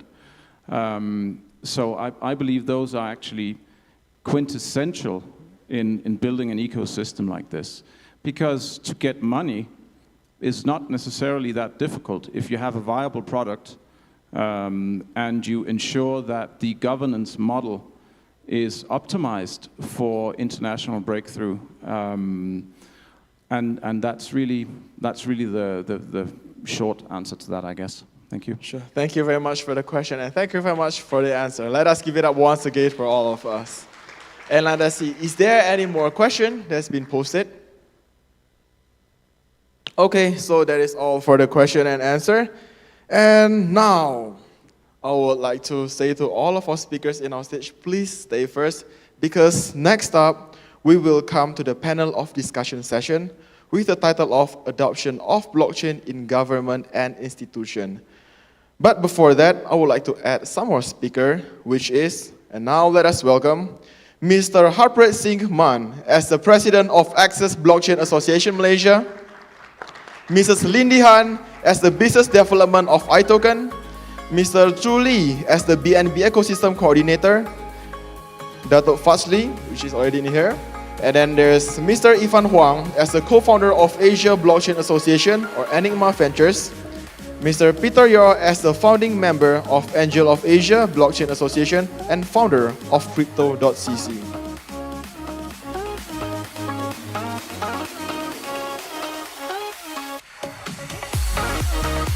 And of course, now it is a time for me to invite our amazing host that will be hosting this session. And now let us welcome the co-founder of Future Coin Community. Let us give it up to Mr. Joko Sumitoro.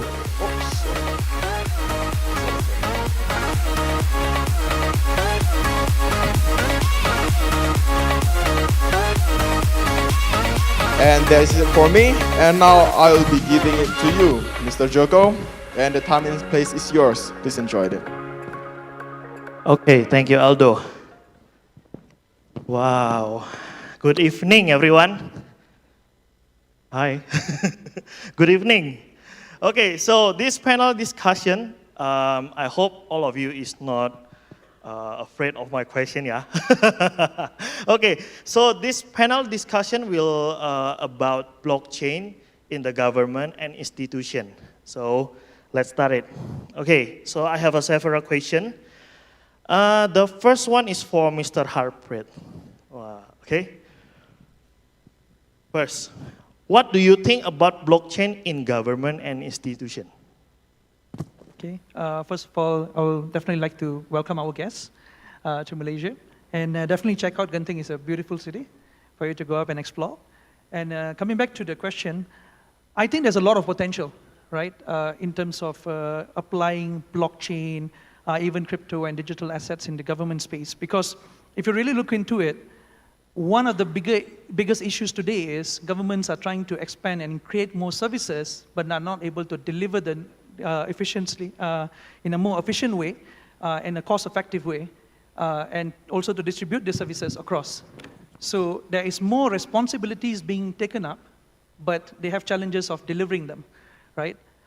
It's a problem across the world. It's not just any specific country. So now when you talk about bringing in blockchain technology, enabling trust in that, in that government side, you can actually look into decentralizing some of your government services, right? If let's say we have CBDCs and financial services, some discussions was happening earlier, payments, we can actually be like something like what Canada has done recently with Project Catena. What they did is all the funding of the government is hashed into a blockchain. You can actually go up and open up and you can know which company or which organization or which agency got how much of funding from the government to do activity every year after the budget, right? This actually instills more trust in the government. So people tend to, are willing to pay more taxes and services because they know there is efficiency and there is transparency and there's trust, right? So that is just one sample. Everywhere from putting out, it's either under the Ministry of Trade or either it will be under the Ministry of Finance or it might be under the Ministry of Education. There is multiple types of blockchain use cases in every single government agencies that can be adopted to streamline services and at the same time reducing the costs and increasing more transparency and trust.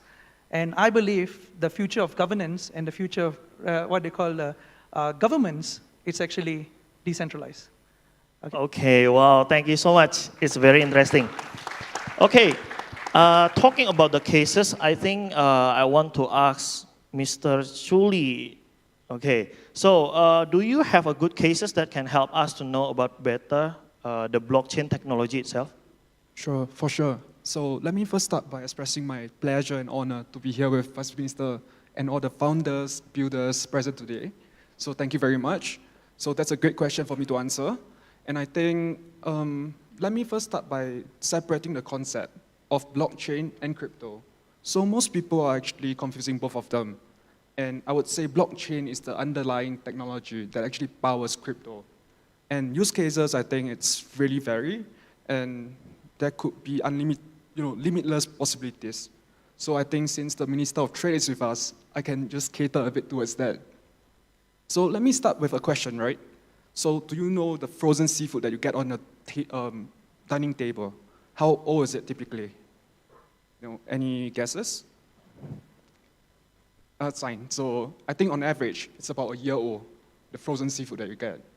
So some of the projects that are actually building on us, they have innovative ways to track, it's like a logistical system where they actually track from the moment that the fisherman actually fishes the fish all the way to the freezer, to the fridge, and to your dining table.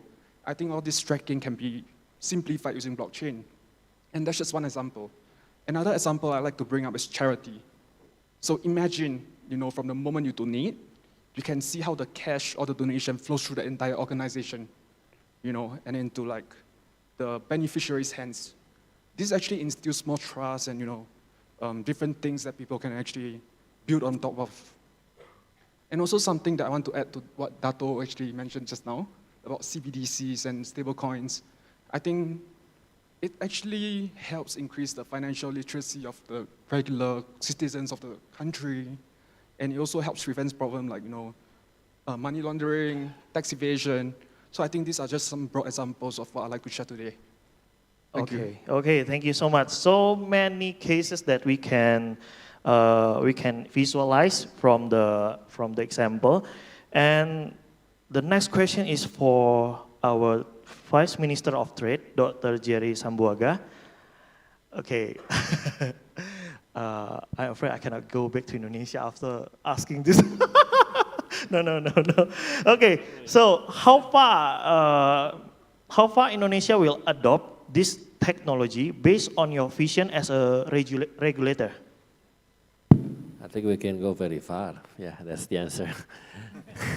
Because again, I think our government is quite flexible, I would say, and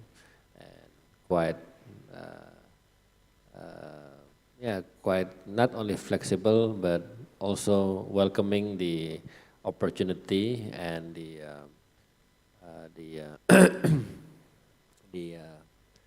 new technology that is spreading among us. Yeah? Maybe I could give you an example. Like, for example, like 5 to 10 years ago, when or maybe 10 to 15 years ago in Indonesia, or maybe even 20 years ago, when the internet entered Indonesia. Internet in Indonesia, when it entered Indonesia, is quite different case, from other countries, I would say, because the penetration of internet came through a mobile phone or cell phones. not through computers. Because most people in Indonesia do not have, didn't have a lot of computers back then. Yeah, probably officials or workers or professionals have that had computers. But in, like, for example, other countries, yeah, a lot of people using computer. Yeah. But in Indonesia, more people use cell phones. So the adoption of internet somehow was modified, or I would say has been modified through cell phones, right? So you can see even nowadays, yeah, let's say people use a lot of their activities through their cell phones, right? Paying bills, yeah, paying electricity, paying tuition fee, everything through cell phones. Why? Because the internet penetration, they came through cell phone. It's quite different case, for example, compared to the US, let's say. The US didn't do this kind of stuff that much, right? Because the internet was already there through computers. So how, excuse me, how people manage doing or using internet as their instruments quite different. And in Indonesia, regulators, they welcome this opportunity.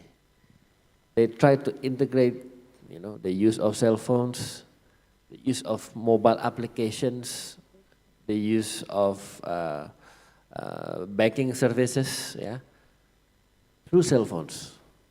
So it's really showing that the government quite flexible in creating some laws or regulations or policies in order to support, yeah, in order to support the existence or the let's say the expand or the enhancement of internet. And also that should be the case with crypto and digital assets or digital products. Thank you.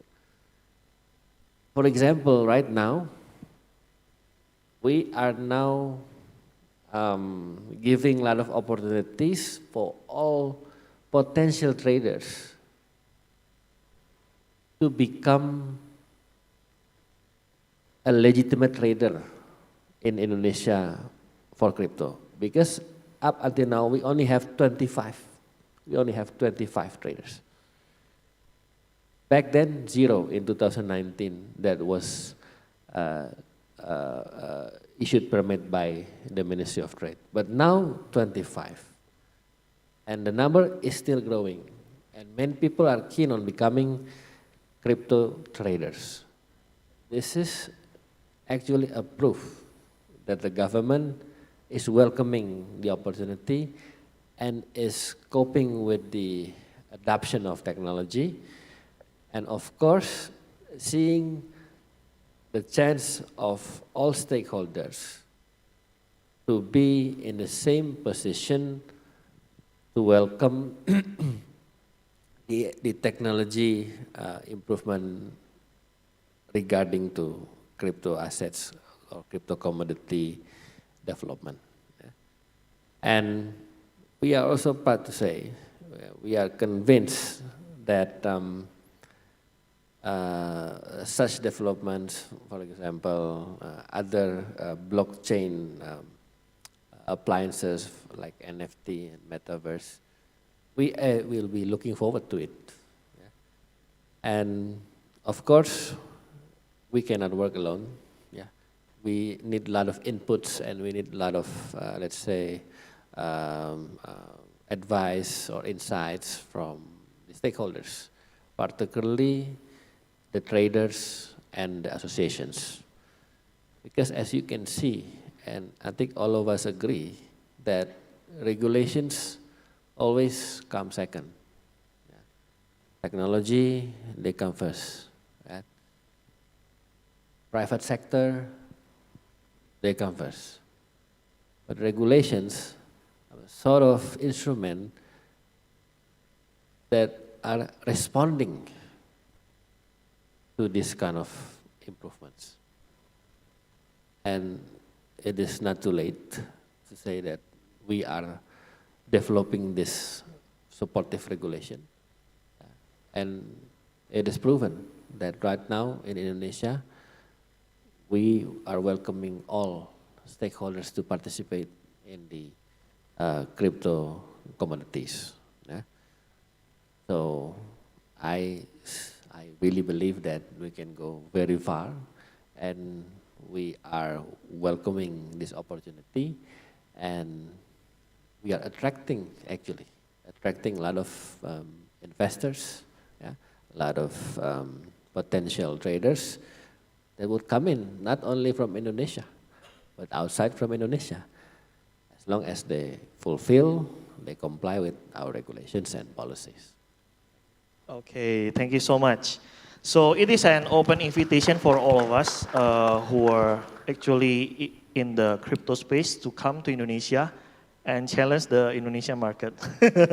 Okay, okay. So the next question is for Mr. Agustino, since he is the crypto developer in Indonesia. So how is the situation in institution of adopting the blockchain itself?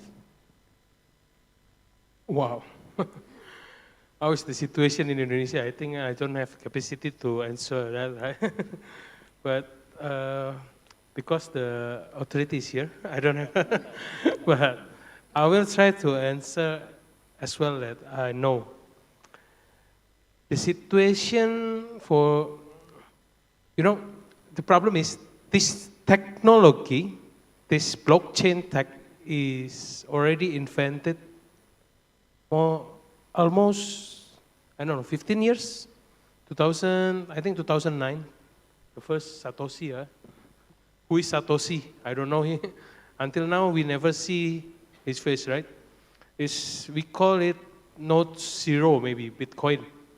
And yeah, how to use this? Maybe for blockchain, my friends say, blockchain is like a big book that you can write anything inside.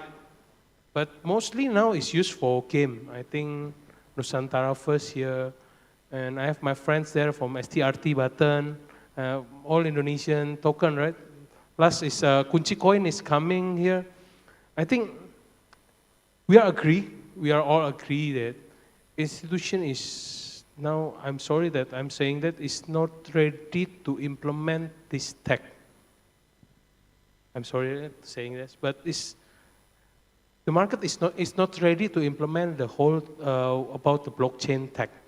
That's why we encourage, include the Asia Blockchain, the Malaysia Blockchain Association, and everything. Let's collaborate together and change the world together. I already said this. We will crypto at the time. At the end, we will all is crypto. That's from my side. Okay, thank you so much. Wow, so the collaboration is needed to create the bigger ecosystem and bigger development. Okay, so the next question is for Dato Fadli. Okay, sir, after you're hearing everyone's talking about this, do you think the ecosystem will grow more in Asia? Yes. Okay, so no. I mean, statistically, the highest growth rates in crypto adoption has been in Asia definitely over the last 2 years. In terms of proliferation of tokenized products, I'm not sure that Asia Pacific is the highest, as in like producer of tokenized products, but I think it's a close second right now. So yeah, I believe in regulated markets, especially in large markets like Indonesia. Clear regulations are paving the way for better, more structured adoption. And as more of the region becomes regulated, more of the mass market will join. Until some of these other countries become regulated, there's always Binance. So, but please don't quote my regulator, right? No, don't quote me to my regulator.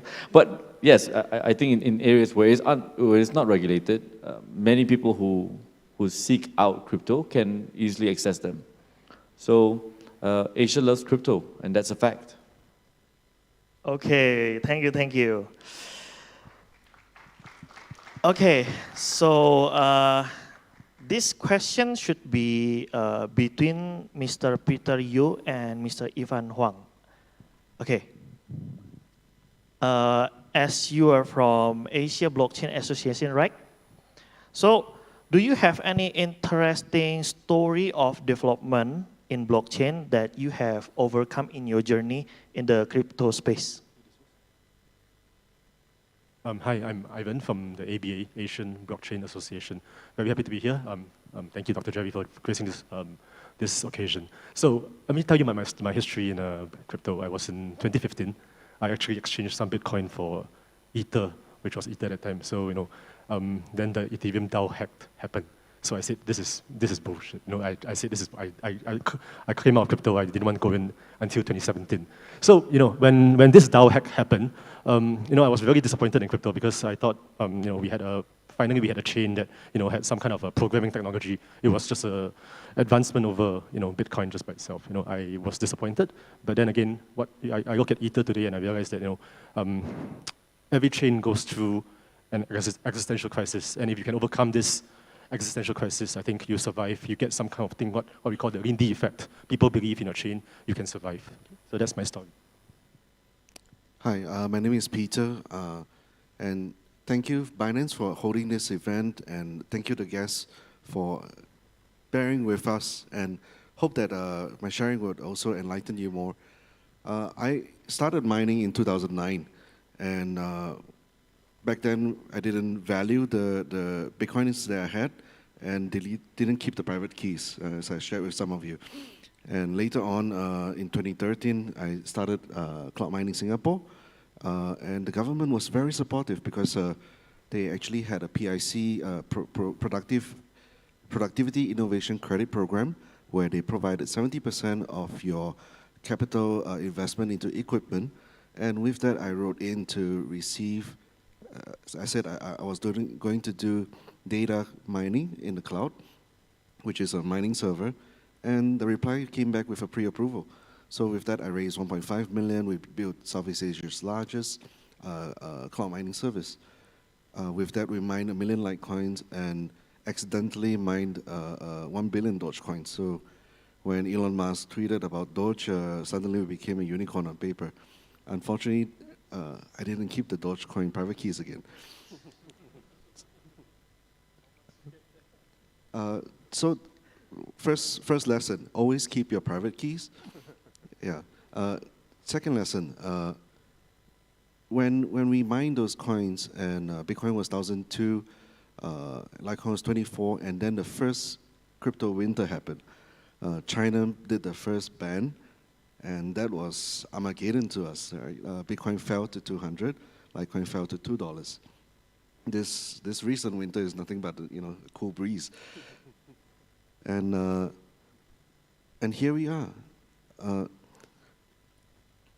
Earlier on, Vice Minister mentioned about the metaverse, and I think that is what the blockchain industry is moving on to. If you look back 10, 20 years ago, people were still using letters, still using postcards, to conduct business, and then it moved on to telephone, to internet, and businesses needed to have a website and email. Now we are moving into the metaverse. You're doing businesses over video conference. The medium and the content has become richer. The exchange of the substance that you're exchanging has become assets over the ether, over the internet. And now you can be in an immersive, full experience where someone can visit your world, someone can visit your town, your Genting, virtually in the metaverse. And I believe that is where we are headed to. And it really warms my heart to hear that Vice Minister of Trade talking about endorsing, helping Indonesian companies and becoming more legit, because we need such protections for the consumer. If everyone, friends and family, got rocked by dubious projects, money games and whatnot, and lost confidence in the blockchain, we will set our timeline back by 10, 20 years. So it really warms my heart to hear that. And thank you, Vice Minister of Trade. Yeah, with that, thanks. Okay, wow, thank you. Okay, talking about the bear market, I think all of us also experiencing the same situation right now, okay? So most of us maybe have minus asset right now, but I want to ask to ARC36 actually. What do you think about investment right now in crypto project, especially in the bear market?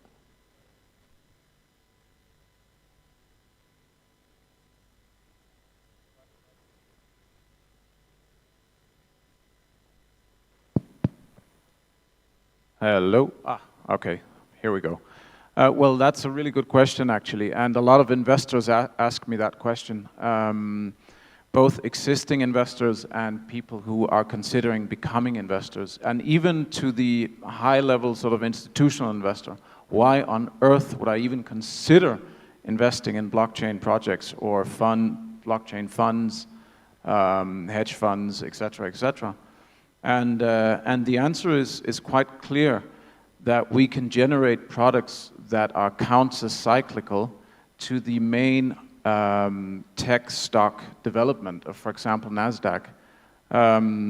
We have created a product in our fund where we include a high portion of algo trading, which basically is, as I mentioned in my briefing earlier today, takes long or short positions on an hourly basis. And as the ones of you who were here saw, we've done very well throughout that time period of these. I mean, every single month since the bear market started, except 1 month. I mean, we have an 8.2 monthly average plus during the bear market period. So it is possible to create products that are, you can say, income generating, and certainly to a large extent do not correlate with the main stock market developments. So that's the short answer, but that's really for the professional investor, right? So I think for the, let's say, the sort of day trader, the guy that sits at home and does trades, yes, the situation is difficult, but that goes for many people who follow sort of the normal FOMO panic cycle of buying when everyone FOMOs and it's already too expensive, and then panics when it's low, and then sells. So I guess it's a classic example of money leaving weak hands and going to strong hands, and that's something that happens not just for blockchain, but for all, you can say, exchange dealings. So it is definitely possible, and it's definitely also, in my opinion, when I talk to institutional investors and family offices, which I do quite a lot, we always talk about not investing everything. I mean, what we talk about is 5 to 10%. If we go, I'm discussing with a very large pension fund in Europe right now. We're setting up a product together, a pension product. And I said to them, I think we should allocate 5 to 10% of the total product into blockchain. And obviously that would benefit me because they would invest in, I mean, that would be in my fund. And they came back and said 20%. And I was surprised that a pension fund would do that. So we ended up having sort of separate and segregated products. So it is a must, and everyone should consider it, but everyone should also be very, very wise to, maybe someone can take that phone and turn off the alarm? Oh, okay. It's time to wake up. Agostino. Okay. No, so it's really it's about due diligence, isn't it? It's about being clever on your investment decisions in this time period. And I love these cycle times. I love the lows as much as I love the highs. There's a lot of money to be earned, absolutely also in these low cycle times. That's really my answer to that. Thank you. Yeah. Okay. Thank you so much. So don't worry, everyone. Red is only for a moment. One day it will be green. Okay. So let's move to wait. Let's see. Okay. Let's move to Miss Lindy Han. Hi, Miss Lindy Han. Hi. Okay. So about the security, Ms. Lindy Han, what do you think about the current security of the blockchain technology? Since we also know there's a lot of hacking happens in the blockchain, so do you think it is secure enough to be adopted for a mass adoption? Regarding your question, I don't think that anything in the world, any technology can ever be regarded as there's a fixed level in which we can reach in order to reach mass adoption. The thing is that we learn and we fine tune as we grow. So I think the best way of evolving, the same way nature works, natural selection, is that you meet with adversity and then you improve from there.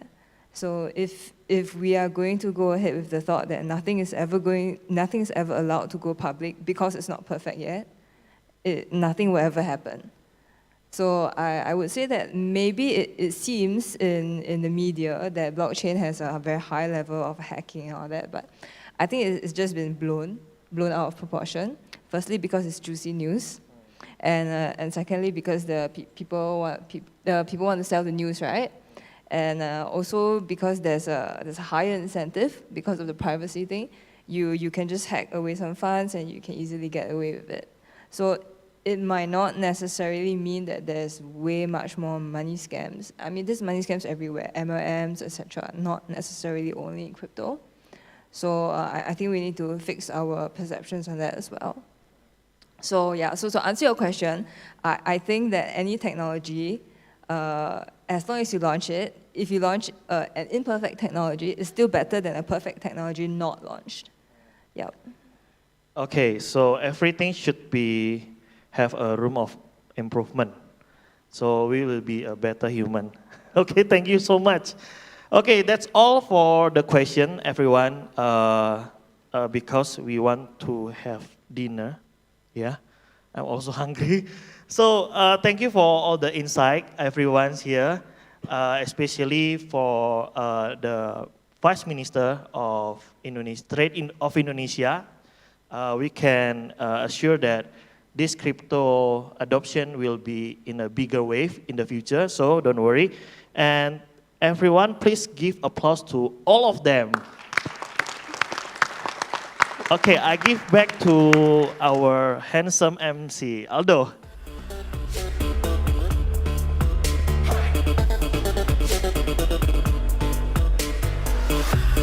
Sure, thank you very much, Mr. Jogo, and our amazing speakers for this stunning panel of discussion session. And now, surely let us give loudest applause once again for all of us.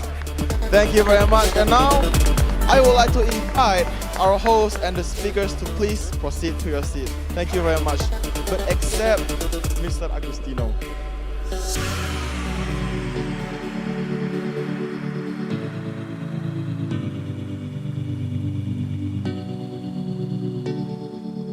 And now seems like we are in the end of today's session. And I would like to welcome Mr. Agustino Wibisono to give a closing remarks. Mr. Agustino, the time and place is yours. Thank you. I think we agree it's already 6 o'clock more. Once again, for the remarks for today is very, thank you for Mr. Jerry Sambuaga for become here, and Asia Blockchain Association, and for the Malaysia Blockchain Association as well. ARC36 and all of the speaker. Why Sangkara want to be the main sponsor of this? Because this is an education, it's not a promotional. So we know much more about the blockchain. Also Sangkara is, we need to educate more people. So like Lindehan said, all is scammer. Okay, but the point is, blockchain can transform into anything that you can imagine.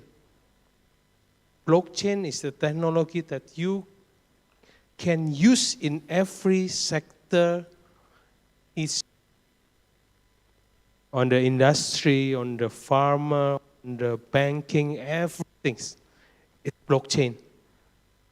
So once again, as a closing remark, let's growing together, let's work together. Hope Southeast Asia will be the hub of the crypto world. Thank you. Thank you very much, Especially Mr. Agustino. Indonesia, yes. Okay. And now it is time to hand over an appreciation plaque to our guest speaker by Mr. Agustino. And now let us welcome back to the stage Mr. Julie, Dato Fazlisha, Mr. Mikkel Moch, Dr. Jerry Sambuaga, and Mr. Peter Yeo.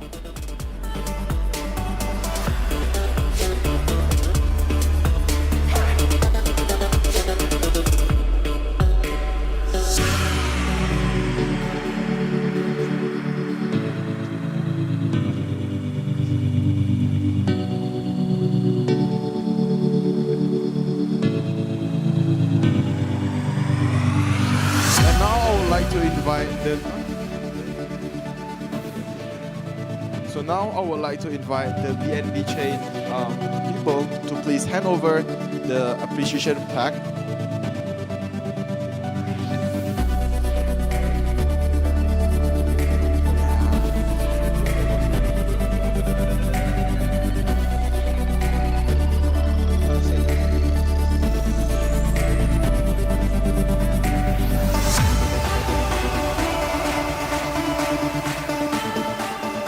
Okay, this is the appreciation from BNB Chain and Sangkara Misa to the whole VVIP is coming to here. Thank you.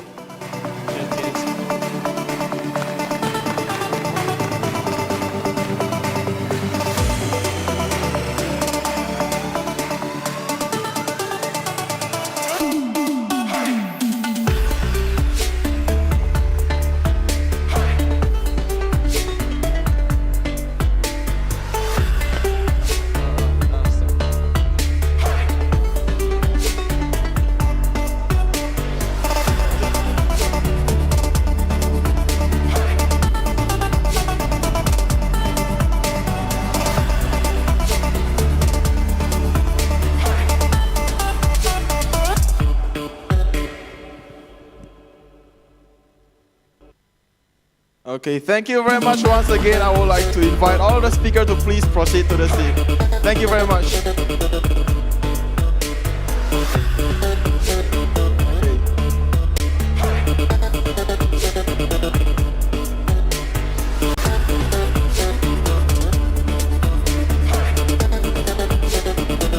And now, ladies and gentlemen, we have come to the end of our day one event. But before we end this, I would love to shortly brief our day two activity, which is way more shorter than this.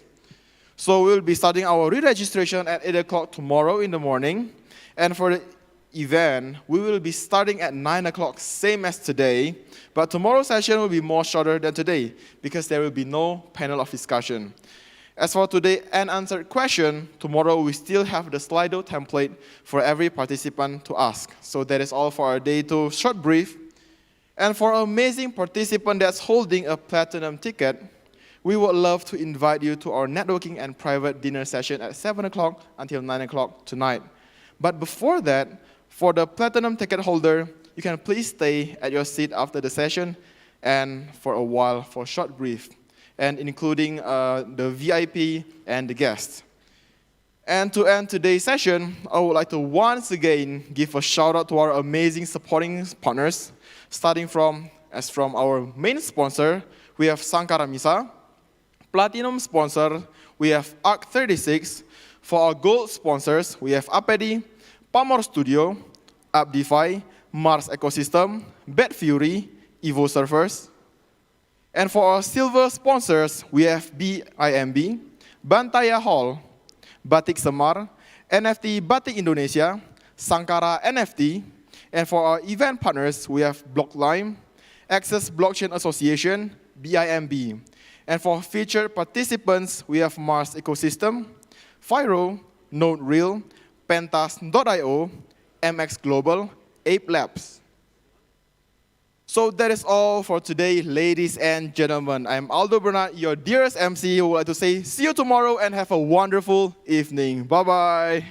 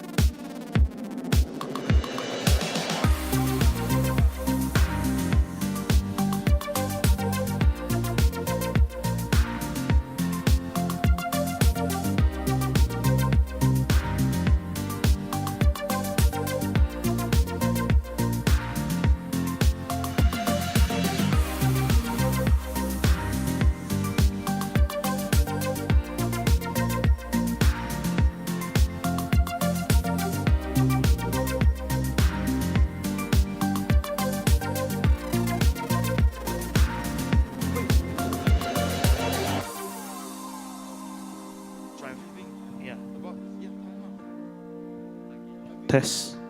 Okay. For everyone who are attending and take the luggage here, you can redeem your luggage in the registration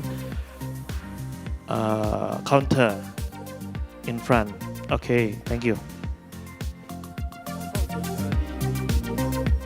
Okay, so for the dinner, I hope everyone who are holding the platinum ticket, the speaker and the special guests can stay in the hall for the future information. Thank you.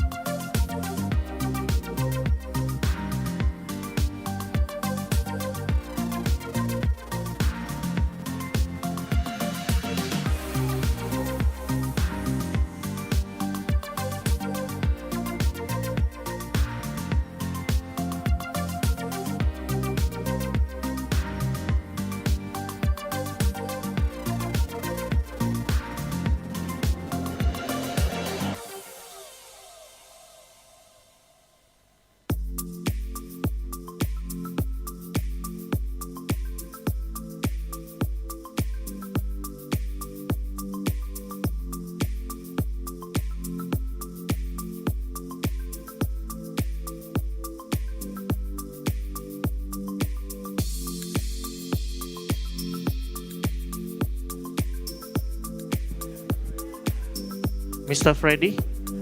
Mr. Freddy? Mr. Freddy? Yeah. Mr. Jaden? Okay, so I want to inform about the private dinner. We will begin the dinner at Awana Hotel on 19 o'clock or 7 p.m. So everyone who's staying in Awana, you can check in first, and then you can take a little rest. After that, let's meet in the lobby. And then the one who are not in the